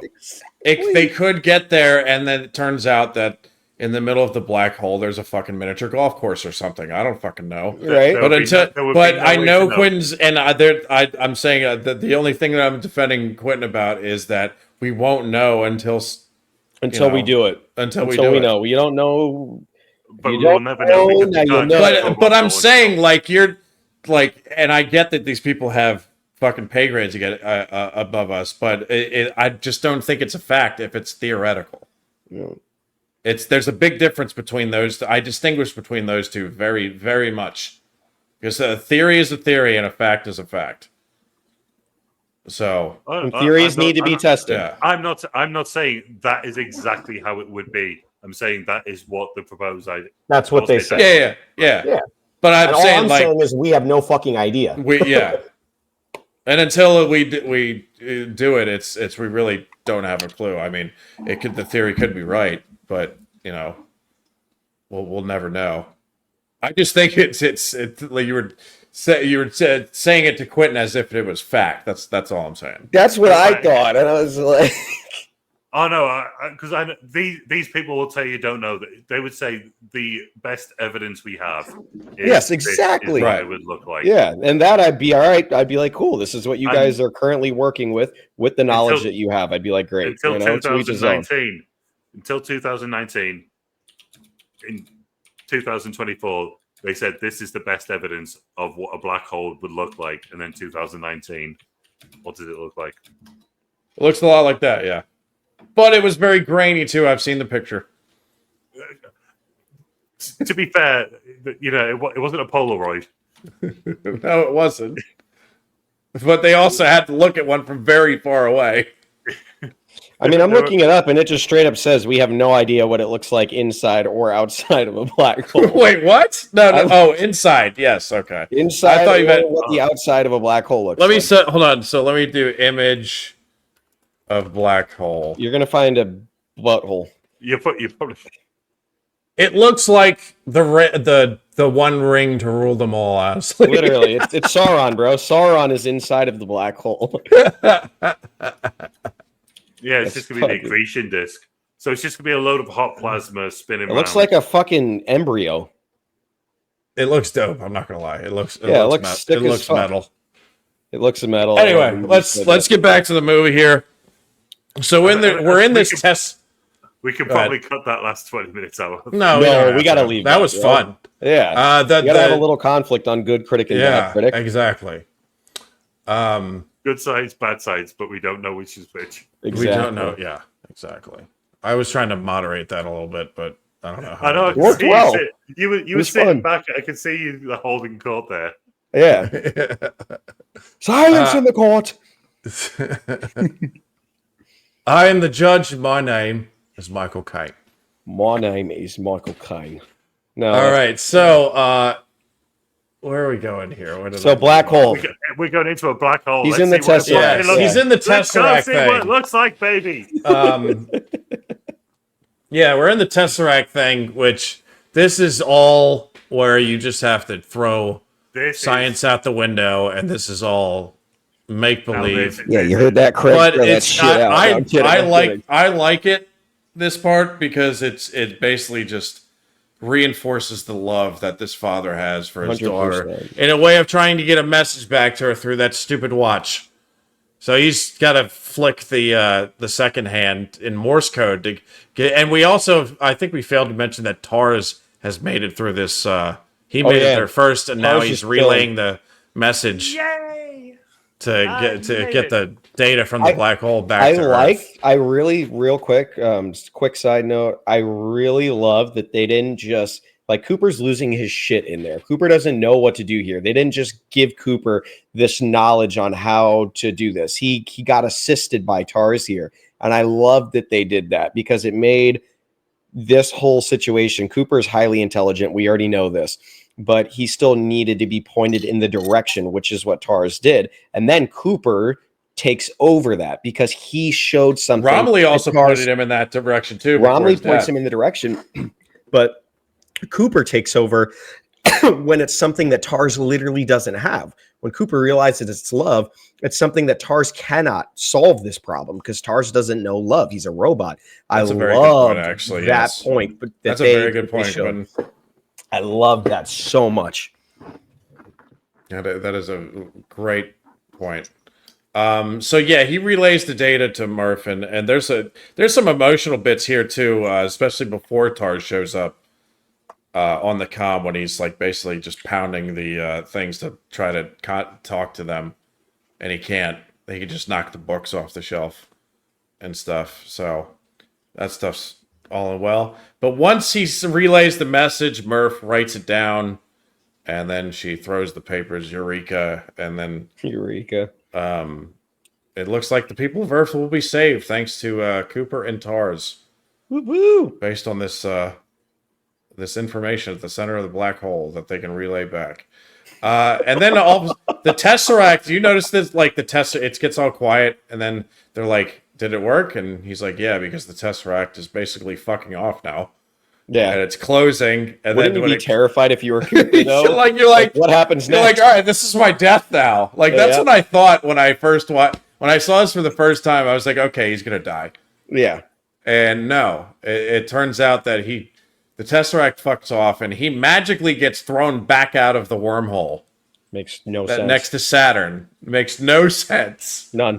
They don't even But- fucking try to explain it. No, just they say don't that he even was- try. they just say Like he was, I like, said, up in space. when I got to that one point where I said you Really? have to take a leap of faith to go on for the rest of this movie, you really do. I think they Really actually don't. did try to explain this. They say that we found you in space. Something about your suit pinged us to your location.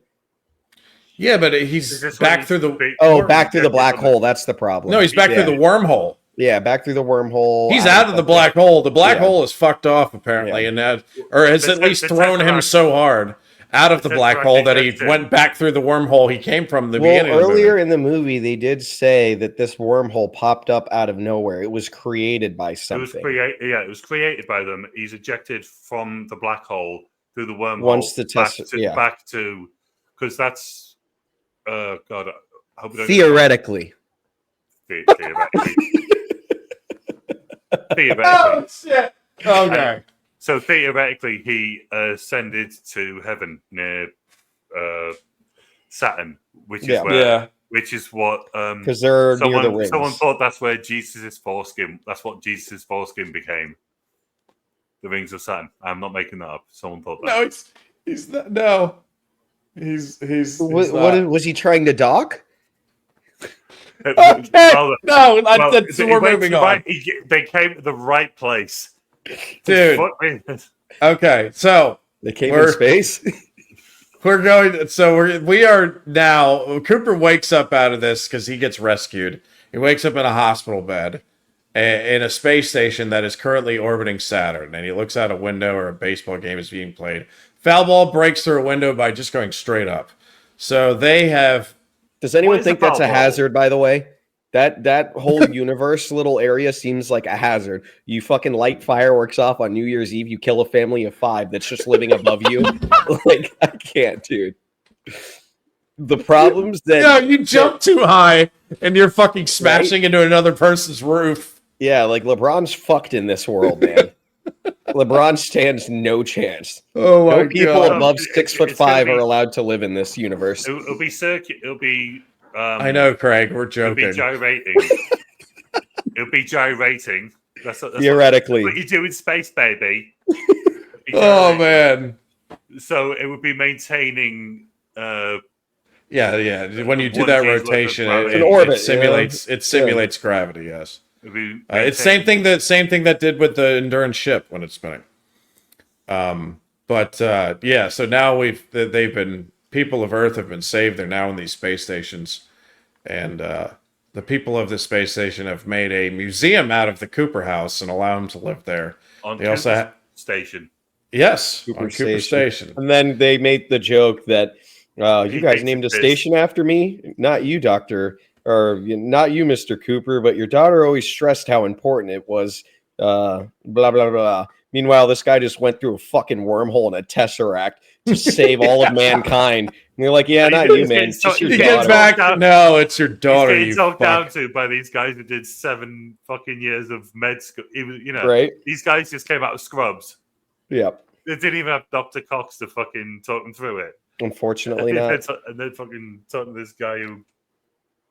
Oh, yeah. Yeah. That's going to be yeah. a bit of a mind fuck, but he's like, all right. Yeah. So they basically allowed him to live at like the museum version of his house, which I think is kind of funny. Yep. They also have decommissioned TARS there, and Cooper works to revive him since they are now best buds. You would. It's actually kind of emotional seeing them like reunite after what they just fucking went through, and he's like basically reviving TARS back to life. If you One were of my tell me you wouldn't do that. If you were, definitely. yeah. Dude, Like, after you'd be like, going through that, TARS is the only one who understands the shit better that they than went any through. human I've ever Yeah. fucking interacted with. Mhm. Yeah, he knows. He's been there. They're in the trenches. It's like Yeah. the whole. You just went to war, basically. If you serve with someone, you're boys for life. They went to war, not literally, but metaphorically. Yeah. They've One of been my- through it. One of my favorite scenes of this entire movie is so simple but so awesome and beautiful at the same time. It's coming up right here. But you got Cooper sitting on his porch while he's waiting for, his daughter to come visit him. And he's sitting on this porch and he's taking a sip of the beer and he's like, yeah, this ain't for me. This ain't it. He's an adventurer at heart. It's very similar to the feeling I felt at the end of Prometheus when they're like, our journey isn't done. We still have shit that we need to explore. And he's like, I need to go find Dr. Brand. And that, I'm sorry, I didn't mean to like jump to it, but it's literally one of my most favorite parts of this movie. And he's just like, it's time for me to continue my journey. Like this shit isn't what I want. But he doesn't get that idea about Brand planted in his head yet, I don't think.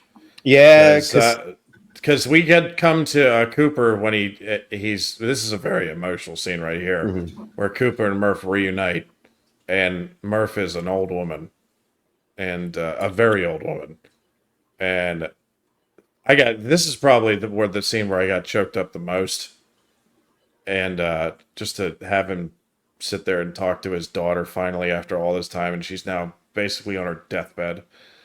And she's the one who, because he basically says like what should I do? Like I need something to do, and she's the one he says go find Brand, and it's so emotional, and it's exactly the right answer, where she basically tells her father to go get that pussy. Yeah. That's what she fucking does. Daddy, go get you some of that Brand pussy. You don't need to be here watching me die. You need to go get laid. I do love that. Like no one should watch their children die. Yeah. She says that, right? Yeah, that Which is fucking true. scene. Yeah. It's so true. You should never have to watch that. No. It's just Unfortunately, it happens. just the weirdest, can never be replicated circumstance. But Yeah. one thing that bugs me, I'm going to say something about this scene that bugged me. It's like the rest of her family, they all stood around her. All this, she's so reverenced because I who think she I know is. where you're going with this, and I think I. And agree they with you just all already. stand there. They all just fucking get out of the way. Yeah. Yeah, like They would all be like fawning over him. They would be like, Yeah. "Oh my god, it is an honor to meet you, and thank God I'm related to you They're all somehow." just standing. Yeah, I totally agree with you on that, Craig. you That was say weird. everything. You went into a fucking black hole after going through a fucking wormhole. Then it spat you out back through a fucking wormhole, and here your ass is, Mr. Alright. Yeah, Mr. Mr. All Right. All Right. Here's the thing I can believe about it. I can believe that they were told that the most important thing right now is to get out of the way so that they can talk. Yeah. Because it's father-daughter. But after that, he's not getting out of that room without getting mobbed by them. Like, oh my God, we're related Straight to you. up. We need to talk. Like, this is so amazing. Let me shake your hand. Like that. So something, Craig, you're right. Something has to happen where he gets like mobbed by these people. Yeah. Because they're all Wait, related to him right, and met him for the first time. All jokes aside, that is like a second coming, isn't it not? Literally. Yeah. But it's like, oh, sorry, no, we're here to see your daughter. You know, the one you gave all that information to, and the reason why we're here, you know, is not vicariously, is through second nature of you. Oh, yeah, it just bothered me. Yeah. So there's only one more sequence here where it's basically Murph talking, old Murph talking, and there's a sequence where we see Cooper and Tars. I like that they're both partners in crime here. They sneak off to go steal a ship, like one of those. You get this suspicion. Tars is like he's like, I'm gonna steal the ship. Yeah. Tars is like, okay. But like we see that shot where like the guy goes away, and then you see Cooper standing there like up against the wall, and then the door opens and he goes through it, and you see Tars is already on the other side letting him in. Yep. I just love that. It makes me giggle. Moment. Boys for life, man. Boys for life. And that whole sequence, but here's the part where I think we should. There's room for a little bit of debate here. Because the sequence with Brand in particular, watching her on the planet, like we know the Matthew McConaughey and Tars, like they're gonna go there, off this ship, and as the movie's ending, but also the first shot of we're on Edmund's planet now, and the Case is there. It looks like he's pulling up rubble, which looks like to be on top of one of those pod things, like Dr. Man had. Yep. But it's basically underneath this rubble. What do you guys think happened on this planet? I can tell you my theory, I guess, here. I think there was some kind of... my guess is there was some kind of earthquake or something. And the data he had initially was good and promising. But then a fucking natural accident occurred, like an earthquake or something, and the rubble fell on top and crushed him. Possible. Or something like that. So there's actually an answer. Guess. There's an answer. There is? A rock slide destroyed his landing pod, killing him. Rock slide. Okay. Yep. His remains were later discovered by Amelia Brand when she was landed on the planet, making it the final destination for humanity's colonization efforts, despite the tragedy of Edmund's death. And that's official, is it? Official. That's okay. All right. I see. I didn't, because I was ambiguous on the end. Like, so did she find it? You know, because you just see her and she's got like a little place there, but you didn't see him. So I thought it was just openly ambiguous. But you saw her take the helmet off. She's breathing. Oh yeah. Yeah, that's the Okay, that's a big giveaway there. Right? Mate, do you have any idea how long my day's been? Dude, I can't wait till I say something stupid and you guys give me endless shit. We already did. It's going to happen. Mel Gibson? Okay, yeah. I did the first one. Okay, there we go. You broke the ice. It's all a rock slide from here on out, man. Rock slide. I would have said earthquake. You were damn close, though, bro. I wouldn't even have thought into it like that, so kudos to you. And actually, that final shot, you know, as Brand is walking towards that lit-up camp that she has set up down there in that little, I don't know, anyway, little town, like little tiny like valley area, or whatever the fuck it is.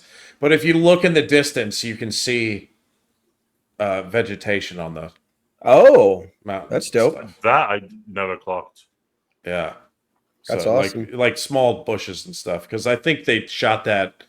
It looked like they shot that in Arizona somewhere or something. You know, it looked like a very arid climate, but no, they actually. So Elon actually had a spaceship go to Mars, and then they filmed that.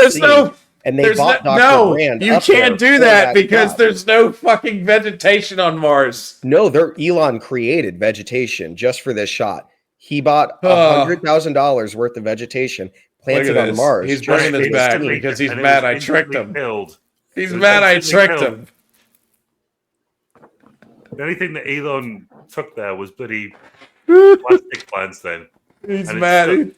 Captain Quintana is still mad I tricked his ass. You never tricked me. I didn't believe you for a second. I have a cunning plan, my lord.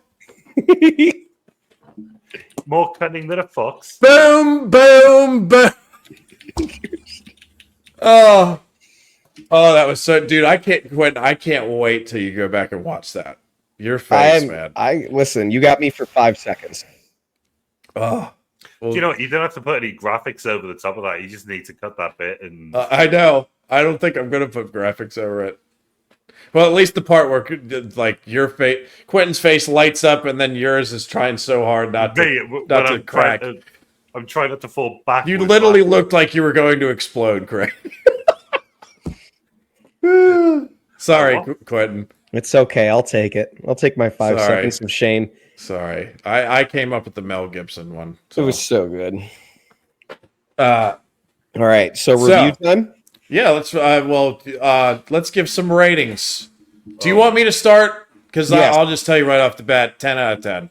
Wow. 10 out of 10 for me. I loved it. Wow. Loved it. I can see why. Like, the only reason I would rate it any lower, like a 9. 9 is as low as I'm going. I absolutely love this movie. It's probably in my top 10. And if I did rate it a 9, it'd probably be because of the what the fuck at the end? The leap of faith you have to take at the end. You really gotta take a leap of faith love. there. But I did take the leap of love. The whole thing. So I give it a 10. I just love that. I love the story. I love the acting, the special effects. Yeah. It made me feel like if there is like a science fiction out there that is to science fiction movie anyway out there that is to be taken seriously to a point, it's this one. Even though I don't know jack shit about space, but it has that authentic feel to it for a lot of the movie. You know what I mean? And it's the soundtrack with Hans Zimmer is just one of his best. Everything comes together perfectly. I couldn't praise this film enough. I love it. 10 out of 10. Love that. I'd say the first 2/3 of Sunshine. The first 2/3 of the movie are Sunshine? The first 2/3 of the movie, yeah. So Sunshine before it goes. Dude. Oh, wow. Okay. I did not agree with that one. Well, because there's a lot of sad shit I that think, happens. look, Maybe the first 2/3 of Sunshine, he's referring to a movie called Sunshine. Quentin, I don't know. Oh, I thought you were talking about like all happiness and shit. I was like, No. this movie is not happy through and through. No, there's a movie called Sunshine that came out in like Danny 2008 or something. And the 2007 first film. 2/3 of the movie are good. I wouldn't say great, though. This entire movie is great for me. But anyway, sorry for cutting you off. In terms of what can be held up, and you had Kip Thorne on Interstellar. You had for Sunshine, you had Brian Cox, so that's an extra 2 points. God damn it, I cannot disagree. Was with Brian it. Cox involved with the vampire bit at the end there with Mark Strong? He's not a vampire. He's basically a sun vampire there. This dude, I don't know if you know this. He looks like a vampire. By the time he cooks himself so much. Vampires and the sun don't mix. I don't know if you've ever heard this about vampire mythology. They're not really fond of the sun. I know this one is because he looks like a goddamn vampire. Yeah, but that's the third act. I'm saying the first 2 bits. Yeah. But no, but it was scientifically, it was taken seriously. Was more my point, and like fantastic acting in that film. This film, fuck me, I forgot how good this film was. I cannot disagree with anything Brian said just now. If I have to rate it anything less than a 10, it's getting a 9. And that is inclusive of everything. The deafening silence when it was there, the acting, like having Matthew McConaughey in it, like not that I think he's a bad actor in any sense of it, but the fact that he put on this performance, he took it. That the fact that everyone took this film that seriously. And everyone, it was like those all the oh god, what's the me and you've spoken about before, the football game with Al Pacino. Any Given Sunday? And yeah, they got together. They had that speech every morning, that every inch. They had that speech every morning, and then the speech at the end. Yeah, yeah, like everyone just went in with game faces on and just gave everything, and not just them, like everyone on the crew. I think this was just an absolute labor of love, and I think it comes through on the camera. And I mean, I know it sounds really no. trite. It doesn't. It's I know exactly what you mean, man. Everyone is fucking giving everything. Holy shit! Yeah, This movie hits every note. I might have to put this in my top 10 because there's no way I'm not going to be watching this in the next couple of months. Just putting this back on, and when I've got an afternoon to myself, and just putting it on really loud. What's your official rating? 10. I'll get fuck this. 10. Okay. Nice. Okay. Sweet. It's funny you And mentioned this. Hans Zimmer. God damn it. It's top 3 favorite scores that he's done. Did you say like better than John Williams, maybe? No, I'm saying that he's done. Oh, okay. It's better than some. He's still trying to get. It's better than some of John Williams' scores. Gladiator, favorite movie of all time, and then you put Interstellar to 10 out of 10. Big part of it's music. No. Do you know what, he's still trying to convince me that John Williams, until Hans Zimmer makes.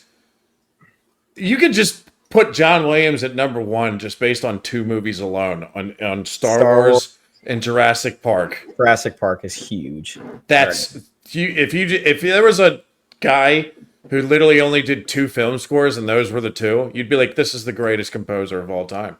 It's the most memorable. It's the fucking most out there. He also did Jaws.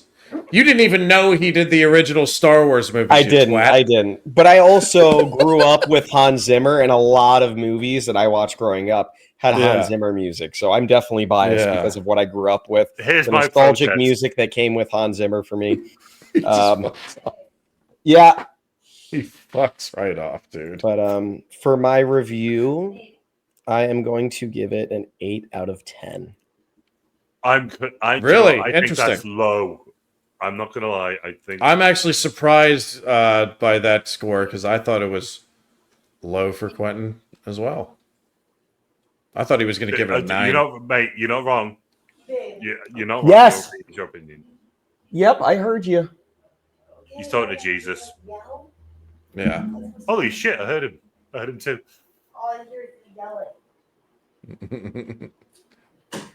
All right. Well, I am going to give it an 8 out of 10, and I will tell you why. Okay. For me, there was too much that is unknown. There's too much, like they put in everything that they could, I feel like, to make it as accurate as possible. But for me, using the love as a cop-out has been done in so many movies before. Love is the answer. And to me, there's too many questions that are raised. It's like, I have an issue with something you just Jesus said. Say? Go ahead. No, it has nothing to do with Jesus. When did Arrival come out? 2016. Sounds and when about did right. Interstellar come out? 2014. And you think Interstellar is a bigger cop-out than Arrival? No, I don't give Arrival an 8. I give it a solid 7, but I love the movie. Okay. But I love the movie. You talk about Arrival like it's like... I like it a like lot. it's a 10. I think I enjoy it probably more than Interstellar, funny enough. I've watched Arrival way more, but a lot of that's got to do with I like Arrival a lot. Arrival is also a very slower paced movie. And I always find myself like my top ranked movies, like Green Book, very slow paced movie. Like typically Green Book is a very good movie. So good. Very good. But for me, there was just too much to where you have to watch it 10 times and you're typically you're left a little bit confused by the end of the first one, and you have to look up a bunch of stuff. When I watch a movie and I am there and I want to be present in it and I want to come out of that movie saying I loved every part of that. Dune 2, I fully understood. So it's just not my favorite. It's just not. I liked it a lot. I think the score is amazing. Hans Zimmer is great. The acting performances, no one can tear that down because of the raw emotion that is put in by the cast in this movie. Christopher Nolan, as the director, put in so much work to make it as accurate as he possibly could with the knowledge that us humans have. It was sick. I loved it, but it wasn't. There was something missing here, and I can't really put my. I think it's like Inception for me. There was too much that I didn't understand for me to walk out of that movie and give it a 10. Okay.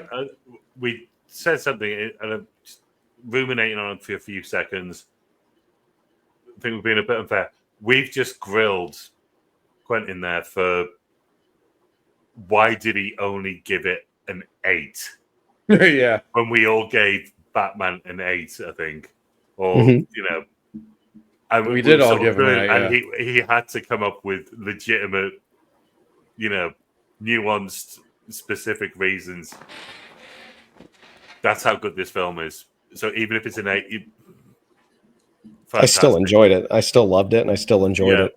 There's anyone who sees this film, they're not honestly, to to Quentin's defense, like if like I mentioned at the end there, that last like 20 minutes of the movie, you really have to take a leap of faith. And if you don't, then I can see you rating the movie at an 8 or possibly even lower. A movie has to have a great ending. It's because that last 20 minutes, you really have to buy into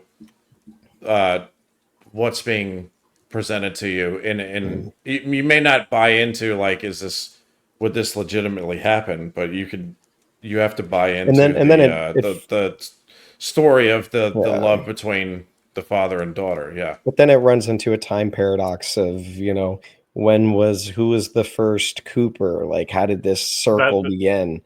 That essentially that is just an open. That's an open. I know, question. but I don't like open books like that. Like I like to understand, and I like. When they're done good, when you leave it as an open book, leave it for speculation. And when it's done good, it's amazing. Then you get 50 videos that are as long as this one on the internet, on YouTube. I agree. Trying to talk about it and discuss, and with 3 idiots like us, giving each their own opinion on why it's this way or that way, just on that specific reason. Yes, which says so much for how much it culturally and mentally for people who watch it hits. 100%. It has such a dramatic effect. Some people it does. Like I like a movie, a book, whatever it may be. I want it to have a great beginning, great middle, great end, and I like an ending to a story. I feel like that's the most important thing with any story. So I just couldn't get on board with how much I didn't understand. And you actually helped me understand a lot about this film, Craig, with the time and science and stuff that you looked into about it. But for me, as like going into watch a movie, I just couldn't give it a 10. No, dude, that's just me being a complete geek. The fact that I didn't study physics further. I did biology and chemistry in A level, which is that's sort of like lower level doing a minor in college. I'm not sure how. I don't think there's a direct correlation between American and English educations for A level, but in physics, we were doing like levers and pulleys and maths, and I was pretty good at maths, but I never went into physics. But now the thing that interests me the most, if I look up anything factual on like a YouTube video, if it's something like 100 facts that you might not know about space, I'm like, you've got me right. hooked. I will just like try and soak it up like a sponge. I just love that stuff. Like Brian and you guys both share that over history, and then you got the space thing down. I like a good action adventure, man. Dude. When we get into Arnie films or like any 80s, someone getting shot the fuck up, I will school your ass, boy. dude, fuck. It's god damn it. I'm so okay. I know a movie. When it gets to You got my next turn back around, because it's not. Next time we review a movie, you're gonna pick the next one, Quentin, because I think it's your Okay. turn. But when it gets back to my turn, I already know what I have to Okay. put up there now. Glenn, do you have one in mind? Are we thinking 80s? You want to do older, right? Like 80s? This is your pick. Yeah, it's your pick. Do whatever you want. You can go back to 1950 for all we care. I've seen Oh, 12 man. Angry Men. There's some good let's films do from it. 1950s. I don't want to do two sci-fi films in a row, but it's calling me. There's one since You don't whole have to channel. answer it right now. I mean, We'll talk about it, but I got Yeah. two huge picks. My number one, Prometheus, I've wanted to do since we started, but we'll talk about that. I don't think doing two sci-fi movies in a row is the best course of action, so we could talk about it. But okay. Okay, cool. Well, we'll be doing Prometheus. at some point, I'm At down. some point, Yeah. we will. Guarantee that shit. How about a Muppetry rating? Give it a 7 just because of Topher Grace, and then the craziness at the end. Oh, fuck it. Do you know what? I was going to say nothing until you reminded me of that fucking... 7 because of Topher Grace. I can't. Thank you rate for it. saying the C word. Yeah. Oh, well, what if anyone's good, it was going to be the Brit. Come on. Because of that fucking... It's that fucking one word on YouTube that they frown upon for some. But if you goddamn say it with the reason. A, it doesn't mean anything when you say it with the Yeah, A. you're just saying can't. You know. You're saying can. You're saying can, but you're saying it like you're... Yeah. You Proceeds to can't say it do 8 more it, times. mate. You can't do it. You can't do it like that. All right, what do you guys got for Muppet You readers? can't do it like that because I am Michael Caine. You can do much, right? I will say this, Brian. You can say the name Michael. Caine. The name. I say the name good. you can Everything else transpose. sucks. It's like no, Michael Caine. Yes. Love it. All right, So Muppet Muppetry readers. rating. I'd give it. I actually put it at a 20 because even though the Muppetry goes hand in hand with humor as well, it's shit you find funny. Yeah, So I mean, there's funny bits, but it's intentional humor.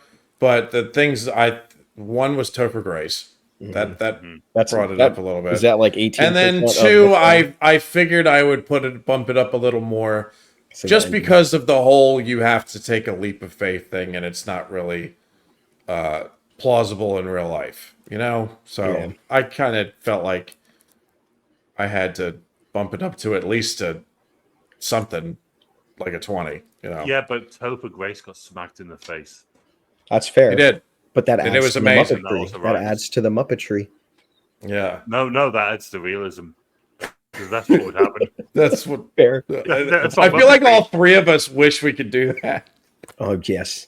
Oh, God. Yes. Can you imagine me Uh, considering how, like, you. Poor Topher Grace. I don't think he'll ever get around to listening to this, but like, I don't know. I'm just If you do, not. please Sorry, know. I'm not a fan. I'm not a fan of his acting. That's He all I'm strikes me saying. as a guy that goes online looking for hate comments so he can wank off to it and be like, yeah, you know. Do you know what like, he that's is? the type of guy he is. This guy, if you've ever seen the Jessica Chastain film Molly's Game, and it's about Toby Maguire. Well, it's got Michael Cera in it, but he's supposed to be playing Toby Maguire. That's the incredibly implied rumor. Yeah. So essentially, she plays like high stakes poker games, and Michael Cera's character is supposed to be playing. It's never implied. It's never said because litigation. That they're playing Toby Maguire. This is what Toby Maguire actually did in real life. The guy's a complete piece of shit. Toby Maguire? Yeah. And God damn it, I had a point I was going with this. He's best friends with Leonardo DiCaprio, by the way. Oh yeah. Yeah. That Well, Leonardo DiCaprio did frequent Diddy parties pretty often. I have. I've heard that's waiting to come out in the A watch. lot of people have. A lot of people. I don't want to sound like I'm defending Leo, but you can God damn it, find a I'm lot of sorry, people I who was going frequented those somewhere. things. I was going One of somewhere them. there with One of them. Waze. Me and Craig were actually talking about one of them that had to that moved to the UK. Ooh, I Probably just got because Oh of it. yeah, where's Ellen. your house? It's underwater. Where's Ellen your just house? moved out of country after the whole fucking Oh, did she? Diddy Oh, we shit. didn't hear Oh about that. yeah. Yeah, where'd she Oh, go? yeah. In completely I want to unrelated say news. Europe or Italy. She went. Go on, have a look. She's living next door to Craig now. UK. She's living in the UK. Is she? Did Elon Musk Yeah. take her Oh, who in a knows? spaceship? I did. I forgot the movie, but I remembered it, guys. I know what I want to do next week. What is it? The Northman.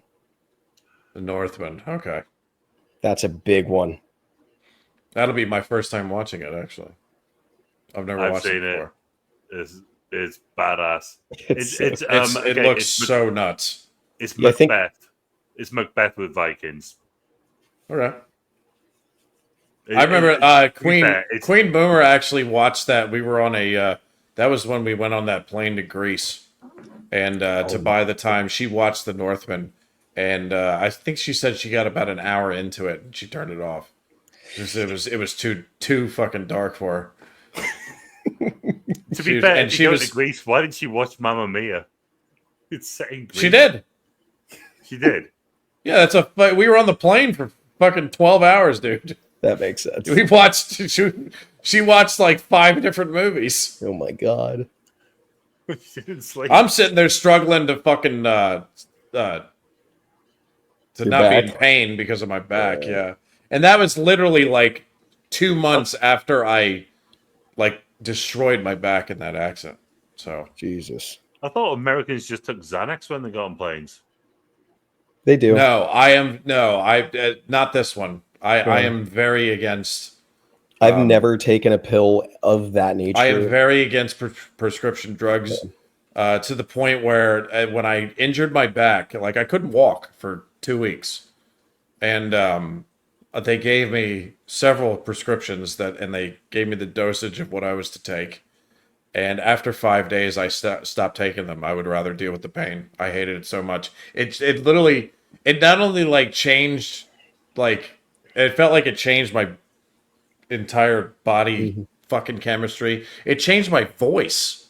I started talking like I was, I should have been in The Godfather or something. Like it changed my voice. I had like a fucking in like America. a whisper, and in America- I hated it, and I was like, I'd rather just deal with the pain at this point. They'll prescribe oxys and opioids to just about anyone. My buddy at 13 years old or 15, 16 years old got his wisdom teeth taken out. They prescribed him a bottle of Oxycontin.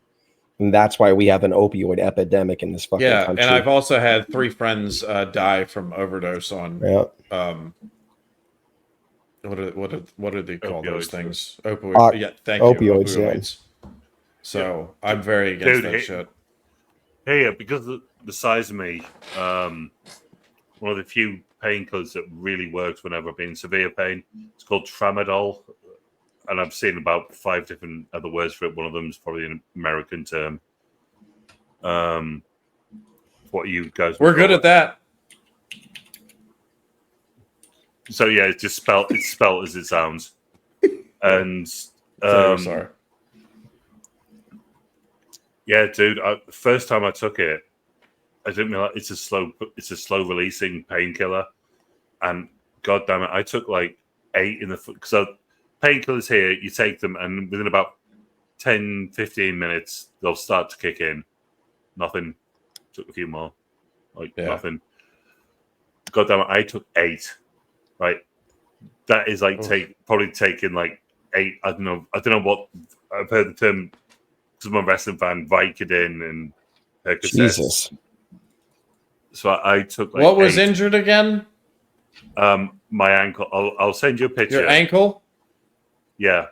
So okay.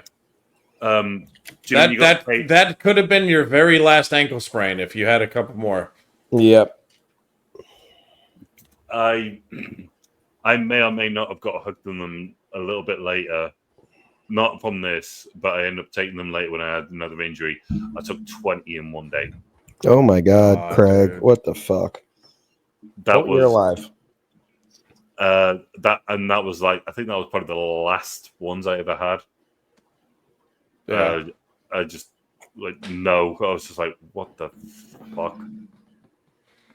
It was, it was just right. It was just right in the height. I was just like, I didn't need them anymore. I just started taking them. This only lasted like a week, but I was like, no, I'm having them. And yeah, then I just went like, had that moment of clarity, and I was just like, fuck, stop. Yeah. And when I've told people it was 20, like, I think most people don't believe, but unfortunately, like the size I am, and I've, got the constitution of a rhino, I'd gotten used to them.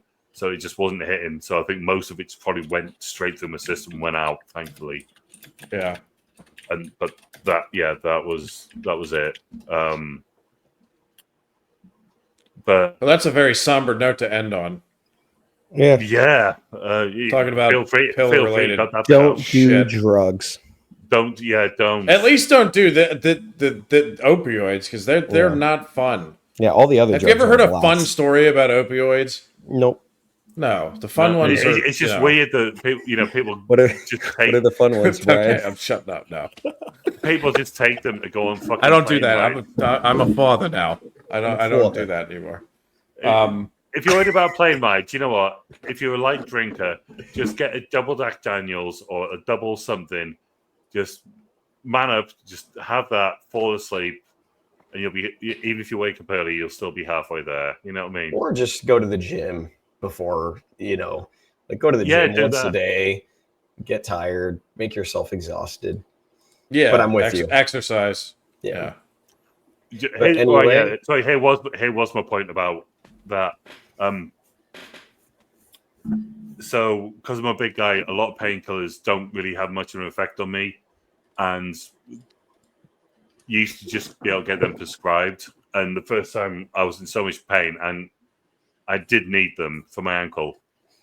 After I'd taken those, I was like, it had gotten even worse, and they gave me some more, but now they restricted the usage of them because of how many people were abusing Yeah. opioids Get in the UK. So Ain't good for them. GPs will only prescribe you them if you are like recovering from surgery. Good. The US should fucking do that. Yeah. So last time I'd broken a rib, and I'd asked for one, and they That gave me shit a fucking couple. hurts. Yeah, because when it coughed, it felt You like can't it was breathe, being right? stabbed on from the outside. Can't laugh, can't cough. When I coughed or sneezed, it felt like I was being stabbed from the inside out. So they Like gave a me a wiener. couple, and then they just gave me codeine, which it is an opioid, but it's a much lower level. But that's still, prescription. We know only. what codeine is over here. Yeah, Trust okay, me. codeine, cool. Yeah. So they gave The rappers literally make songs about it over here. Literally. is There's a that the one song they called put in Codeine cough medicine? Crazy.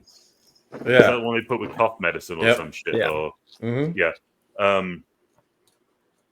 But they wouldn't give me it because it's restricted, and they don't want people taking it. And they gave me it, and I was like, I'm thinking this isn't going to work. And I took it, and I was like, shit, it works. Right, cool, great. I'm sussed. I'm good. Mm-hmm. But we just clamped down on that shit. So people say, I took a couple of Vicodin. Where the fuck are you getting Vicodin in? I asked my doctor for it. What? Yeah. That is just nuts. Yep. That's nuts. It's like, no, you have to be fucking recovering from Vicodin, traumatic Oxycontin. Those are like probably the big two painkillers, right? Fentanyl. Yeah, I mean, we probably know people right now that sell those fucking things. Yeah, Like not doctors. I'm talking about they like have illegally. Oh a yeah, fucking bottle at their house, and they're like, "Yeah, you want? I'll give you like 20 for The $50 or something." the like worst that. part is like when they can't get it through the doctors and they go buy it off the street, and then Streets. street opioids have fentanyl in them, and then fentanyl, you're dead off of one. Yeah. And well, they've got. I saw a video that was somewhere in Toronto, and Canada. this street, and they had a get your drugs checked place. So essentially, it was trying to minimize casualties, yeah, so you could get your drugs checked because I think they've got legalized there. I think it was Toronto. It might be somewhere else, but the whole street was just littered with junkie, like people just freaking with out. their backs, they look like zombies walking across. Yeah, the just street. bent, hunched over, like literally bent over double, not even hunched over, just bent over double, Mhm. and just. I It's like worked the in- sequel to Shaun of the Dead. Literally. It's more fun. But anyway, guys, We got to wrap this up though, but that's our review for Interstellar, and we did a terrible job. It is almost 5 hours long. So Muppet Meter, I'll give it 10 purely for Topher Grace. Nothing else. yeah, got it. All right. Well, if you made it this far, you're the real MVP. Because I don't know who would listen to three idiots talk for 5 hours. Yeah. So anyway, much love, and we'll see you again next time. For it's Quentin. It's the Northman, right? the Northman, Okay. Robert Edgers. This should be fun. This should be fun to do that one. Anyway, we'll see you next time. King Boomer, Captain Quintano, and Craig. We are out of here. Peace out. Later.